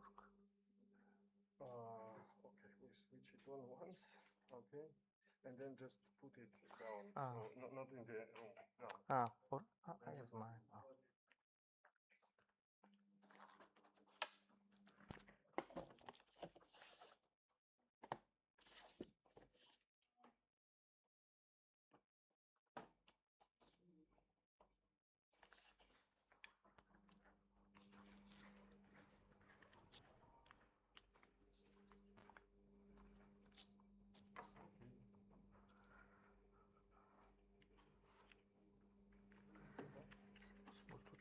Put this somewhere so I can use mine. Otherwise, I will use that. Doesn't matter.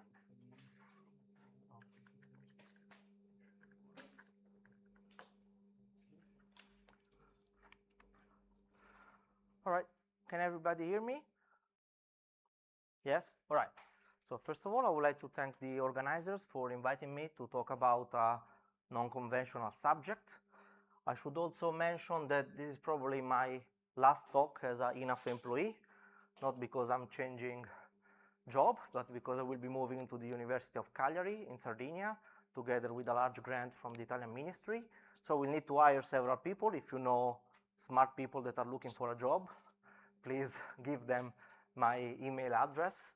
Or if you're looking for a job yourself, feel free to come talk with me. So let's start from one of the really founding observations, key observations regarding mass discrepancies in the universe, which are the flat rotation curves of these galaxies. And it's common to read in books or even in papers that rotation curves are flat, therefore there is dark matter. However, this is a very superficial statement and misses the deepness of these observations, which is the following. The flat part is driven by the sum of the baryonic disk contribution, which is decreasing with radius, and the rising contribution from the dark matter halo, which is rising with radius.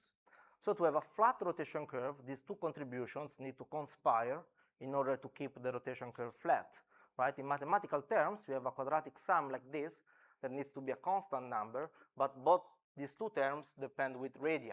So as the disk contribution decreases in a Keplerian fashion, the dark matter halo contribution must increase by a precise amount to keep the rotation curve flat. So this is not natural.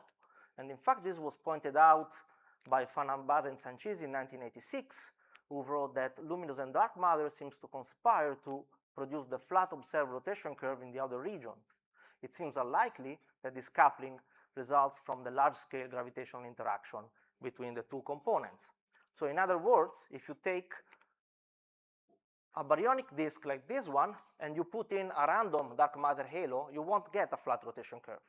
You get a flat rotation curve only if you know the answer, and you fit a dark matter halo with two free parameters, and then you get the flat rotation curve. But in general, adding dark matter to a galaxy does not produce a flat rotation curve. So we can now take a different stand, and is what if flat rotation curves are a law of nature, similar to the third law of Kepler in the solar system? What would Newton do if he knew these observations? So the kinematic acceleration of a particle along a circular orbit is given by, of course, the second derivative of the orbit with respect to time, which is v squared over r for a circular orbit. And so this goes down like 1 over r. Now, the Newtonian gravitational acceleration at large radii, where we can use the monopole approximation, is given by gm over r squared. So it goes down like 1 over r squared. So if you want to combine these two information, the only way is this, that the acceleration goes like the square root of the Newtonian gravitational acceleration, and you need to introduce an acceleration constant to get the right physical dimension. So if you go the other way around, the acceleration is v squared over r, gn is gm over r squared, the radial dependence simplifies, and you get flat rotation curves by construction. So this is the basic idea, the basic empirical motivation behind MOND. So MOND is an acronym which stands for Modified Newtonian Dynamics. It's also an anagram for NODM. I don't think it was intended, but it works. Recently has also been rebranded as Milgromian Dynamics in honor of Moti Milgrom, who proposed this idea in a series of 3 papers in 1983. So MOND is not a new idea, but over the past 40 years, it has evolved into a general paradigm that actually includes several different theories that I will describe later on. So now let me start with the general postulates. So you can assume that any theory that satisfies these postulates is a MOND theory. There are 3 main postulates. The first one is that there is a new constant of physics called A0, which has the dimension of acceleration and a value of the order of 10 to the minus 10 meter to second square. So this constant plays a similar role as the speed of light in relativity and h bar in quantum mechanics, in the sense that it sets the transition from the new physics to the old physics. Then for typical acceleration much larger than A0, we impose that the kinetic acceleration is equal to the Newtonian gravitational field. So this is a correspondence principle similar to quantum mechanics. And so we impose that Newton is recovered at high acceleration, such as those in the solar system. And then the third part is the most important, is when the typical accelerations are much smaller than A0, we have a new symmetry in the equation of motions, which is scale invariant. So we ask the equation of motion to be invariant under this transformation, which is basically a simultaneous scaling of space and time by a constant lambda. And it's possible to demonstrate, you can find the demonstration in this paper, that if you impose this condition, then you get this asymptotic limit, which is the one giving the flat rotation curves, in particular because velocity is invariant under this transformation. Okay, so over the past year, I've been quite busy in coordinating a major effort, which is the first white paper on MOND. The project started in September in Leiden, in the Netherlands, at the Lawrence Center. We had a very nice workshop to set up the main ideas of this white paper, and it was divided in groups, including observers, theorists, simulators, and so on. And we end up with this author list. I want to point out that we plan to have also a number of author endorsers that, if they're happy to read the manuscript and provide comments, they can be included in this list. So if you're interested, let me know. I will be happy to share you the draft. And this is the main content, which is very broad. I won't have time to describe all of this. I will focus mostly on tests in galaxies and galaxy groups and clusters, because this is my main expertise. I will also mention a little bit about relativistic theories and cosmology, but on a very superficial level. So let's start from galaxies.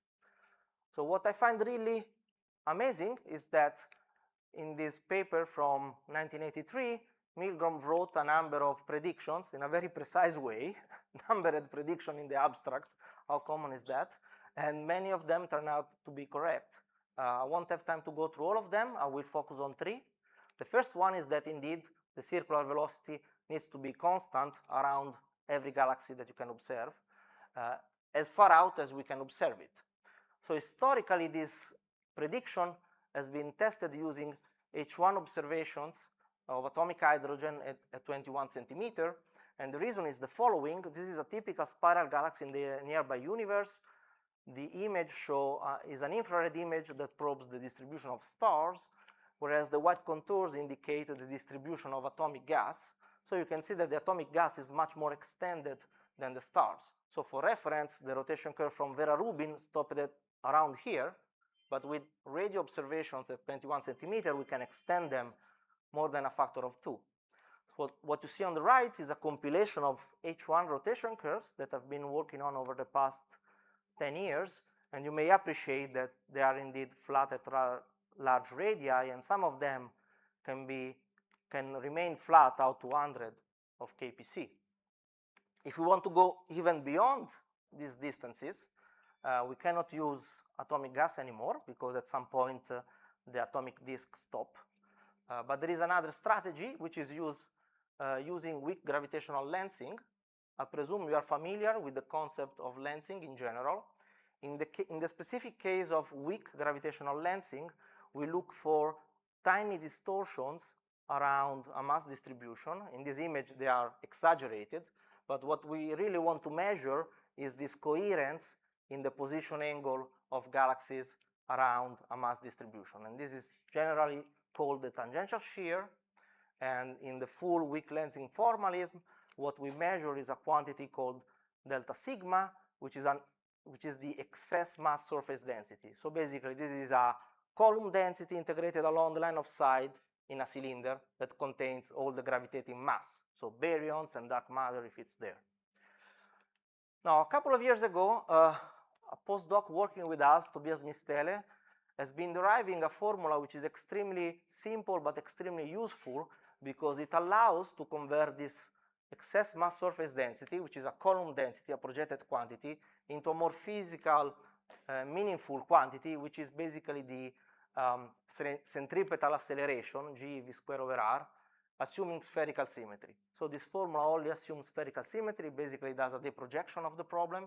And so from this, you can infer what would be the circular velocity of a test particle in that potential. So if you put a spacecraft somehow over there on a circular orbit, what gravitational force would it feel? And this is the result, which is truly amazing. This comes from using data from the KITS survey, which was a large photometric survey specialized for weak lensing. But I should stress that to do this exercise, we focus on isolated galaxies, because we want to probe the potential of the galaxy, not the potential of other large-scale structures. And what is found here is that basically the circular velocity of the gravitational potential remain flat out to very large radii, hundreds of kpc, almost 1 megaparsec. So basically the gravitational force doesn't go down like 1 over r squared, but 1 over r. And for reference, these red points is the best thing we can do with the H1 observations, what I showed you before. So weak lensing is extremely powerful in going out to large radii. Now, the second prediction I want to mention is that not only the circular velocities are flat and constant at large radii, but the value of the rotation velocity correlates with the baryonic mass. This is very counterintuitive in a dark matter context because at those large radii, the halo should fully dominate the potential. So the prediction here is that you can predict the value of the circular velocity if you know only the baryonic content. And this turns out to be the case. So this is a plot which, for historical reason, is called the Tully-Fisher relation, even though the Tully-Fisher relation was a bit a different thing. But anyway, here we have the V flat, which is measured in two ways. The circle corresponds to H1 data, so using atomic gas kinematics, whereas the squares correspond to the weak lensing measurements. And you may notice that these extend over an enormous range in mass, 9 orders of magnitude in baryonic mass. And importantly, the line is not a fit to the data. The line is the Mond prediction, right? And in particular, there are different predictions here. The first one is that the slope is 4 or 1 over 4, depending on how you choose your x and y axis. The intercept is a naught time g. In principle, you can use this data to establish empirically the value of a naught. So you could make a fit with a single free parameter. You get the intercept, and that gives you the value of a naught. But you can also measure a naught in different ways that I don't have the time to describe.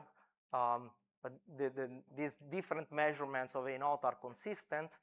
The other important point is that there should be no intrinsic scatter, because this should be some sort of law of nature. This is very difficult to tell, but as far as we can tell today, it's consistent with the data. And the fourth one is that there should be no residual dependencies on other properties of the system, like the size of the system or the fraction of stars and gas. And this is actually true, and it's important to realize that as we move across this relation, we are probing very different types of objects. So down here, from 10 to the 6 to 10 to the 9, more or less, we have gas-dominated dwarf galaxies. So these are objects in which the baryonic mass is almost entirely made of atomic gas. They've been somehow very inefficient in converting gas into stars. When we move up here, we are in the regime of star-dominated galaxies, which are objects where the baryonic mass is mostly made of stars. And for reference, the Milky Way is this yellow point over here. So we live there in a star-dominated galaxy. Then up here, the purple symbol are galaxy groups that appear to be on the same relation as galaxies, even though they are completely different type of beasts. And then we have galaxy clusters, which are problematic. They deviate. It's about a factor of 2 in baryonic mass, or 20–30% in terms of velocities. But it's a systematic effect, so it's serious, and I will describe that later on. Now, the third prediction is that not only you can get this V flat at very large radii, but you can actually predict the full shape of the rotation curve, even at small radii. And one way to look at this, the most empirical one, is to build a plot, which we call the radial acceleration relation, where on the y-axis, you have the kinetic acceleration at different radii in different galaxies. So basically, this is V squared over r, and if you have a typical rotation curve like this, you can measure this quantity at different radii depending on the resolution of the observations. Then on the x-axis, we have an analogous quantities, but this is the Newtonian gravitational acceleration. So this we compute by solving the Poisson equation for the given distribution of baryons, and then we calculate the gravitational field in the galaxy midplane. And so also this quantity we can compute at different radii in different galaxies.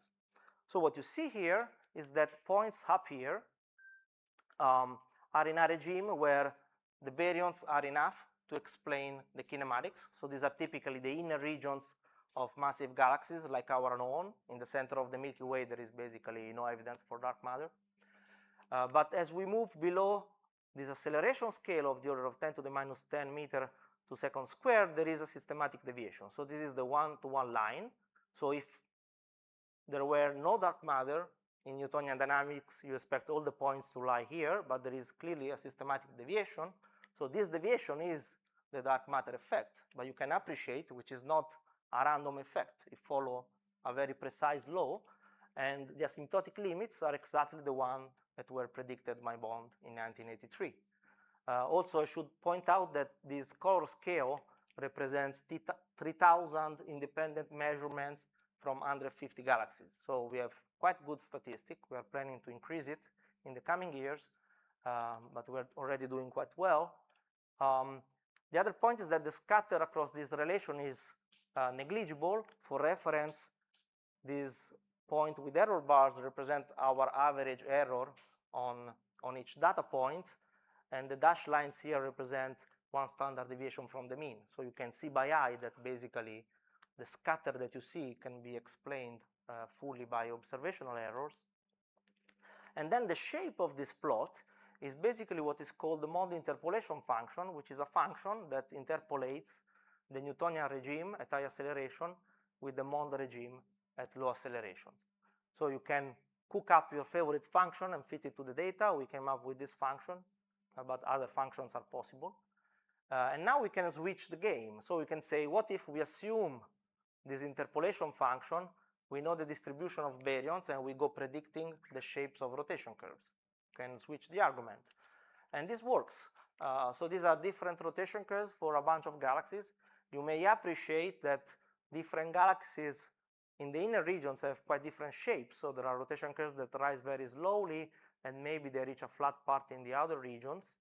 And there are others that rise much more steeply. There are rotation curves that may have some bumps here. These are typically due to bulges or compact distributions, and then they get flat. So there is a lot of variety in rotation curve shapes, but it's important to realize that this variety is reflected by the variety in the distribution of baryons. So the two things are connected with each other. So these are more cases. We have, as I said, 150 or 175, depending how strict you are with some quality cuts. And you can find all the data in this database. This was work from a former PhD student of ours, which is now a professor at Nanjing University. So it's also possible to extend this relation using the weak gravitational lensing data, because you go out to very large radii, so you probe very low acceleration. So the weak lensing data are these ones. And so now you may appreciate that this relation that before was 3 or 4 orders of magnitude extends by another 2 orders of magnitude in acceleration. And for reference, it's interesting also to put data from the outermost parts of the solar system. So for example, this is the typical accelerations at the orbit of Neptune, and this is the acceleration felt by the Pioneer spacecraft, which is now reaching very far out in the solar system. And of course, you know, the Earth and the other planets are all the way over there. They are not in the plot. But you can notice here that, again, that clusters, if you put them in this plot, they are problematic. They are offset. They don't work in this context. And to agree with Mond, you basically need to increase somehow the Newtonian gravitational acceleration. So this leads me to the second part of this talk, which is testing galaxy clusters. It's going to be shorter than the previous part. But first, I want to recall that galaxy clusters are not really made of galaxies. They are mostly made of hot ionized gas. So the hot gas makes 90% of the mass, of the baryonic mass, and galaxies typically make 10% of the baryonic mass budget, which is good because it means that to a first approximation, we can assume that galaxy clusters are spheres in hydrostatic equilibrium. So we can use the usual equation of hydrostatic equilibrium. And so if we want to infer the gravitational acceleration, we need to know the gradient of the pressure as a function of radius. This can be measured using X-ray observations that provides the density of the gas and the temperature of the gas. It's also possible to measure the pressure using the Sunyaev-Zeldovich effect. This is actually my only connection to Sunyaev in this talk. But it's actually very important because with the SZ effect, using data from the Planck satellite, we can probe the pressure out to very large radii, typically 1 to 3 megaparsec. So with the SZ effect, we can extend this type of work and test out to larger radii than if we use only X-ray data by themselves. So these are the results found by a former student of mine, Ruth Keller, who has been fitting the acceleration profiles from the hydrostatic equilibrium with MOND, but assuming an extra mass component. So the black points with error bars are the measurements from X-rays and the SZ effect. Then this red contribution is what you expect from the visible baryons in Newtonian dynamics. And this blue one is this extra contribution that we need to add. So to some extent, you may think this is like adding dark matter in galaxy clusters. And yes, it is. But there are two important differences. The first one is that you need much less. You need about a factor of 2 in order to explain the data rather than a factor of 5 or 10. And the second is that you can explain the data with a density profile that is actually very realistic, which is this one.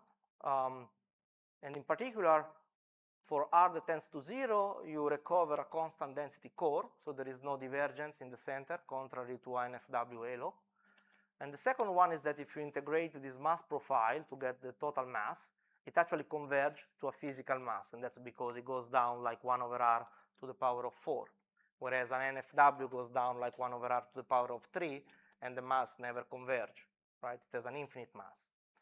So this is problematic, but somehow positive. But the real question is that if there is extra mass, what is it, right? There are several possibilities. I will tell you the one that I find most realistic and probably most exciting, which is that there could be compact clouds of cold gas embedded in the ICM. So for reference, the deepest H1 surveys to date of the nearest clusters, so the one that we can study with most details, can reach an H1 mass of the order of 10 to the 6 solar masses. So if there are gas clouds below this mass, we cannot see them. For example, this is what you get from the Fornac clusters observed with Meerkat, which is the prototype, well, the precursors of SK Mid in South Africa. So these are H1 detections. The points here are H1 detections that have an associated galaxy. So this is the R-band magnitude of the galaxy. But actually, in this survey, they are starting to detect a number of clouds that have no associated optical counterpart. So this idea is promising. These clouds here are no way enough to explain the problem in MOND. And that's because you need a lot of them. So to solve the problem, you need a mass in these clouds, which is of the order of the mass of the ICM. And so this is a number of the order of 10 to the 13, 10 to the 14 solar masses. So if these clouds, hypothetical clouds, have a mass of the order of 10 to the 3 or 10 to the 4, you need something like 10 billion of them. But in principle, this cloud could have also lower masses, and then you need more, but they will be more difficult to detect. With the SK, we may be able to push this sensitivity limit down by 1 order of magnitude. If you invest a lot of telescope time, maybe even 2, but you have to convince the community that it is worth it. So there is some hope, but we will see. Now, let me finish if I have 5 minutes. How much time do I have? Okay. Describing relativistic theories and cosmology. So MOND started as a non-relativistic modification of Newtonian dynamics, but it was clear from the beginning that to be a viable theory, you need a relativistic extension. So this is a plot that you will find in this white paper. The resolution, unfortunately, is not good, but it doesn't matter.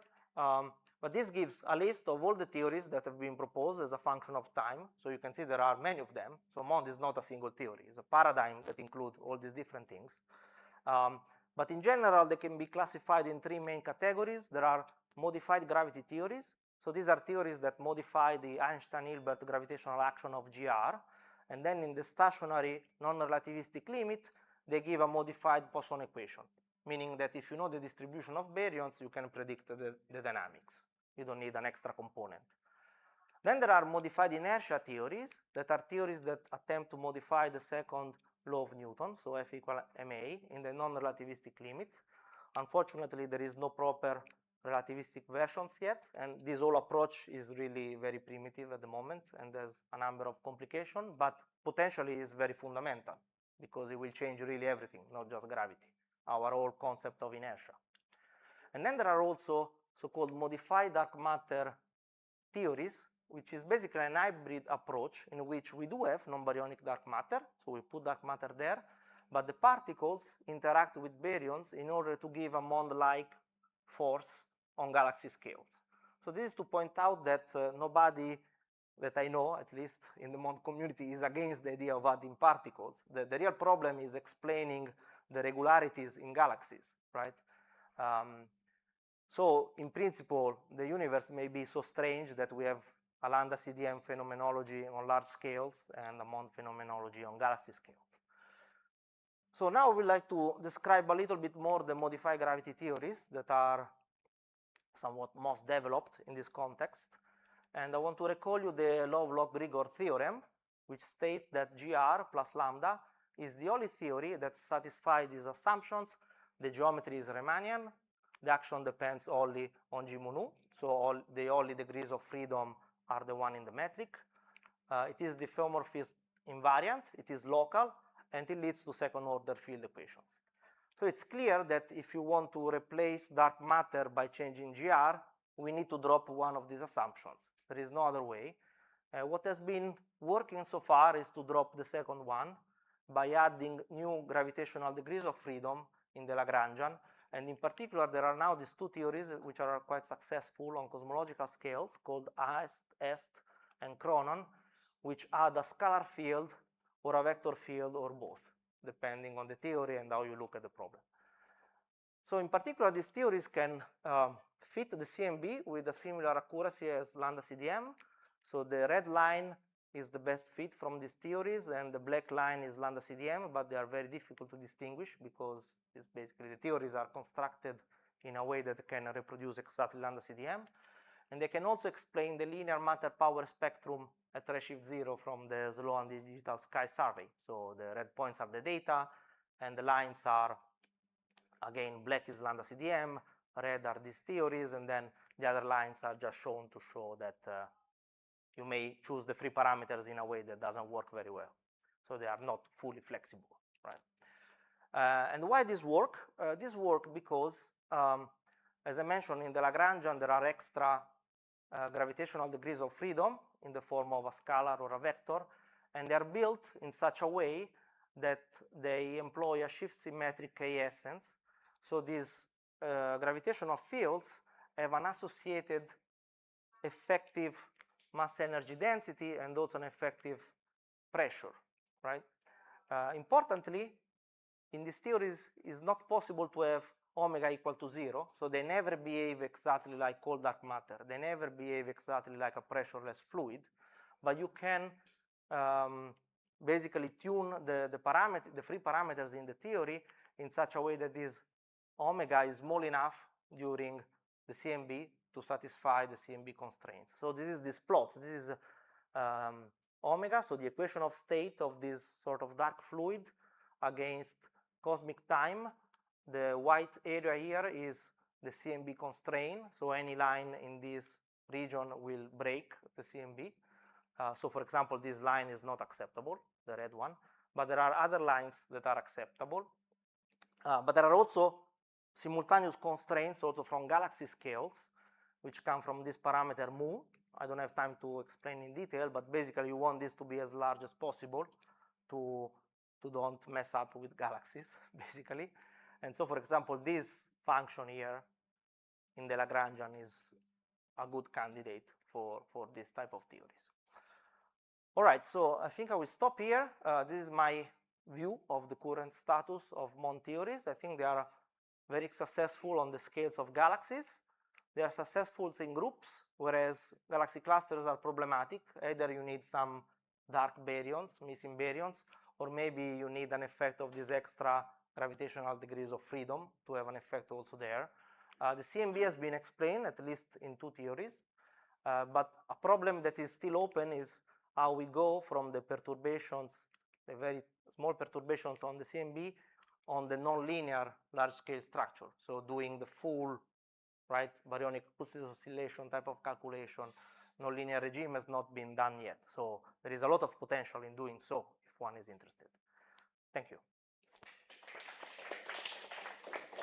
Okay, thank you very much.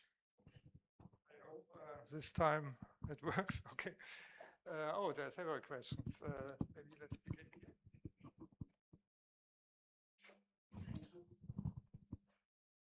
I have 4 questions, if I may. So you just interrupt me when it will be too much. First is very simple. There were samples of rotation curves in the very beginning, and one rotation curve was up to 100 kiloparsec. Can you tell what particular galaxy it was, mass and visible disk? So I don't remember that one specifically, but another one that goes up to 100 kiloparsec is Malin-1, it's called, if you're interested. It's not in that sample because in that sample we also required near-infrared photometry to do the baryonic mass calculation. But if you're only interested in the rotation curve, Malin-1 is a very extended one. Okay, thank you. Then what is actually typical error of measurement of rotation curves in the asymptotic region when they're becoming flat? All right, so if you want to measure the average V-flat value, so you average across the whole region where the rotation curve is flat, is below 10%. The error of measurement. Yes, but I'm saying, no, you have two types of measurements. You have velocities at different radii, right? But then when you measure V-flat, you take an average across the whole flat part. So by taking an average, the error goes down. And that is below 10%. But the error of measurement is also around 10%? It depends. It varies from galaxy Sometimes to galaxy. I have seen really big margins. Yeah. Okay, 10%. Okay. But if you have very specific questions, we can discuss them privately. Okay, later. Yeah.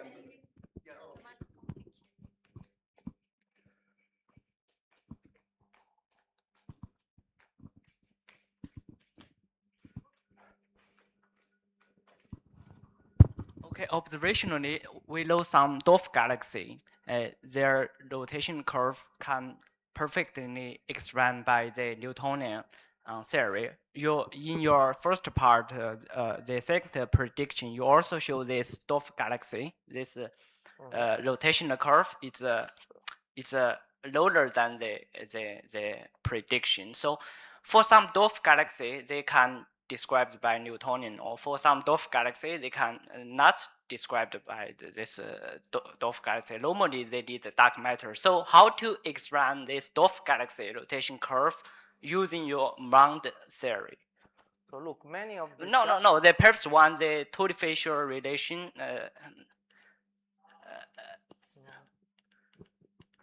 Yes, you see some dwarf galaxy, the rotation curve is below your curve. How to explain this dwarf galaxy below your? With this mass, you will never predict this velocity. What Newton will predict is much lower than this. The line here is the prediction of Mond, right? I mean, some dwarf galaxies, the dark matter low needed. No, that's not true. The dwarf galaxies are the most dark matter dominated objects in the universe. For some observation, this is observation about 2 or 3 of them, but they come from different data without gas. And so you think it's just observational error, right? Yes. Well, okay.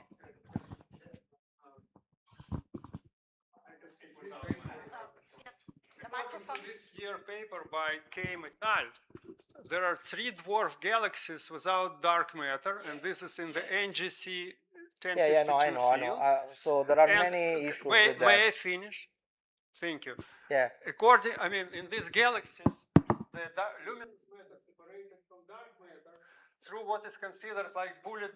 So, unfortunately, there are bad papers that gets published in Nature Astronomy, and they get a lot of resonance. So I will tell you the problems if you want. So first, the distance of these galaxies is not really certain. They assume that they are at the same distance as a big galaxy in the field, but in principle they could be in the foreground. And if you do that, the mass of this galaxy will change with distance to the power of 2, and you could have normal galaxy with dark matter. That's the first problem. The second is that these galaxies have no gas, so you need to measure the internal kinematics with different approaches, like using the kinematic of stars or globular clusters around them. And these are intrinsically more difficult because you don't have circular orbits, right? You have to model a system of non-collisional particles using ideally the Jeans equations, which is much more complicated. And so, but what about bullet cluster? A bullet cluster is a different thing that I can tell you now. Bullet cluster is another case of, you know, things that are often mentioned without fully understanding the situation.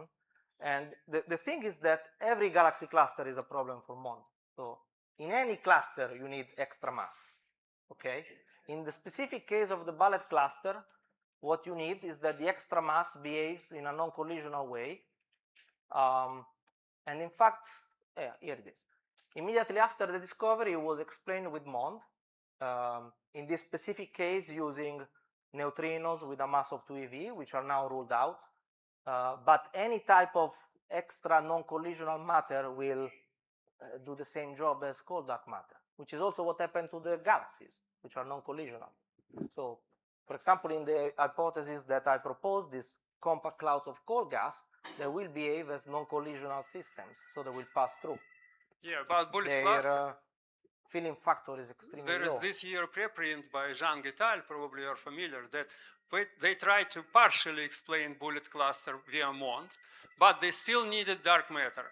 Plus, they relied on some unverified assumptions. So what I said, continue discussion after no, but this is important. So we knew since the 90s that you need extra matter in galaxy clusters, right? Which is what I've shown in the Talley-Fisher relation, in the radial acceleration rate. So this was known. So the extra information from the bullet cluster is that this extra mass, if it's there, has to be non-collisional. But you know, every galaxy cluster is a problem for MOND. Every one of them. Okay, I see there's still a lot of desire for more discussion, but I'm afraid we have to move on. I'm sorry, we are, time is over. So thank you very much again for your talk. And then we move to the... We have small change in the program, so Shushank is going to be because the speaker is not... Yes. Yeah, so this talk here? Yes. Okay.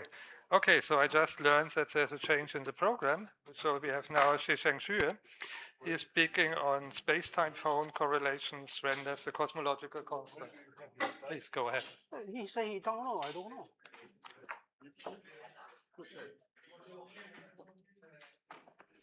It's a paper. It's a paper. Yes. It's a paper. I just tell him. To whom? To this man. Ask him. Oh dear. This is absurd.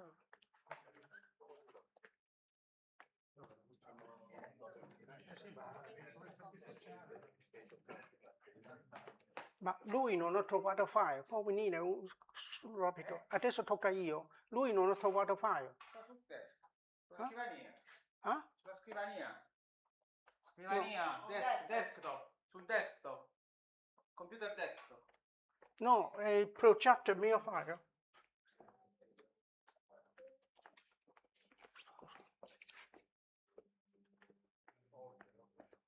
Sul desktop. Amplifier, okay. So come fa? How do I just no, this is the microphone. And the one. Okay, this works. Just attach it somewhere. And then. Okay, look, it's just keep it on and point down. Okay, I'm going to. How do I amplify this? How do I make it bigger?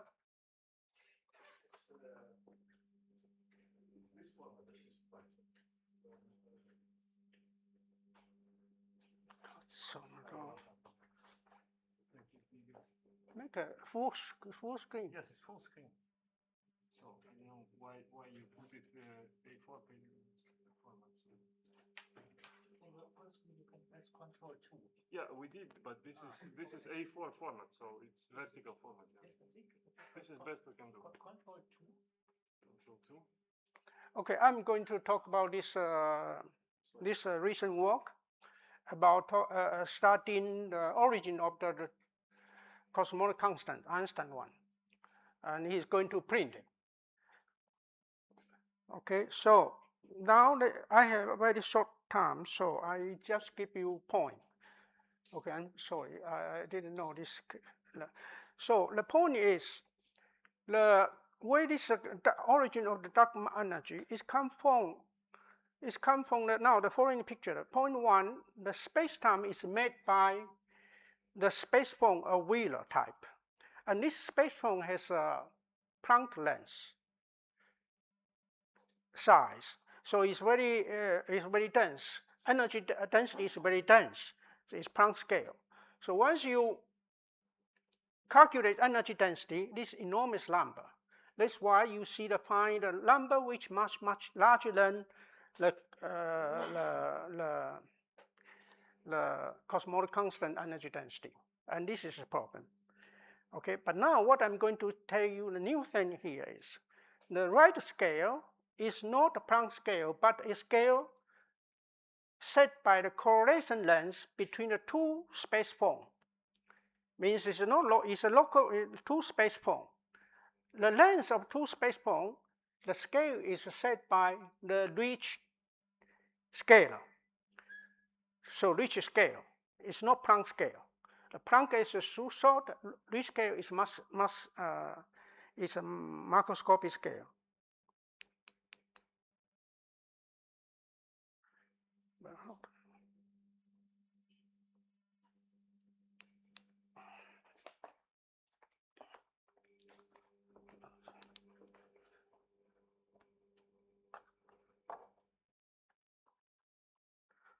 So I'm not able to go to all these detailed calculations, but I want to give you an analogy in the condensed matter physics to show you, to give you example what I said before.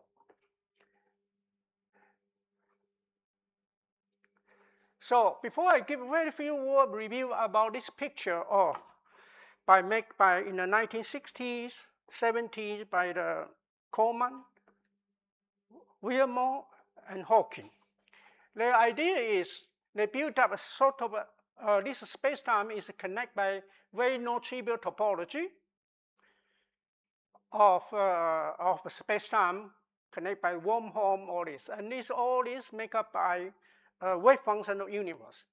So they try to argue this wave function universe cup into the measurement observer, and the probability of distribution of this wave function, it gives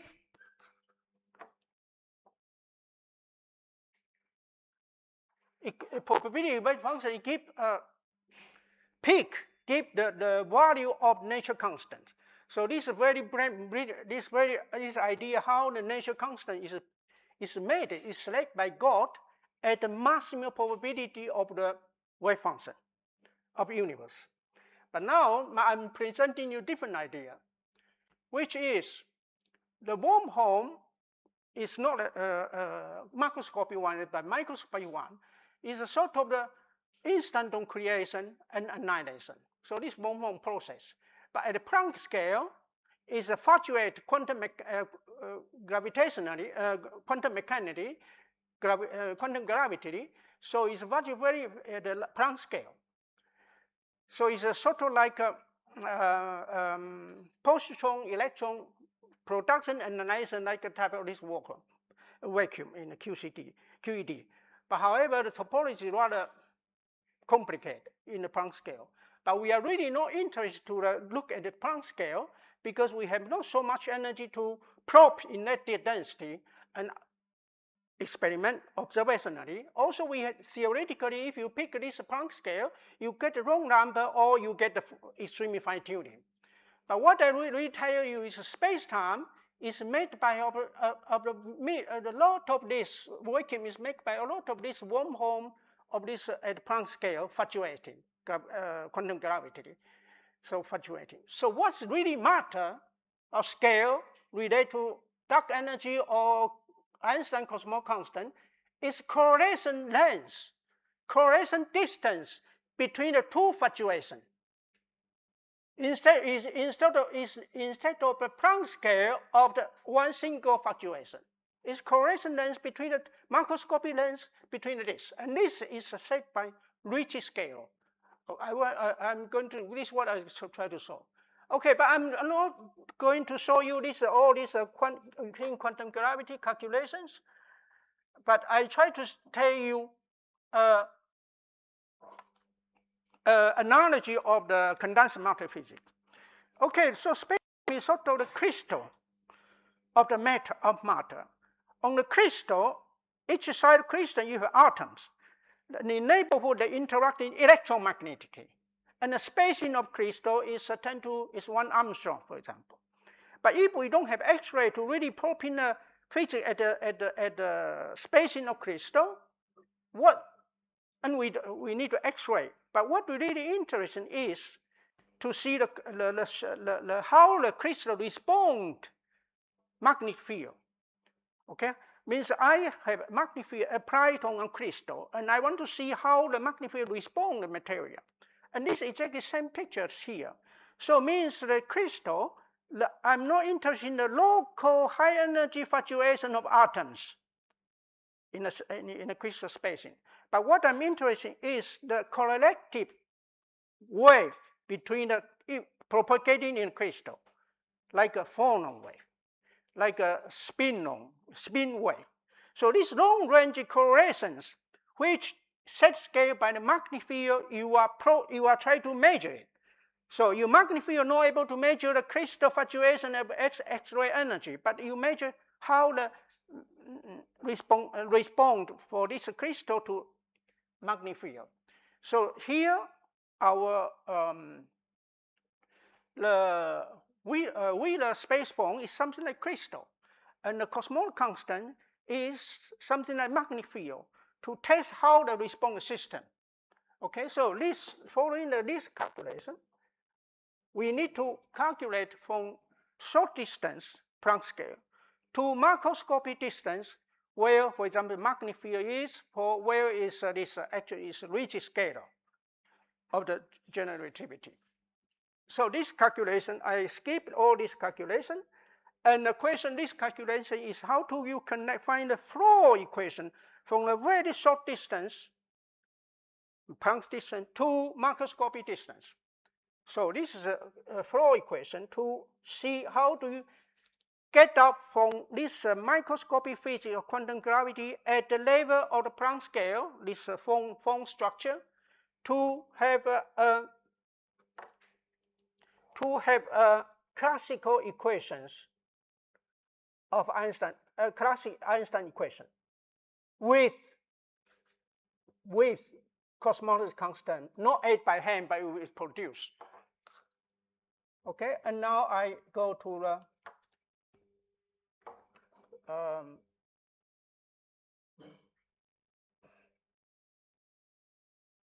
here it is.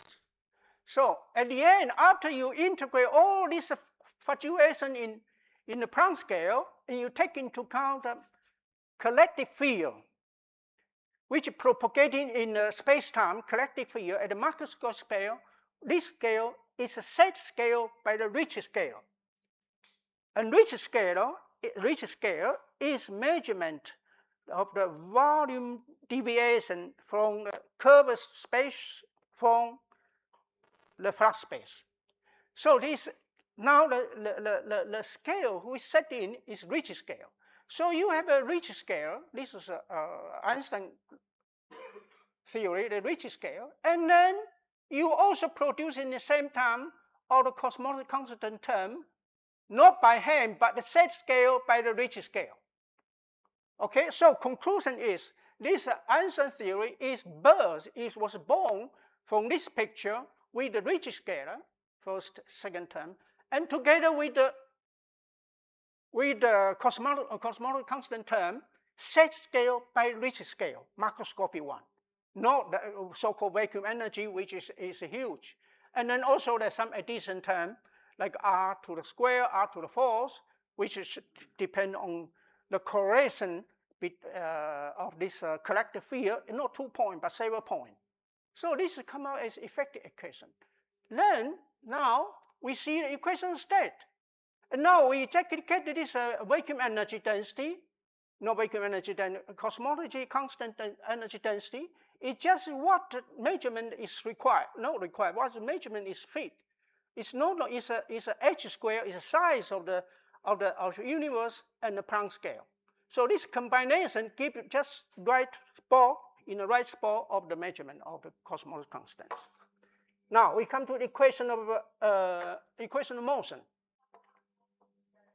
So equation of motion, if you see the equation of motion of particles. So because particle kinetic energy, positive kinetic, and they push, and then if energy increase, they push more. That's why you get the normal equation state. But instead, in a vacuum energy equation state of this dark energy, it is -1. So here I show it's exactly -1, the Einstein one, not Fountain one, nor the quintences. Okay, they all put by hand. So this is just -1. Why? Why is -1? Why is 1 also minus? Because this is a Barber structure. The waveform is a Barber structure. It's no particle with kinetic, positive kinetic moving around. It's a Barber structure. So as a manifold of universe stress, the Barber has been stressed. So he acted against what this stressing. That's why he give minus, and result give exactly 1. So this neither quintences nor phantom. Okay, this outcome is theory, and also value get just right of the Einstein this dark energy density. Okay, this is just this volume, this one. If you consider vacuum energy, you will get the Planck scale to the 4th. So now it's a sort of combination, Max Planck scale to the square, and this size of the reach this horizon to a square. And this is exactly right in the right of the cosmological constant. So I think I'm finished here. Thank you very much. Questions or comments, please?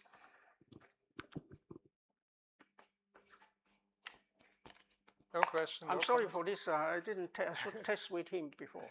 Yeah. I think it was a little bit hard to read, in particular from the back. Yeah, you say everything in the test. So I saw it. Yeah. Okay. Okay. Maybe that's the reason why nobody has a question. So your last chance to ask the question.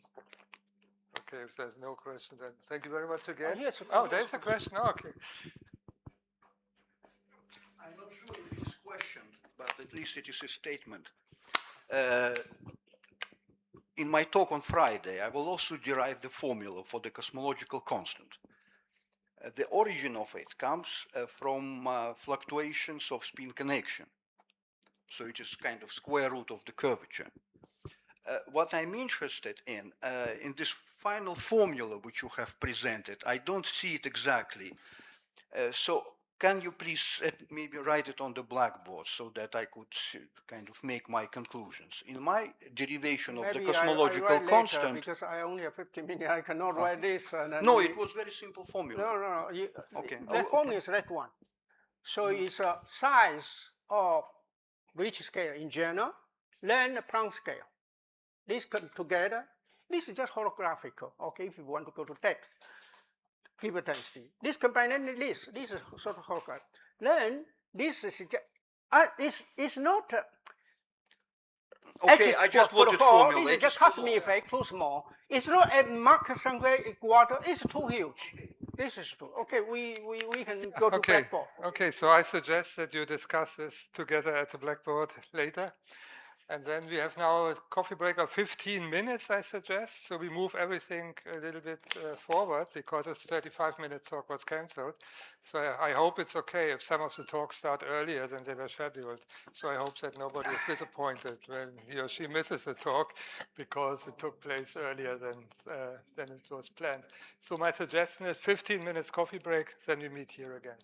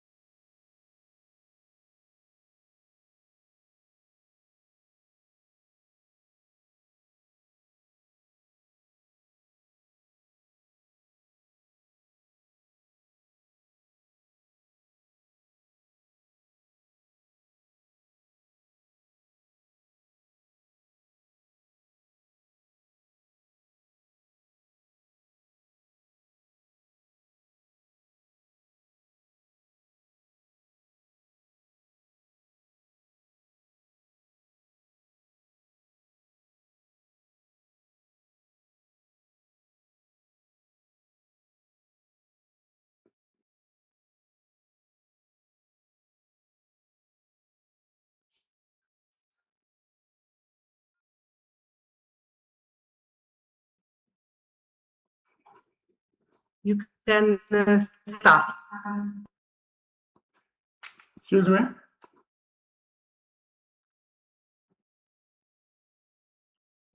Okay, Professor, you can start. I see a thumbs up. Ah, So okay. can we start?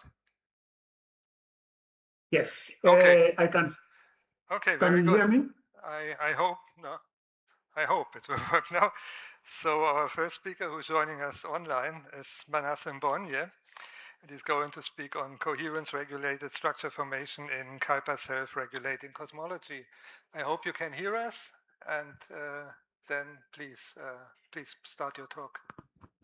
Yes, I hope you can hear me too. Yeah, good afternoon. It's my pleasure to present to you this work on what I call Kuiper self-regulating cosmology. I should say right from the beginning that I have adjusted the title from what it was, which was focusing on a particular aspect, structure formation, to a more general talk for the audience that is not conversant with this model. And this is largely because of the time that is allocated. First of all, I should describe what I mean by kalpa. Kalpa is actually a Sanskrit word for cosmic cycle. In this framework, the universe evolves through successive phases or kalpas, and the whole work is actually based on generativity and the cosmological principle, with the constraint that in form of a principle that the universe likes to move or evolve in a dynamic equilibrium way. Now, in other words, in a way in which it evolves in a time linear way. And this is not very surprising because we know that bodies generally tend to do this, isolated bodies, unless there are other things acting on. It likes to do that, but for the universe, there are always going to be perturbations, and that, for example, can be driven by quantum fluctuations.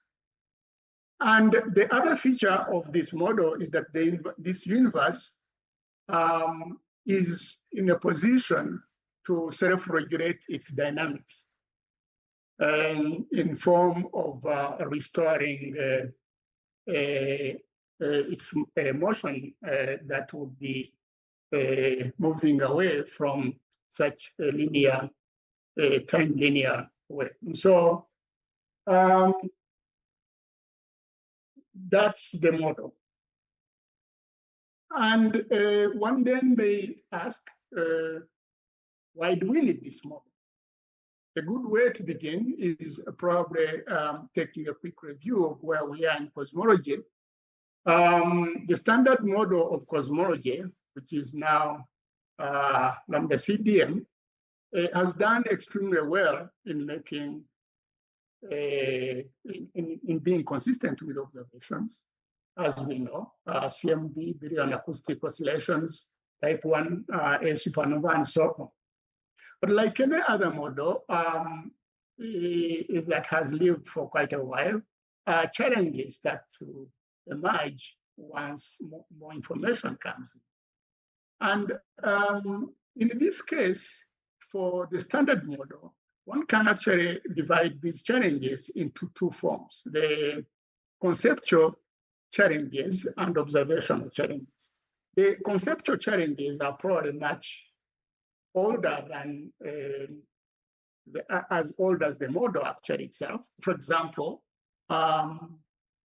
we don't have a principle in physics that allows a universe to evolve from a singularity. leave alone, the entire universe to evolve from a singularity. We don't even have a model that allows anything else to evolve from a singularity. There are other conceptual examples. For example, what was the source of inflation? Inflation is usually introduced by hand. What was its source? How do you get out of it? Again, that is done by hand. And there are others like the cosmological constant problem and so on. Now, observationally, there are also challenges. For example, there is the Hubble tension. There is the current JWST observation of new structures and several other challenges. And so what one would like to do is not try to fix one or two of these. One would like to ask, can one evolve a physical principle that would retain the successes of lambda CDM, while at the same time naturally trying to address some of these challenges? And this is what this model tries to do. The central idea for this model is what is called the dynamic equilibrium protection principle, or proposal, which I abbreviate as DEP. And in this proposal, as I said, the universe possesses this propensity to evolve in along equilibrium trajectories with natural departures from equilibrium meeting self-regulating restoration. And as we will find, this leads to a certain way in which the universe would evolve, which actually is already consistent with some of the observations that we have made, as I'll suggest. But let's start with the scale factor. So the scale factor, which incidentally here is constructed through a derivation, put in by hand, is a two-piece scale factor with a time linear that would suggest that propensity for dynamic equilibrium, and a sinusoidal oscillatory part that mimics the oscillations away from such equilibrium that are driven by perturbations and then restored. Stored more like, like Lenz's law or some these other self-restoring systems.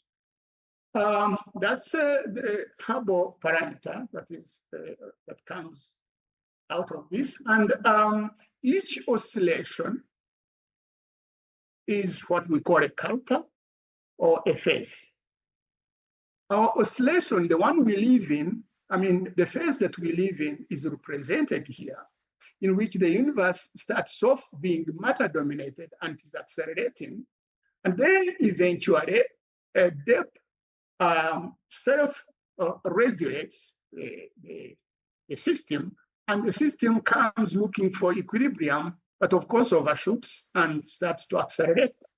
So this is one kalpa or one phase. And this is, in the model, this is accompanied by a mathematical development. So because of time constraints, I can't talk much more about the model, except to give you an idea of how does the model suggest that the universe moves from one phase to another. How does the universe evolve?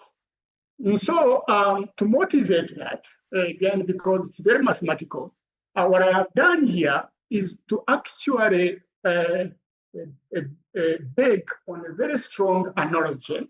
And this is the analogy of a drop that is causing a disturbance, the dynamics of a drop in an ocean, background ocean. So this is the analogy column, and it is trying to explain what we have on the right-hand side. So quickly, let's go through this analogy first. We have a calm sea or a calm ocean, and there is a disturbance takes place from the interior that shoots out a drop, a splash. This splash containing this drop, now the drop momentarily decouples from the background of sea, but then it is gravity brings it back, so it drops back, causing an entry splash now, as opposed to the exit splash. And after the entry splash, the system then expands. You get a wavefront that grows, and that wavefront can actually cross objects like a ship or boats that would be on the sea. Now, how does that relate to our model? The background ocean is really the outgoing phase of the universe. Remember, the universe here develops in phases. Then, before this outgoing phase ends, there is a local perturbation in that background, which is mimicked by this drop. That phase transition evolves into a patch that superluminary expands. In our model, this actually comes out mathematically. This inflation is not put in by hand. It's actually put in by the equations.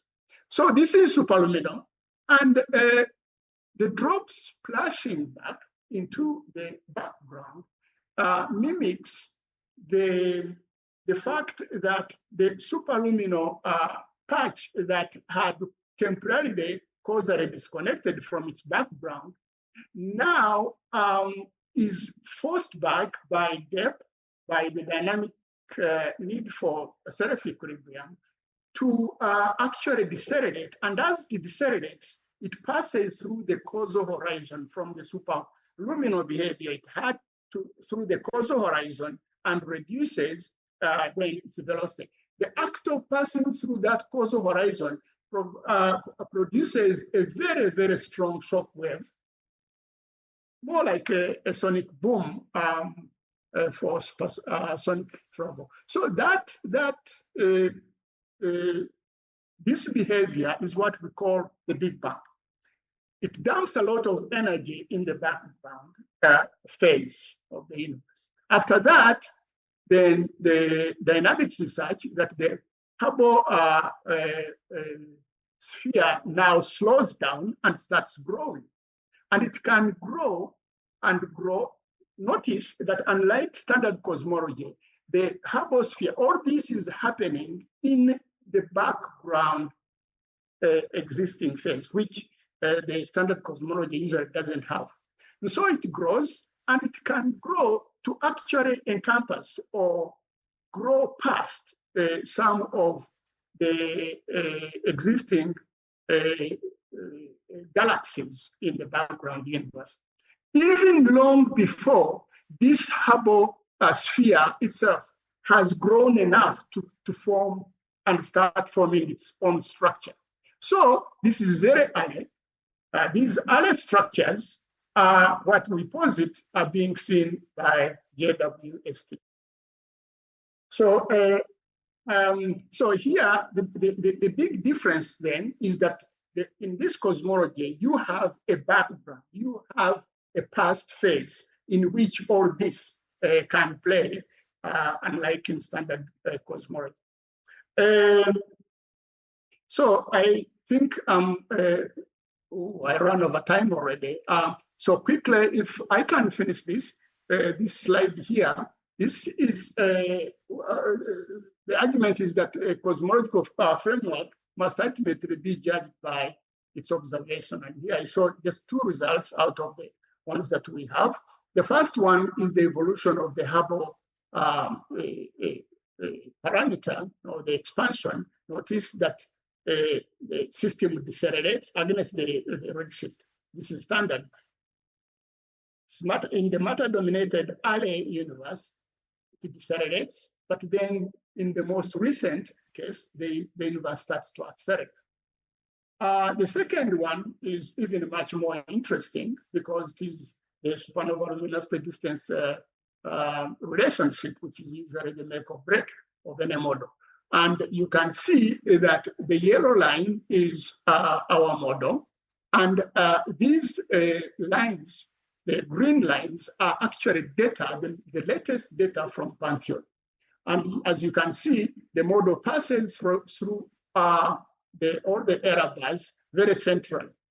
So that's very encouraging to us. So I'll conclude this. To conclude then, one observes that this model proposes that cosmic evolution is governed by a self-regulating physical principle acting across phases or kalpas. From that principle emerges several things: non-singular origin, which are derived: non-singular origin, natural inflation, a local Big Bang, structure formation, and a universe that remains consistent with the principle of observational tests that are considered so far. Therefore, Kalpa self-regulating cosmology, in our view, does provide a continuous physical description of a cosmic evolution from one hot Big Bang to the next. Thank you very much. So I leave you with some of the sources of my work, some published ones and others ongoing. Thank you very much. Okay, thank you very much. I think we could allow time for just one question, if there is any. Yeah, there's one. If possible, a quick question. Probably everybody has this question. What is a generalization of Einstein-Hilbert-Lagrangian, or which type of matter would allow to have this kind of expansion rate which you postulated? Yes, this can be. This is actually drivable or derived from an Einstein-Hilbert Lagrangian that we have generalized. In this case, we impose this self-regulation. The self-regulation, if I may go probably ahead of myself, the self-regulation is a result of the fact that in this model, the major players are two fields that are actually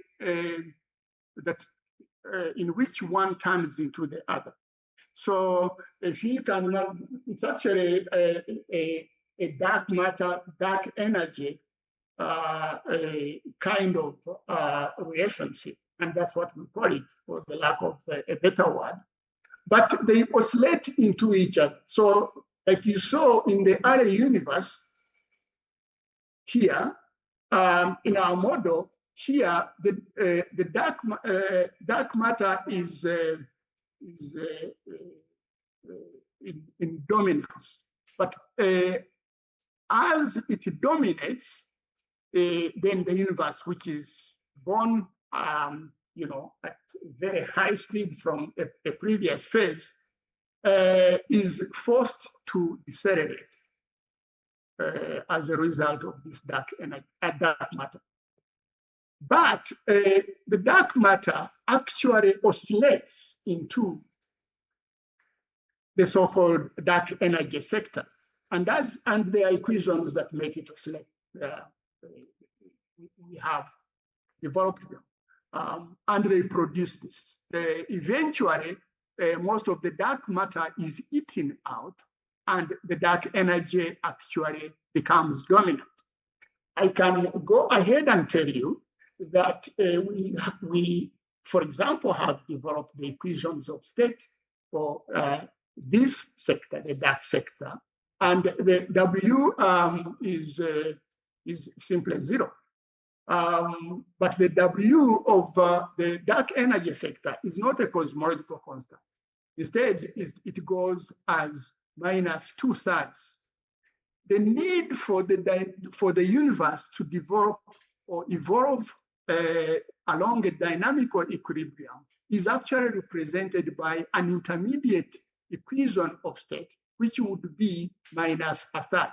So you have 0, you have minus 1/3, you have minus 2/3. However, the evolution. I'm afraid I have to interrupt you because we are running out of time.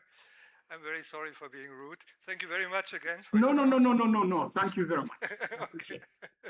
Okay, thank you very much. I can take questions offline. And I think we move to the next talk, which is also online, if I understand correctly. The next speaker already present. So this will be Andrew Kostelkin. He's going I'm here. He's there. Very good. He's going to speak on the Sunyaev-Zeldovich effect in the gravitational field. Yeah. Please go ahead. Yeah, what about uploading file? You will upload them or myself? I'm sorry, what's the problem? What about uploading my presentation? You will upload or I will do it myself? I'm sorry. Yeah, okay. Could you please share your presentation? Yeah, I uploaded your presentation on the site, but I can upload in the Zoom myself. It's no problem. Okay, I have to ask our colleagues in the technical room if they have the slides available. Yeah. So otherwise, if you have them handy, then I think it's the easiest if you would just share your screen. Okay. Let me permission to share screen.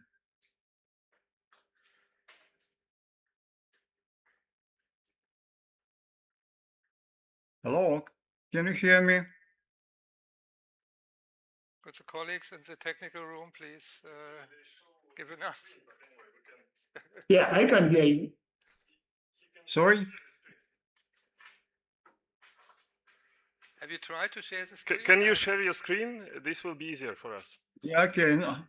Please give me permission to share screen. I have no permission to do it. Well, then it could be too.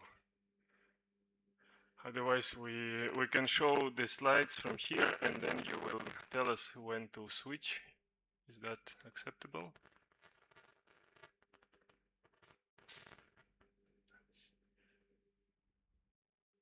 I will share as soon as you give me permission. Okay.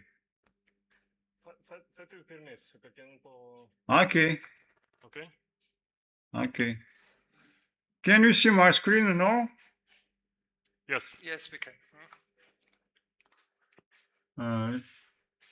Shall we start, or you need some time to know? Could you go full screen? Sorry? Okay. Shall we start, or you need some seconds to wait for? Can you switch your full screen, please? Okay, let me start.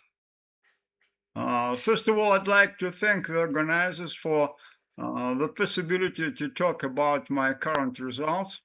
The talk is named the Sunyaev-Zeldovich effect in the gravitation field. The name of the title concerns, first of all the scheme of the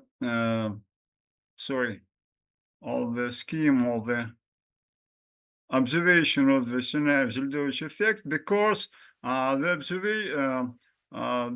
observation effect in gravitation field in gravitation wave is very complicated, because the intensity and the length of the gravitation wave very slow, very weak, and the entire name of the title goes from the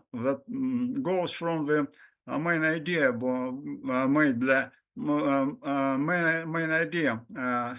told by Sunyaev and Zeldovich, that the interaction of the cosmic microwave background can be changed using by the external environmental facts.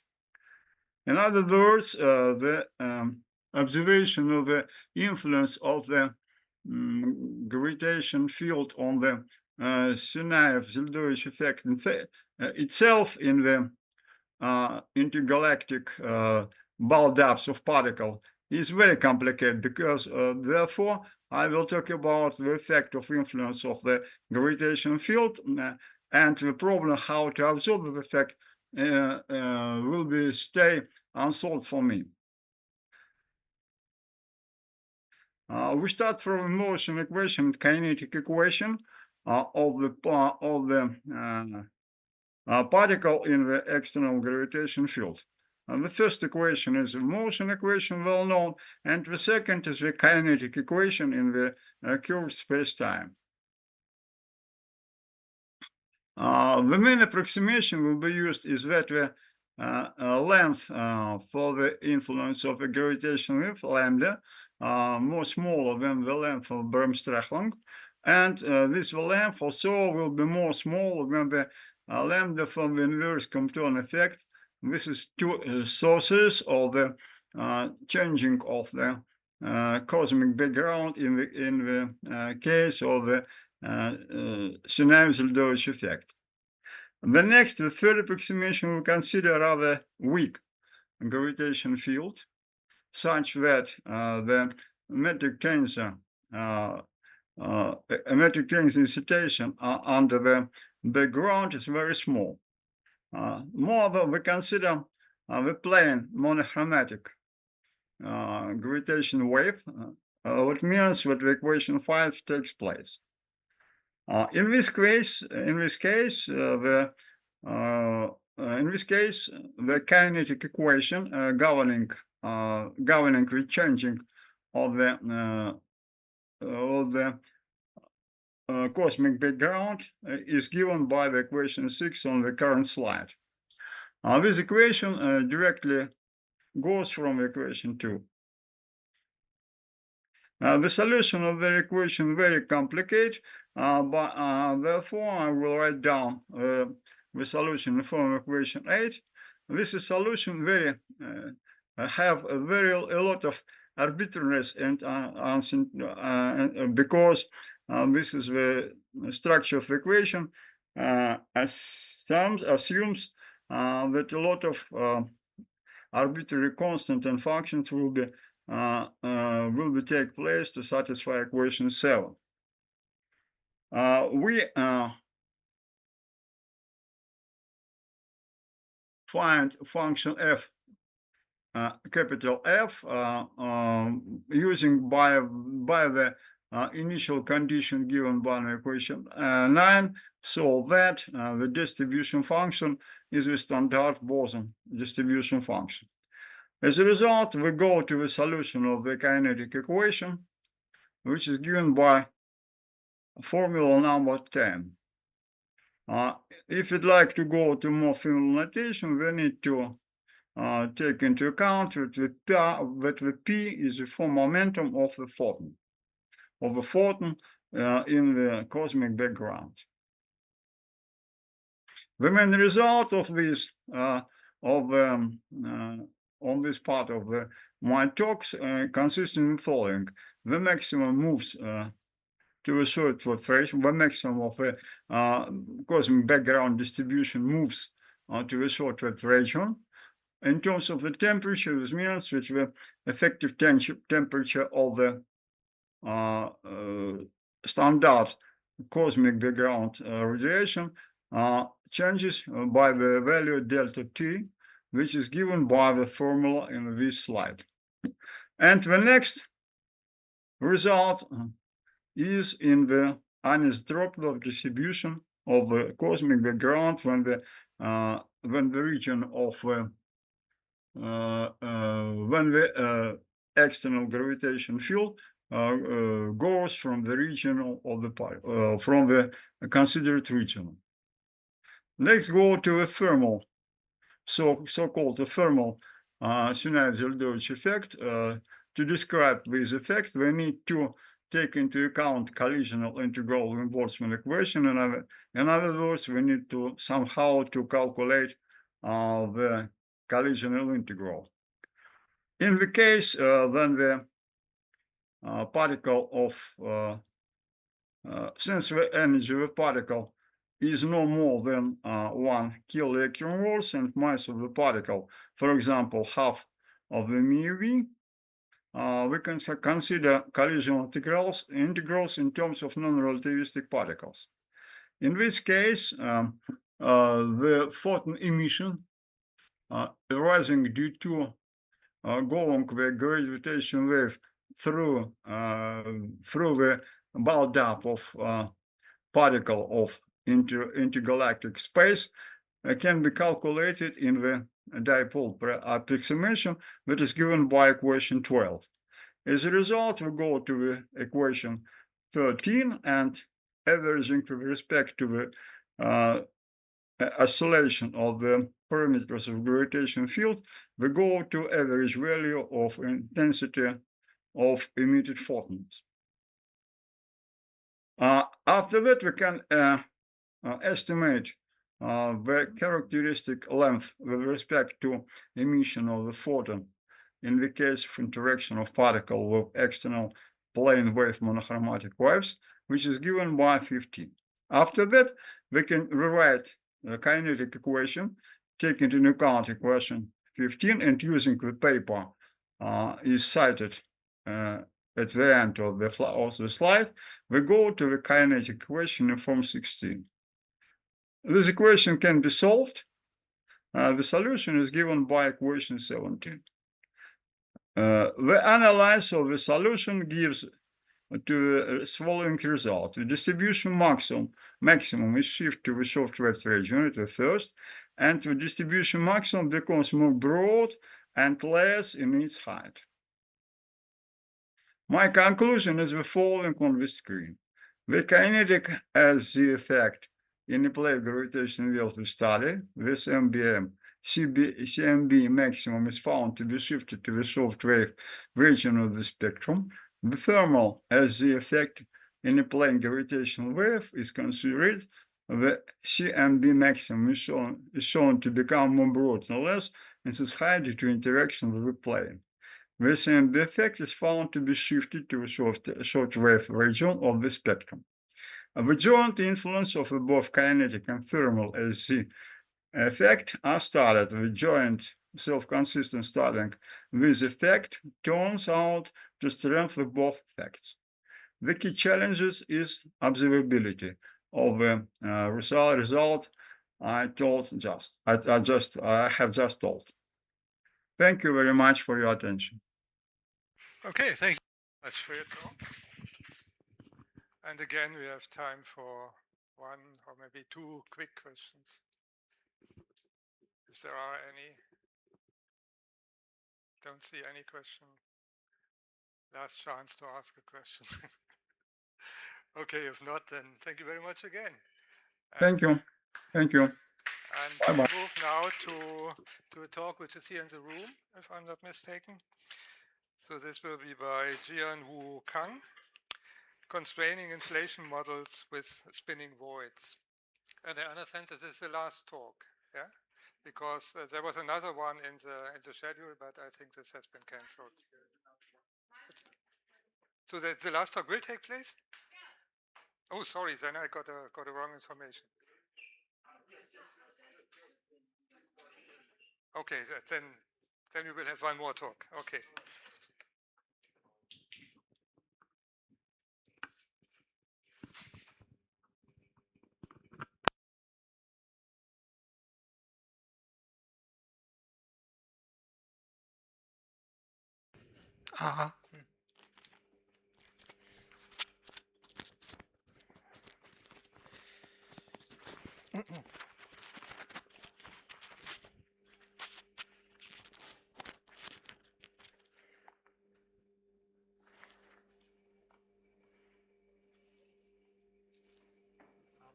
Okay. Okay. Hello, everyone. It is great honor to stand before you today at this conference commemorating the legacy of Professor Zeldovich. My name is Konu Kang from Seoul National University. I feel truly excited to speak here not only as a researcher but as a proud continuation of direct academic lineage. I am the student of Jung-hoon Lee, who was a student of Sergei Shandarin, a student and colleague of Professor Zeldovich himself. Today, I would like to share my current research on constraining inflation model with spinning void rooted in this remarkable lineage.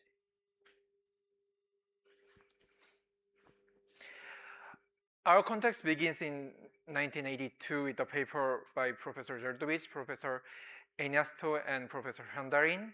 This work initiated a momentous paradigm shift, moving cosmology away from a purely galaxy-centric view to recognizing giant void as a significant dynamical component in the cosmic web. This was a crucial step of establishing void theory. This framework has mathematically bridged by the second generation in the late 1990s.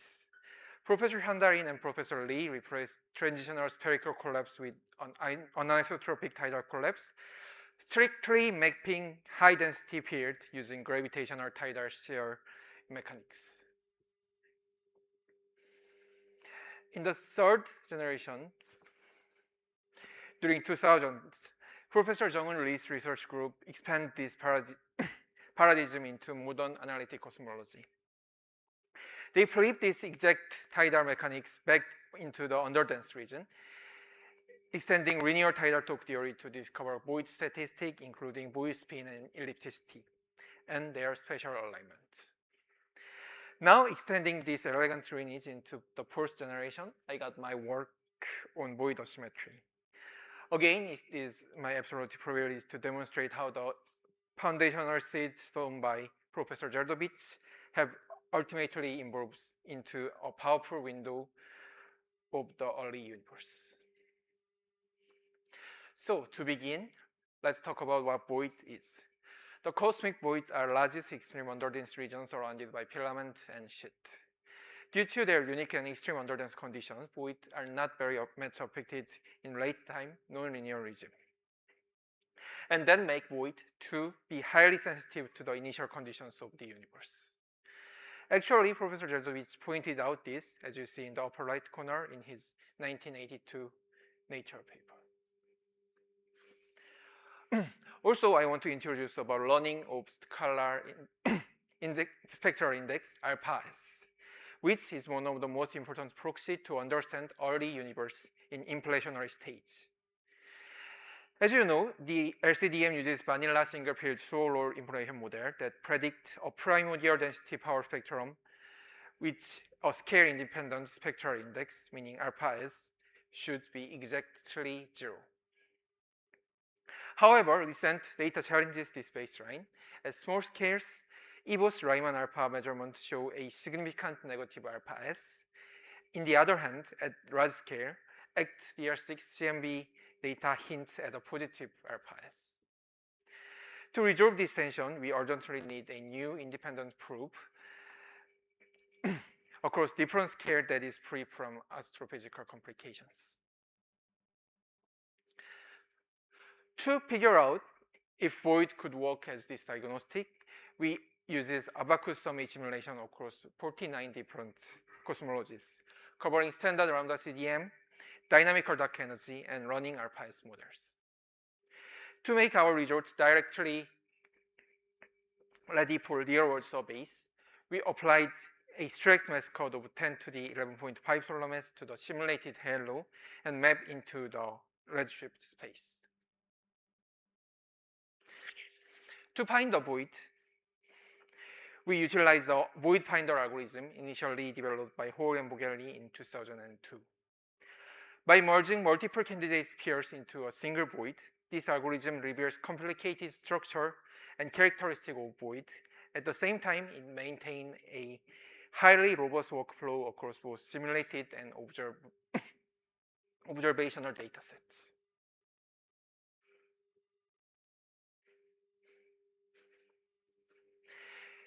These are some examples of 3D void structure and outline of void in our custom simulation. As you can see here, voids are very complex bumpy structure with varying size, morphology, and number of halos in it. Before comparing different cosmologies, we must address a critical compounding variable, the void size. As the literature shows, and as you can see on the left, different initial conditions naturally shift void size distributions. A direct comparison here would be heavily biased. To isolate the true cosmological signal, we generated size-controlled sample by binning the effective radii and randomly matching the void count across all cosmologies.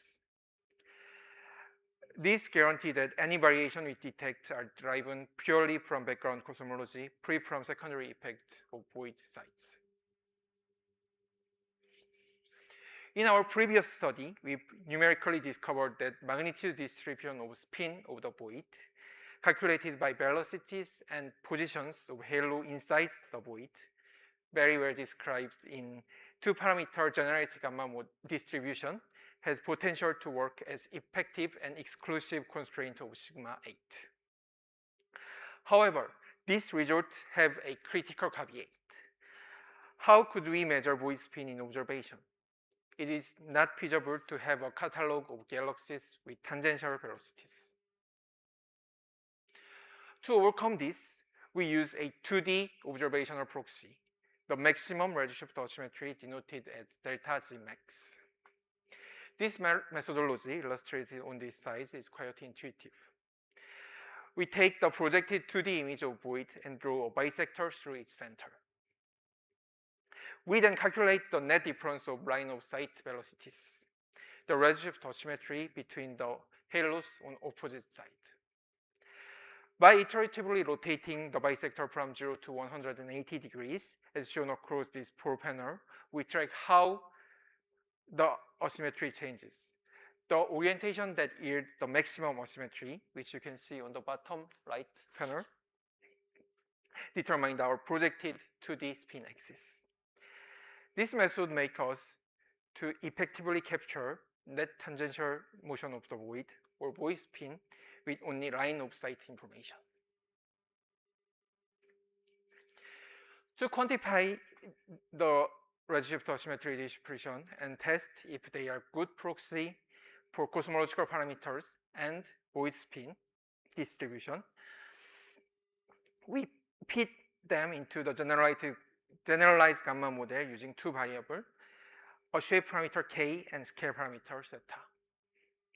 As you can see on the plot on the right side, it gives a perfect fit on Planck lambda CDM as well as 449 cosmological models. When we look at how these best fit parameters respond to different background cosmologies, their behavior have obvious differences. As you can see, the shape parameter k is remarkably stable, remaining well within the confidence bound of standard Planck lambda CDM model. In contrast, the scale parameter zeta is highly sensitive, showing a strong systematic dependencies. The Kullback-Leibler divergence plot on the right side reclaims this statistically. This stability in K provides significant mathematical advantages. We could reduce our generalized gamma model into a powerful single parameter formula. The plot on the right side shows that precision of fit remains high enough with single parameter. Ultimately, this transforms zeta into a direct proof of cosmological parameters capable of fitting an enormous variety of model with a good precision.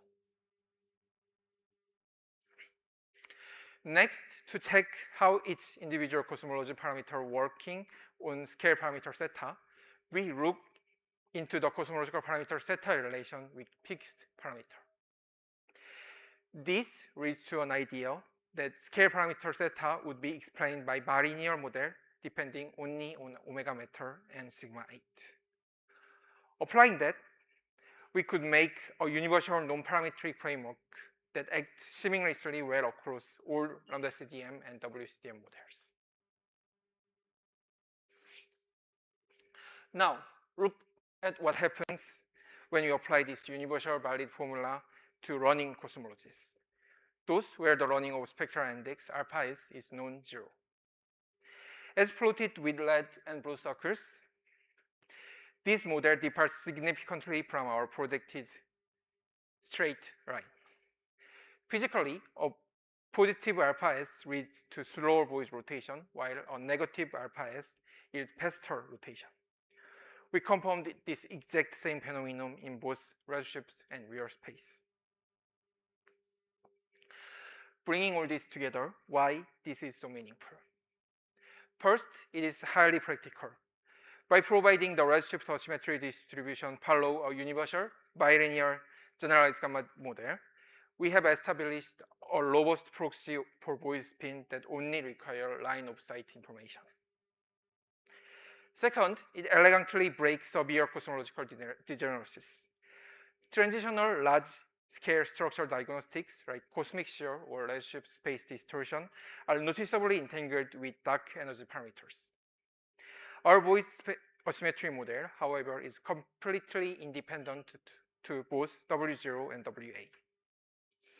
Finally, and most importantly, it offers us an independent testing method to constrain inflation models. By simply comparing results of redshift asymmetry distribution and other cosmological constraints, we can give direct constraints on early universe initial conditions. It provides us a clean intermediate scale proof to resolve the tension between Riemann alpha and CMB measurement. Now let's move on to how we can apply our findings to real observational data in a practical workflow. First, we identify cosmic voids and their member galaxies, controlling their size distribution to our simulation baseline.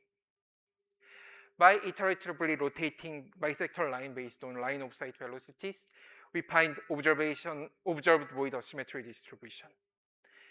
Then we fit this distribution using our single parameter formula with a fixed shape parameter k to redetermine the best fit scale parameter theta. When we tested this pipeline on entirely independent simulation dataset, not using fitting, the true value of omega m and sigma 8 pair well within the 68% confidence contour, robustly validating the feasibility of our works.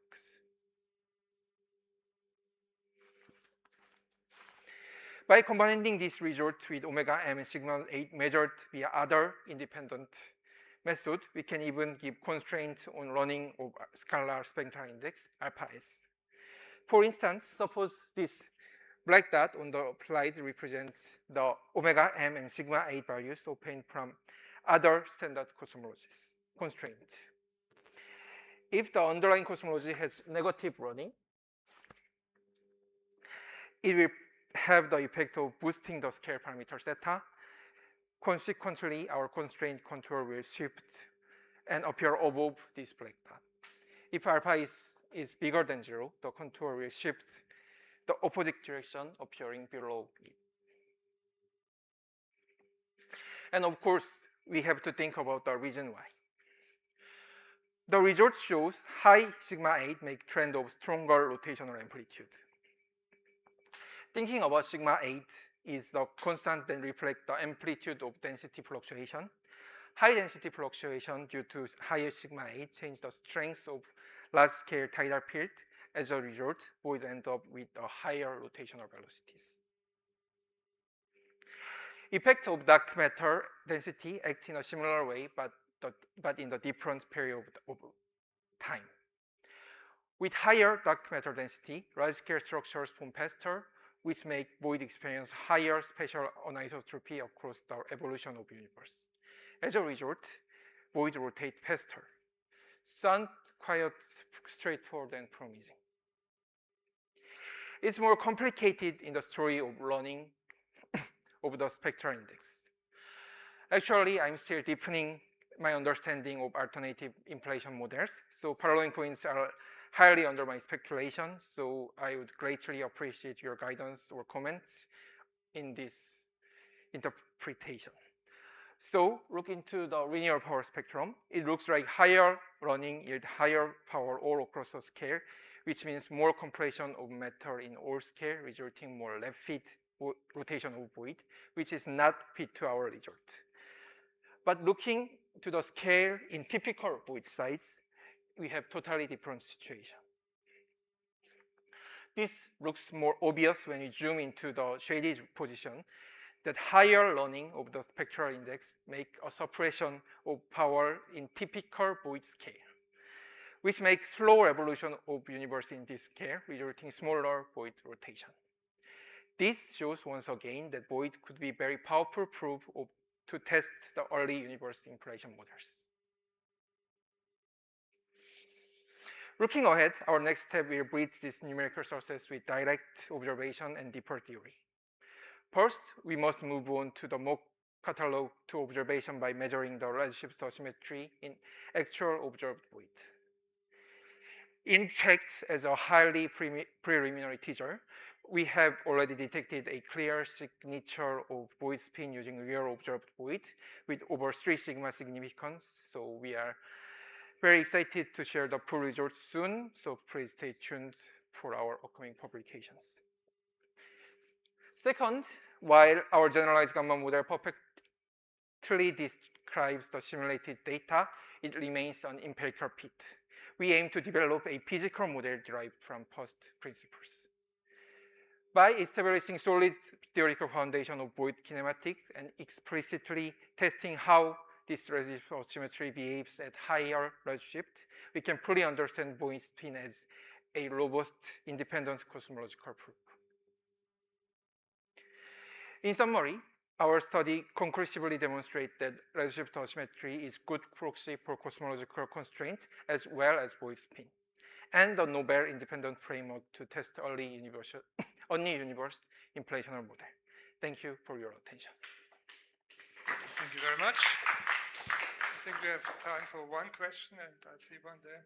Yeah, I have a technical question. Is that I think when you really come to measure the velocity anisotropy, the projection effect is the most important thing, right? When you measure the rotation, if the galaxy is like rotating, you need to what you measure is only the projection of the velocity along the line of sight. Yes. So how that influence your results has been sigma 8? That's one question. The second question is that when you measure the delta z, you need a reference of the redshift. You need to subtract something like a bump motion, the redshift. Like the waves. That is what I used to do in a cluster rotation measurements. So what is the reference of the redshift you subtract to measure the delta z? I will start from the second question. We just mean the redshift of the galaxies inside void and use that as like. And then how do you select the rotation axis? Like that is the maximum difference between each bisections. So first question is that how important projection effect and influence delta sigma? And like in this result, we didn't do actual theoretical consideration, but just look into the result. We could get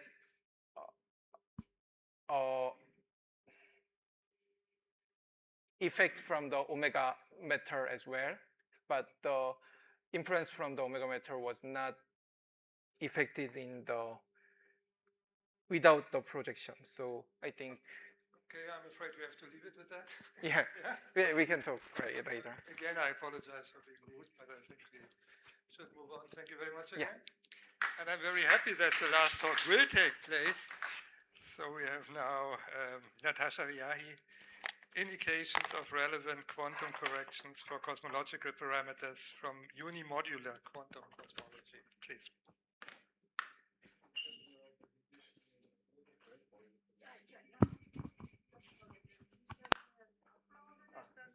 I can have 2% here. Or should I point my own?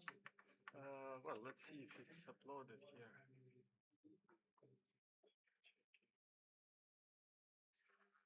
Okay, it's possibly.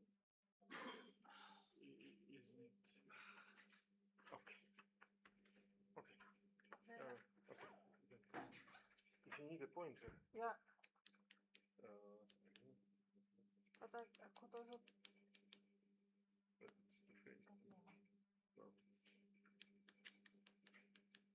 Okay, and for shift I can press. Okay. So I will speak about indication of relevant quantum corrections for cosmological parameters. And the outline of the talk is the following. I will first explain what is unimodular gravity and what implication has it for quantum gravity if you take it as a starting point of quantization. And then I will present you some results for quantum cosmology. So what is unimodular gravity? First of all, physically indistinguishable from general relativity. Okay, I shall take the microphone. Okay. So is this good, sir? Okay, yeah. So you won't find an experiment to distinguish general relativity and unimodular gravity, as simple as that. What is the main difference? If you make the variation of the Einstein-Hilbert action, you do it only with respect to matrices with determinant equal -1. And the result is that the cosmological constant is a constant of integration and not a constant of nature. And then you can guess yourself, since the cosmological constant is constant in the whole universe, you won't find an experiment to distinguish it. You can not look at many universes and choose. But the canonical structure is different, and there is no Hamiltonian constraint.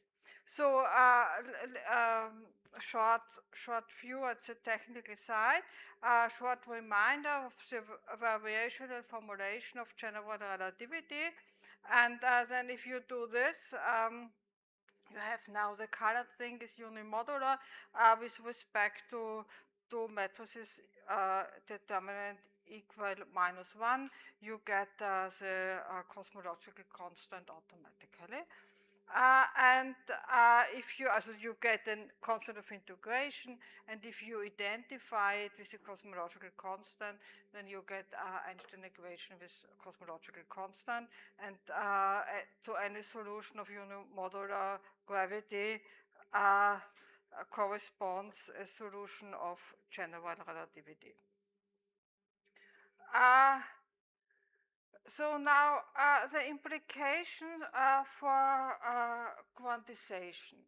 I mean, first you have no Hamiltonian constraint, and the Hamiltonian constraint is a fun killer for time evolution in quantum cosmology, as you may know. And so if you have not, you have given a natural time, and you have now no arbitrariness by time reconstruction, and you get naturally kind of Schrödinger equation. Excuse me, something has happened. Okay. Excuse me, but something has happened to this presentation. I'm very sorry. Okay. I hope this will.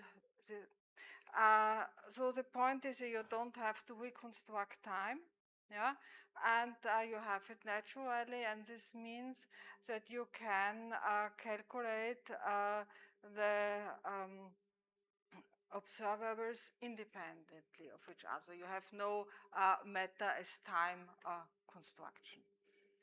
So then we come to results for quantum cosmology.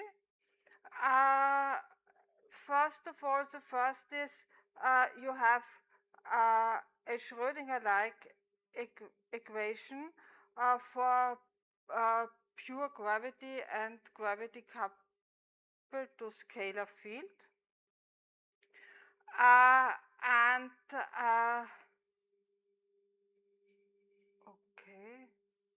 okay, I can't. The whole presentation is gone.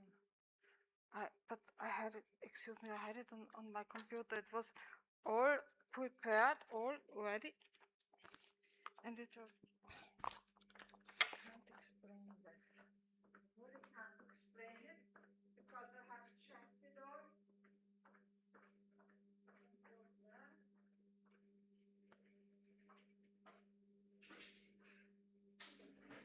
Because it's here on my computer, it's all here, and it is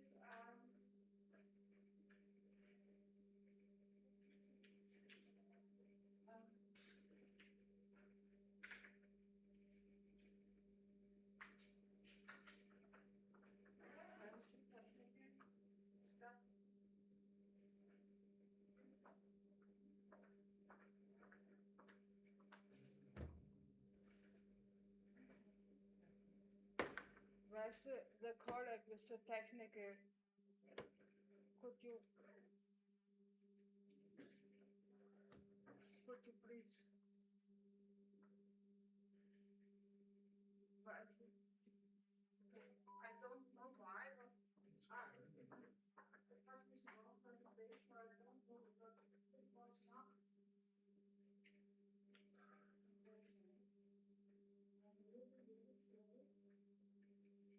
Maybe you could Connect with the the stick again. Maybe you could give me the stick again, and yeah. connect with the Or PC. we do it here directly if it's possible. I can't really explain it because I had it here in the audience, everything.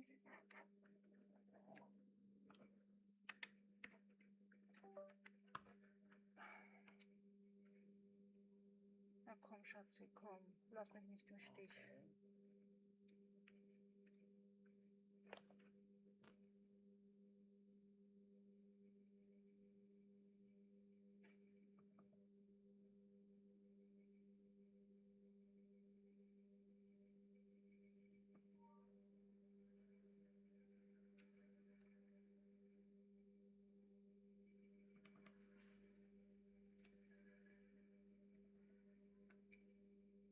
I don't know how this.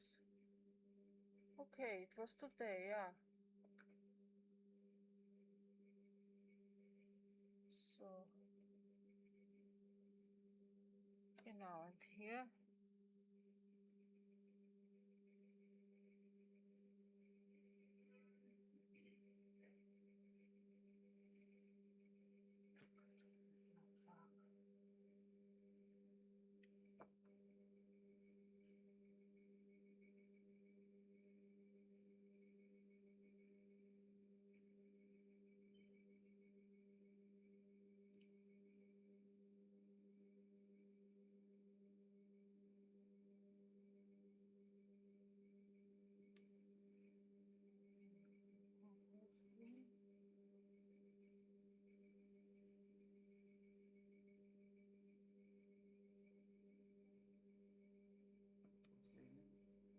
I don't know why it's stripes.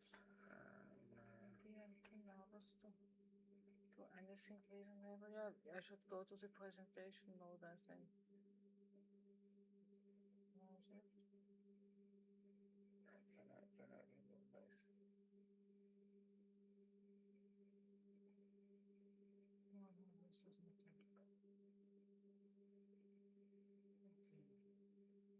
this is not it. Then I have to go to the test mode. If I do it from the correctly, it's not as good, of course, but better than. Do I have a mouse here? No. Aber nochmal. Maybe it has picked it combined again.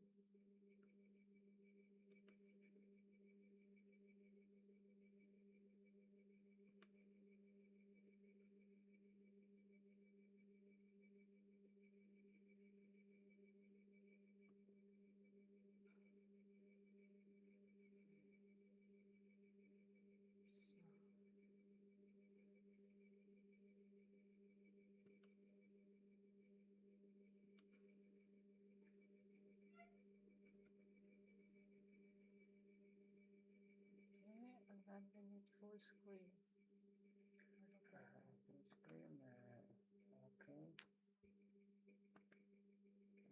Okay, and now we should. Okay. Yeah. Now it is this what I want. Okay. Yeah. Excuse me very much. So now I have what I want. Do you see it on the screen? Yes. Ooh, so don't know what has happened, but now it's there. So so first two examples. Homogeneous. Yeah. Screen in Yeah. in tedesco. Vollbild. Vollbild. It's not here. Screen. Control L. Yeah, leave it. I think it's fine. You can read it. You can read it. Yeah. Control L. Control. Yeah. No. No, does not. Okay. But it's not so. I have not so small signs. So yeah. Okay. So first two examples. First is as a trivial one, no matter content. We will need it to compare. We have the poor Einstein-Hilbert action, and the second one is. We couple the Einstein-Hilbert action to a scalar field, and you should keep in mind that the scalar field is equivalent to a perfect fluid, and for some cases, I will come back to this. It will even fulfill the power-dwarping equation of state, which is always used in cosmology. So, empty universe, you have the Lagrangian, you put in the unimodular condition, and for gravity coupled to scalar field, you add the the meta Lagrangian of the scalar field, and also insert the unimodular condition. So you have just something added. So now, since there is, as I told you, no Hamiltonian constraint, you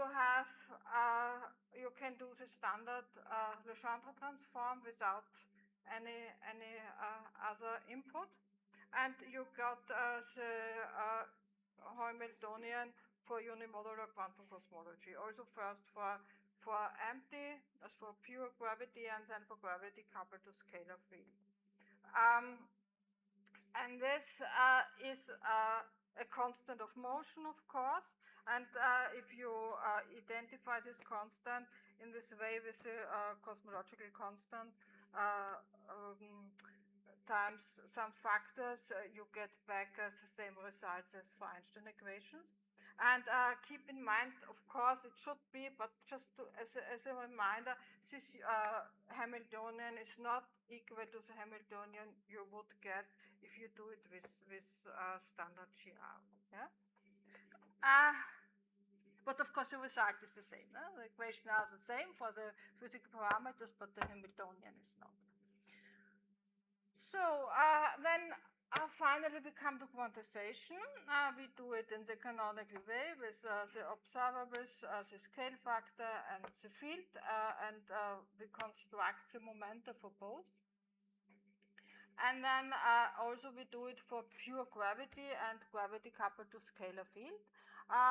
In both cases, we find the measure so that the Hamiltonian is symmetric. What we need to have unit time revolution, but it's not enough.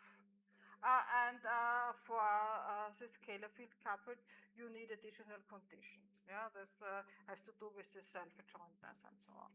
I will not go into detail. You could find it in my paper, but this would be too long here when I just say that it is so. So then, to make it easier, there is a coordinate transformation. You simplify this a little bit, and then you can write down the Schrödinger equation for the wave function. And in the case of the scalar field, you do 2-coordinate transformation. This has also to do with this unitarity evolution business, just that you're not surprised that you find U and V instead of A. Yeah? And also get the Schrödinger equation. And then I come back to what I said, so equivalence of perfect fluid and scalar field. If you calculate energy momentum tensor variation in this model, then you find that there is a connection between density and pressure and the scalar field. And of course, the ratio will not be constant in general, yeah. But for some special cases, you find equivalences to standard cosmologically perfect fluid models with paratropic equation of state. One is V equals zeros in the scalar field jargon. This is a massless scalar field, but I will not mention it. Here I stick to this cosmologically terminology. You have first thing is how can you what will come out if the potential is equal 0. One possibility is both pressure and density are 0. Then you come back to the empty case. Yeah, that would be then the same. You have constant phi, and classical you can't distinguish what comes out from pure gravity. If you solve your equation, you will get the same result. Yeah? Second possibility is P is proportional to rho. Then you have stiff matter. And the last possibility is, as far as I know, is if you have an exponential potential, then you find some special conditions for lambda, and then you can have all paratropic equation of state you like. Yeah, with V between 0 and 1. So all the physical equation of states you can imitate with this scalar field. So,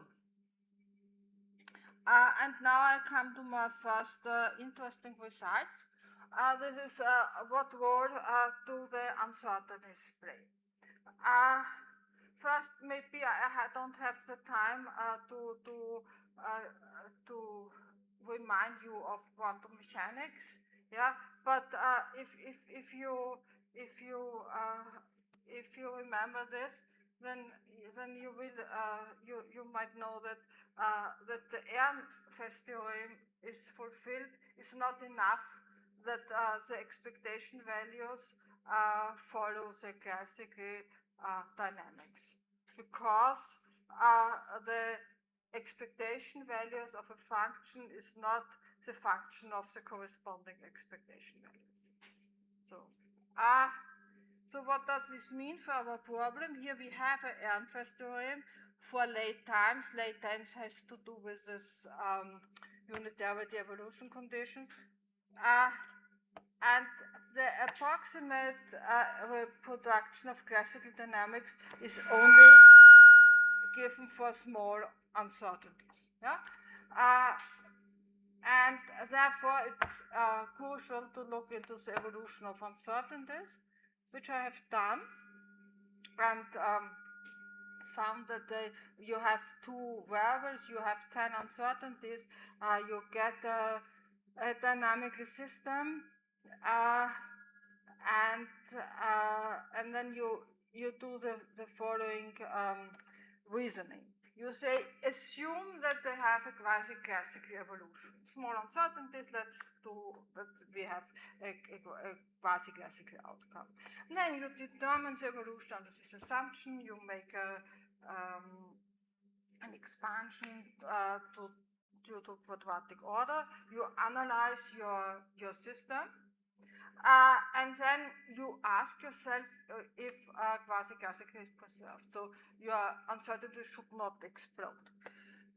Otherwise, you have a contradiction. Yeah? And then these are the equations. And then you find that the stability of these uncertainties depends on the classical results of your system. So if you know the classical dynamics, you get some interesting answer about these quantum uncertainties. And for the potential equals 0 case, you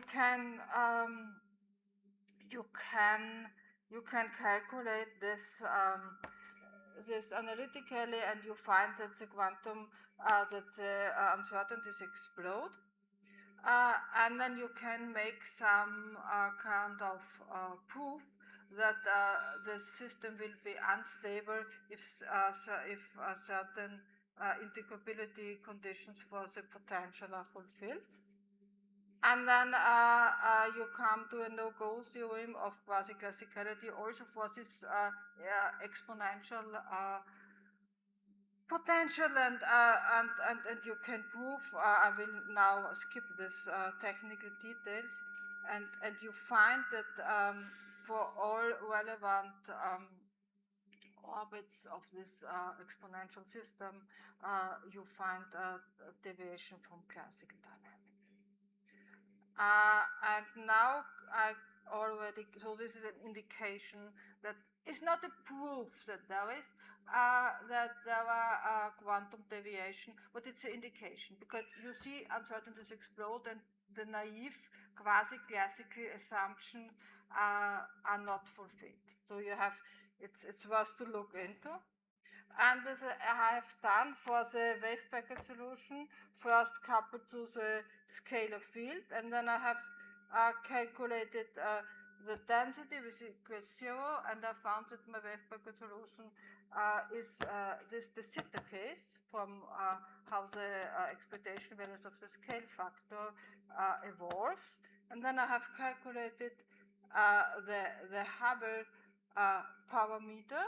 I have calculated expectation value of A dot over expectation value of A, and the result is then given the multiplication Hubble parameter. That what you see a dynamic evolution of the Hubble parameter, which could be very relevant. And as comparison, I have done the same for pure gravity, and there's this effect of disappears. So there you have a constant function.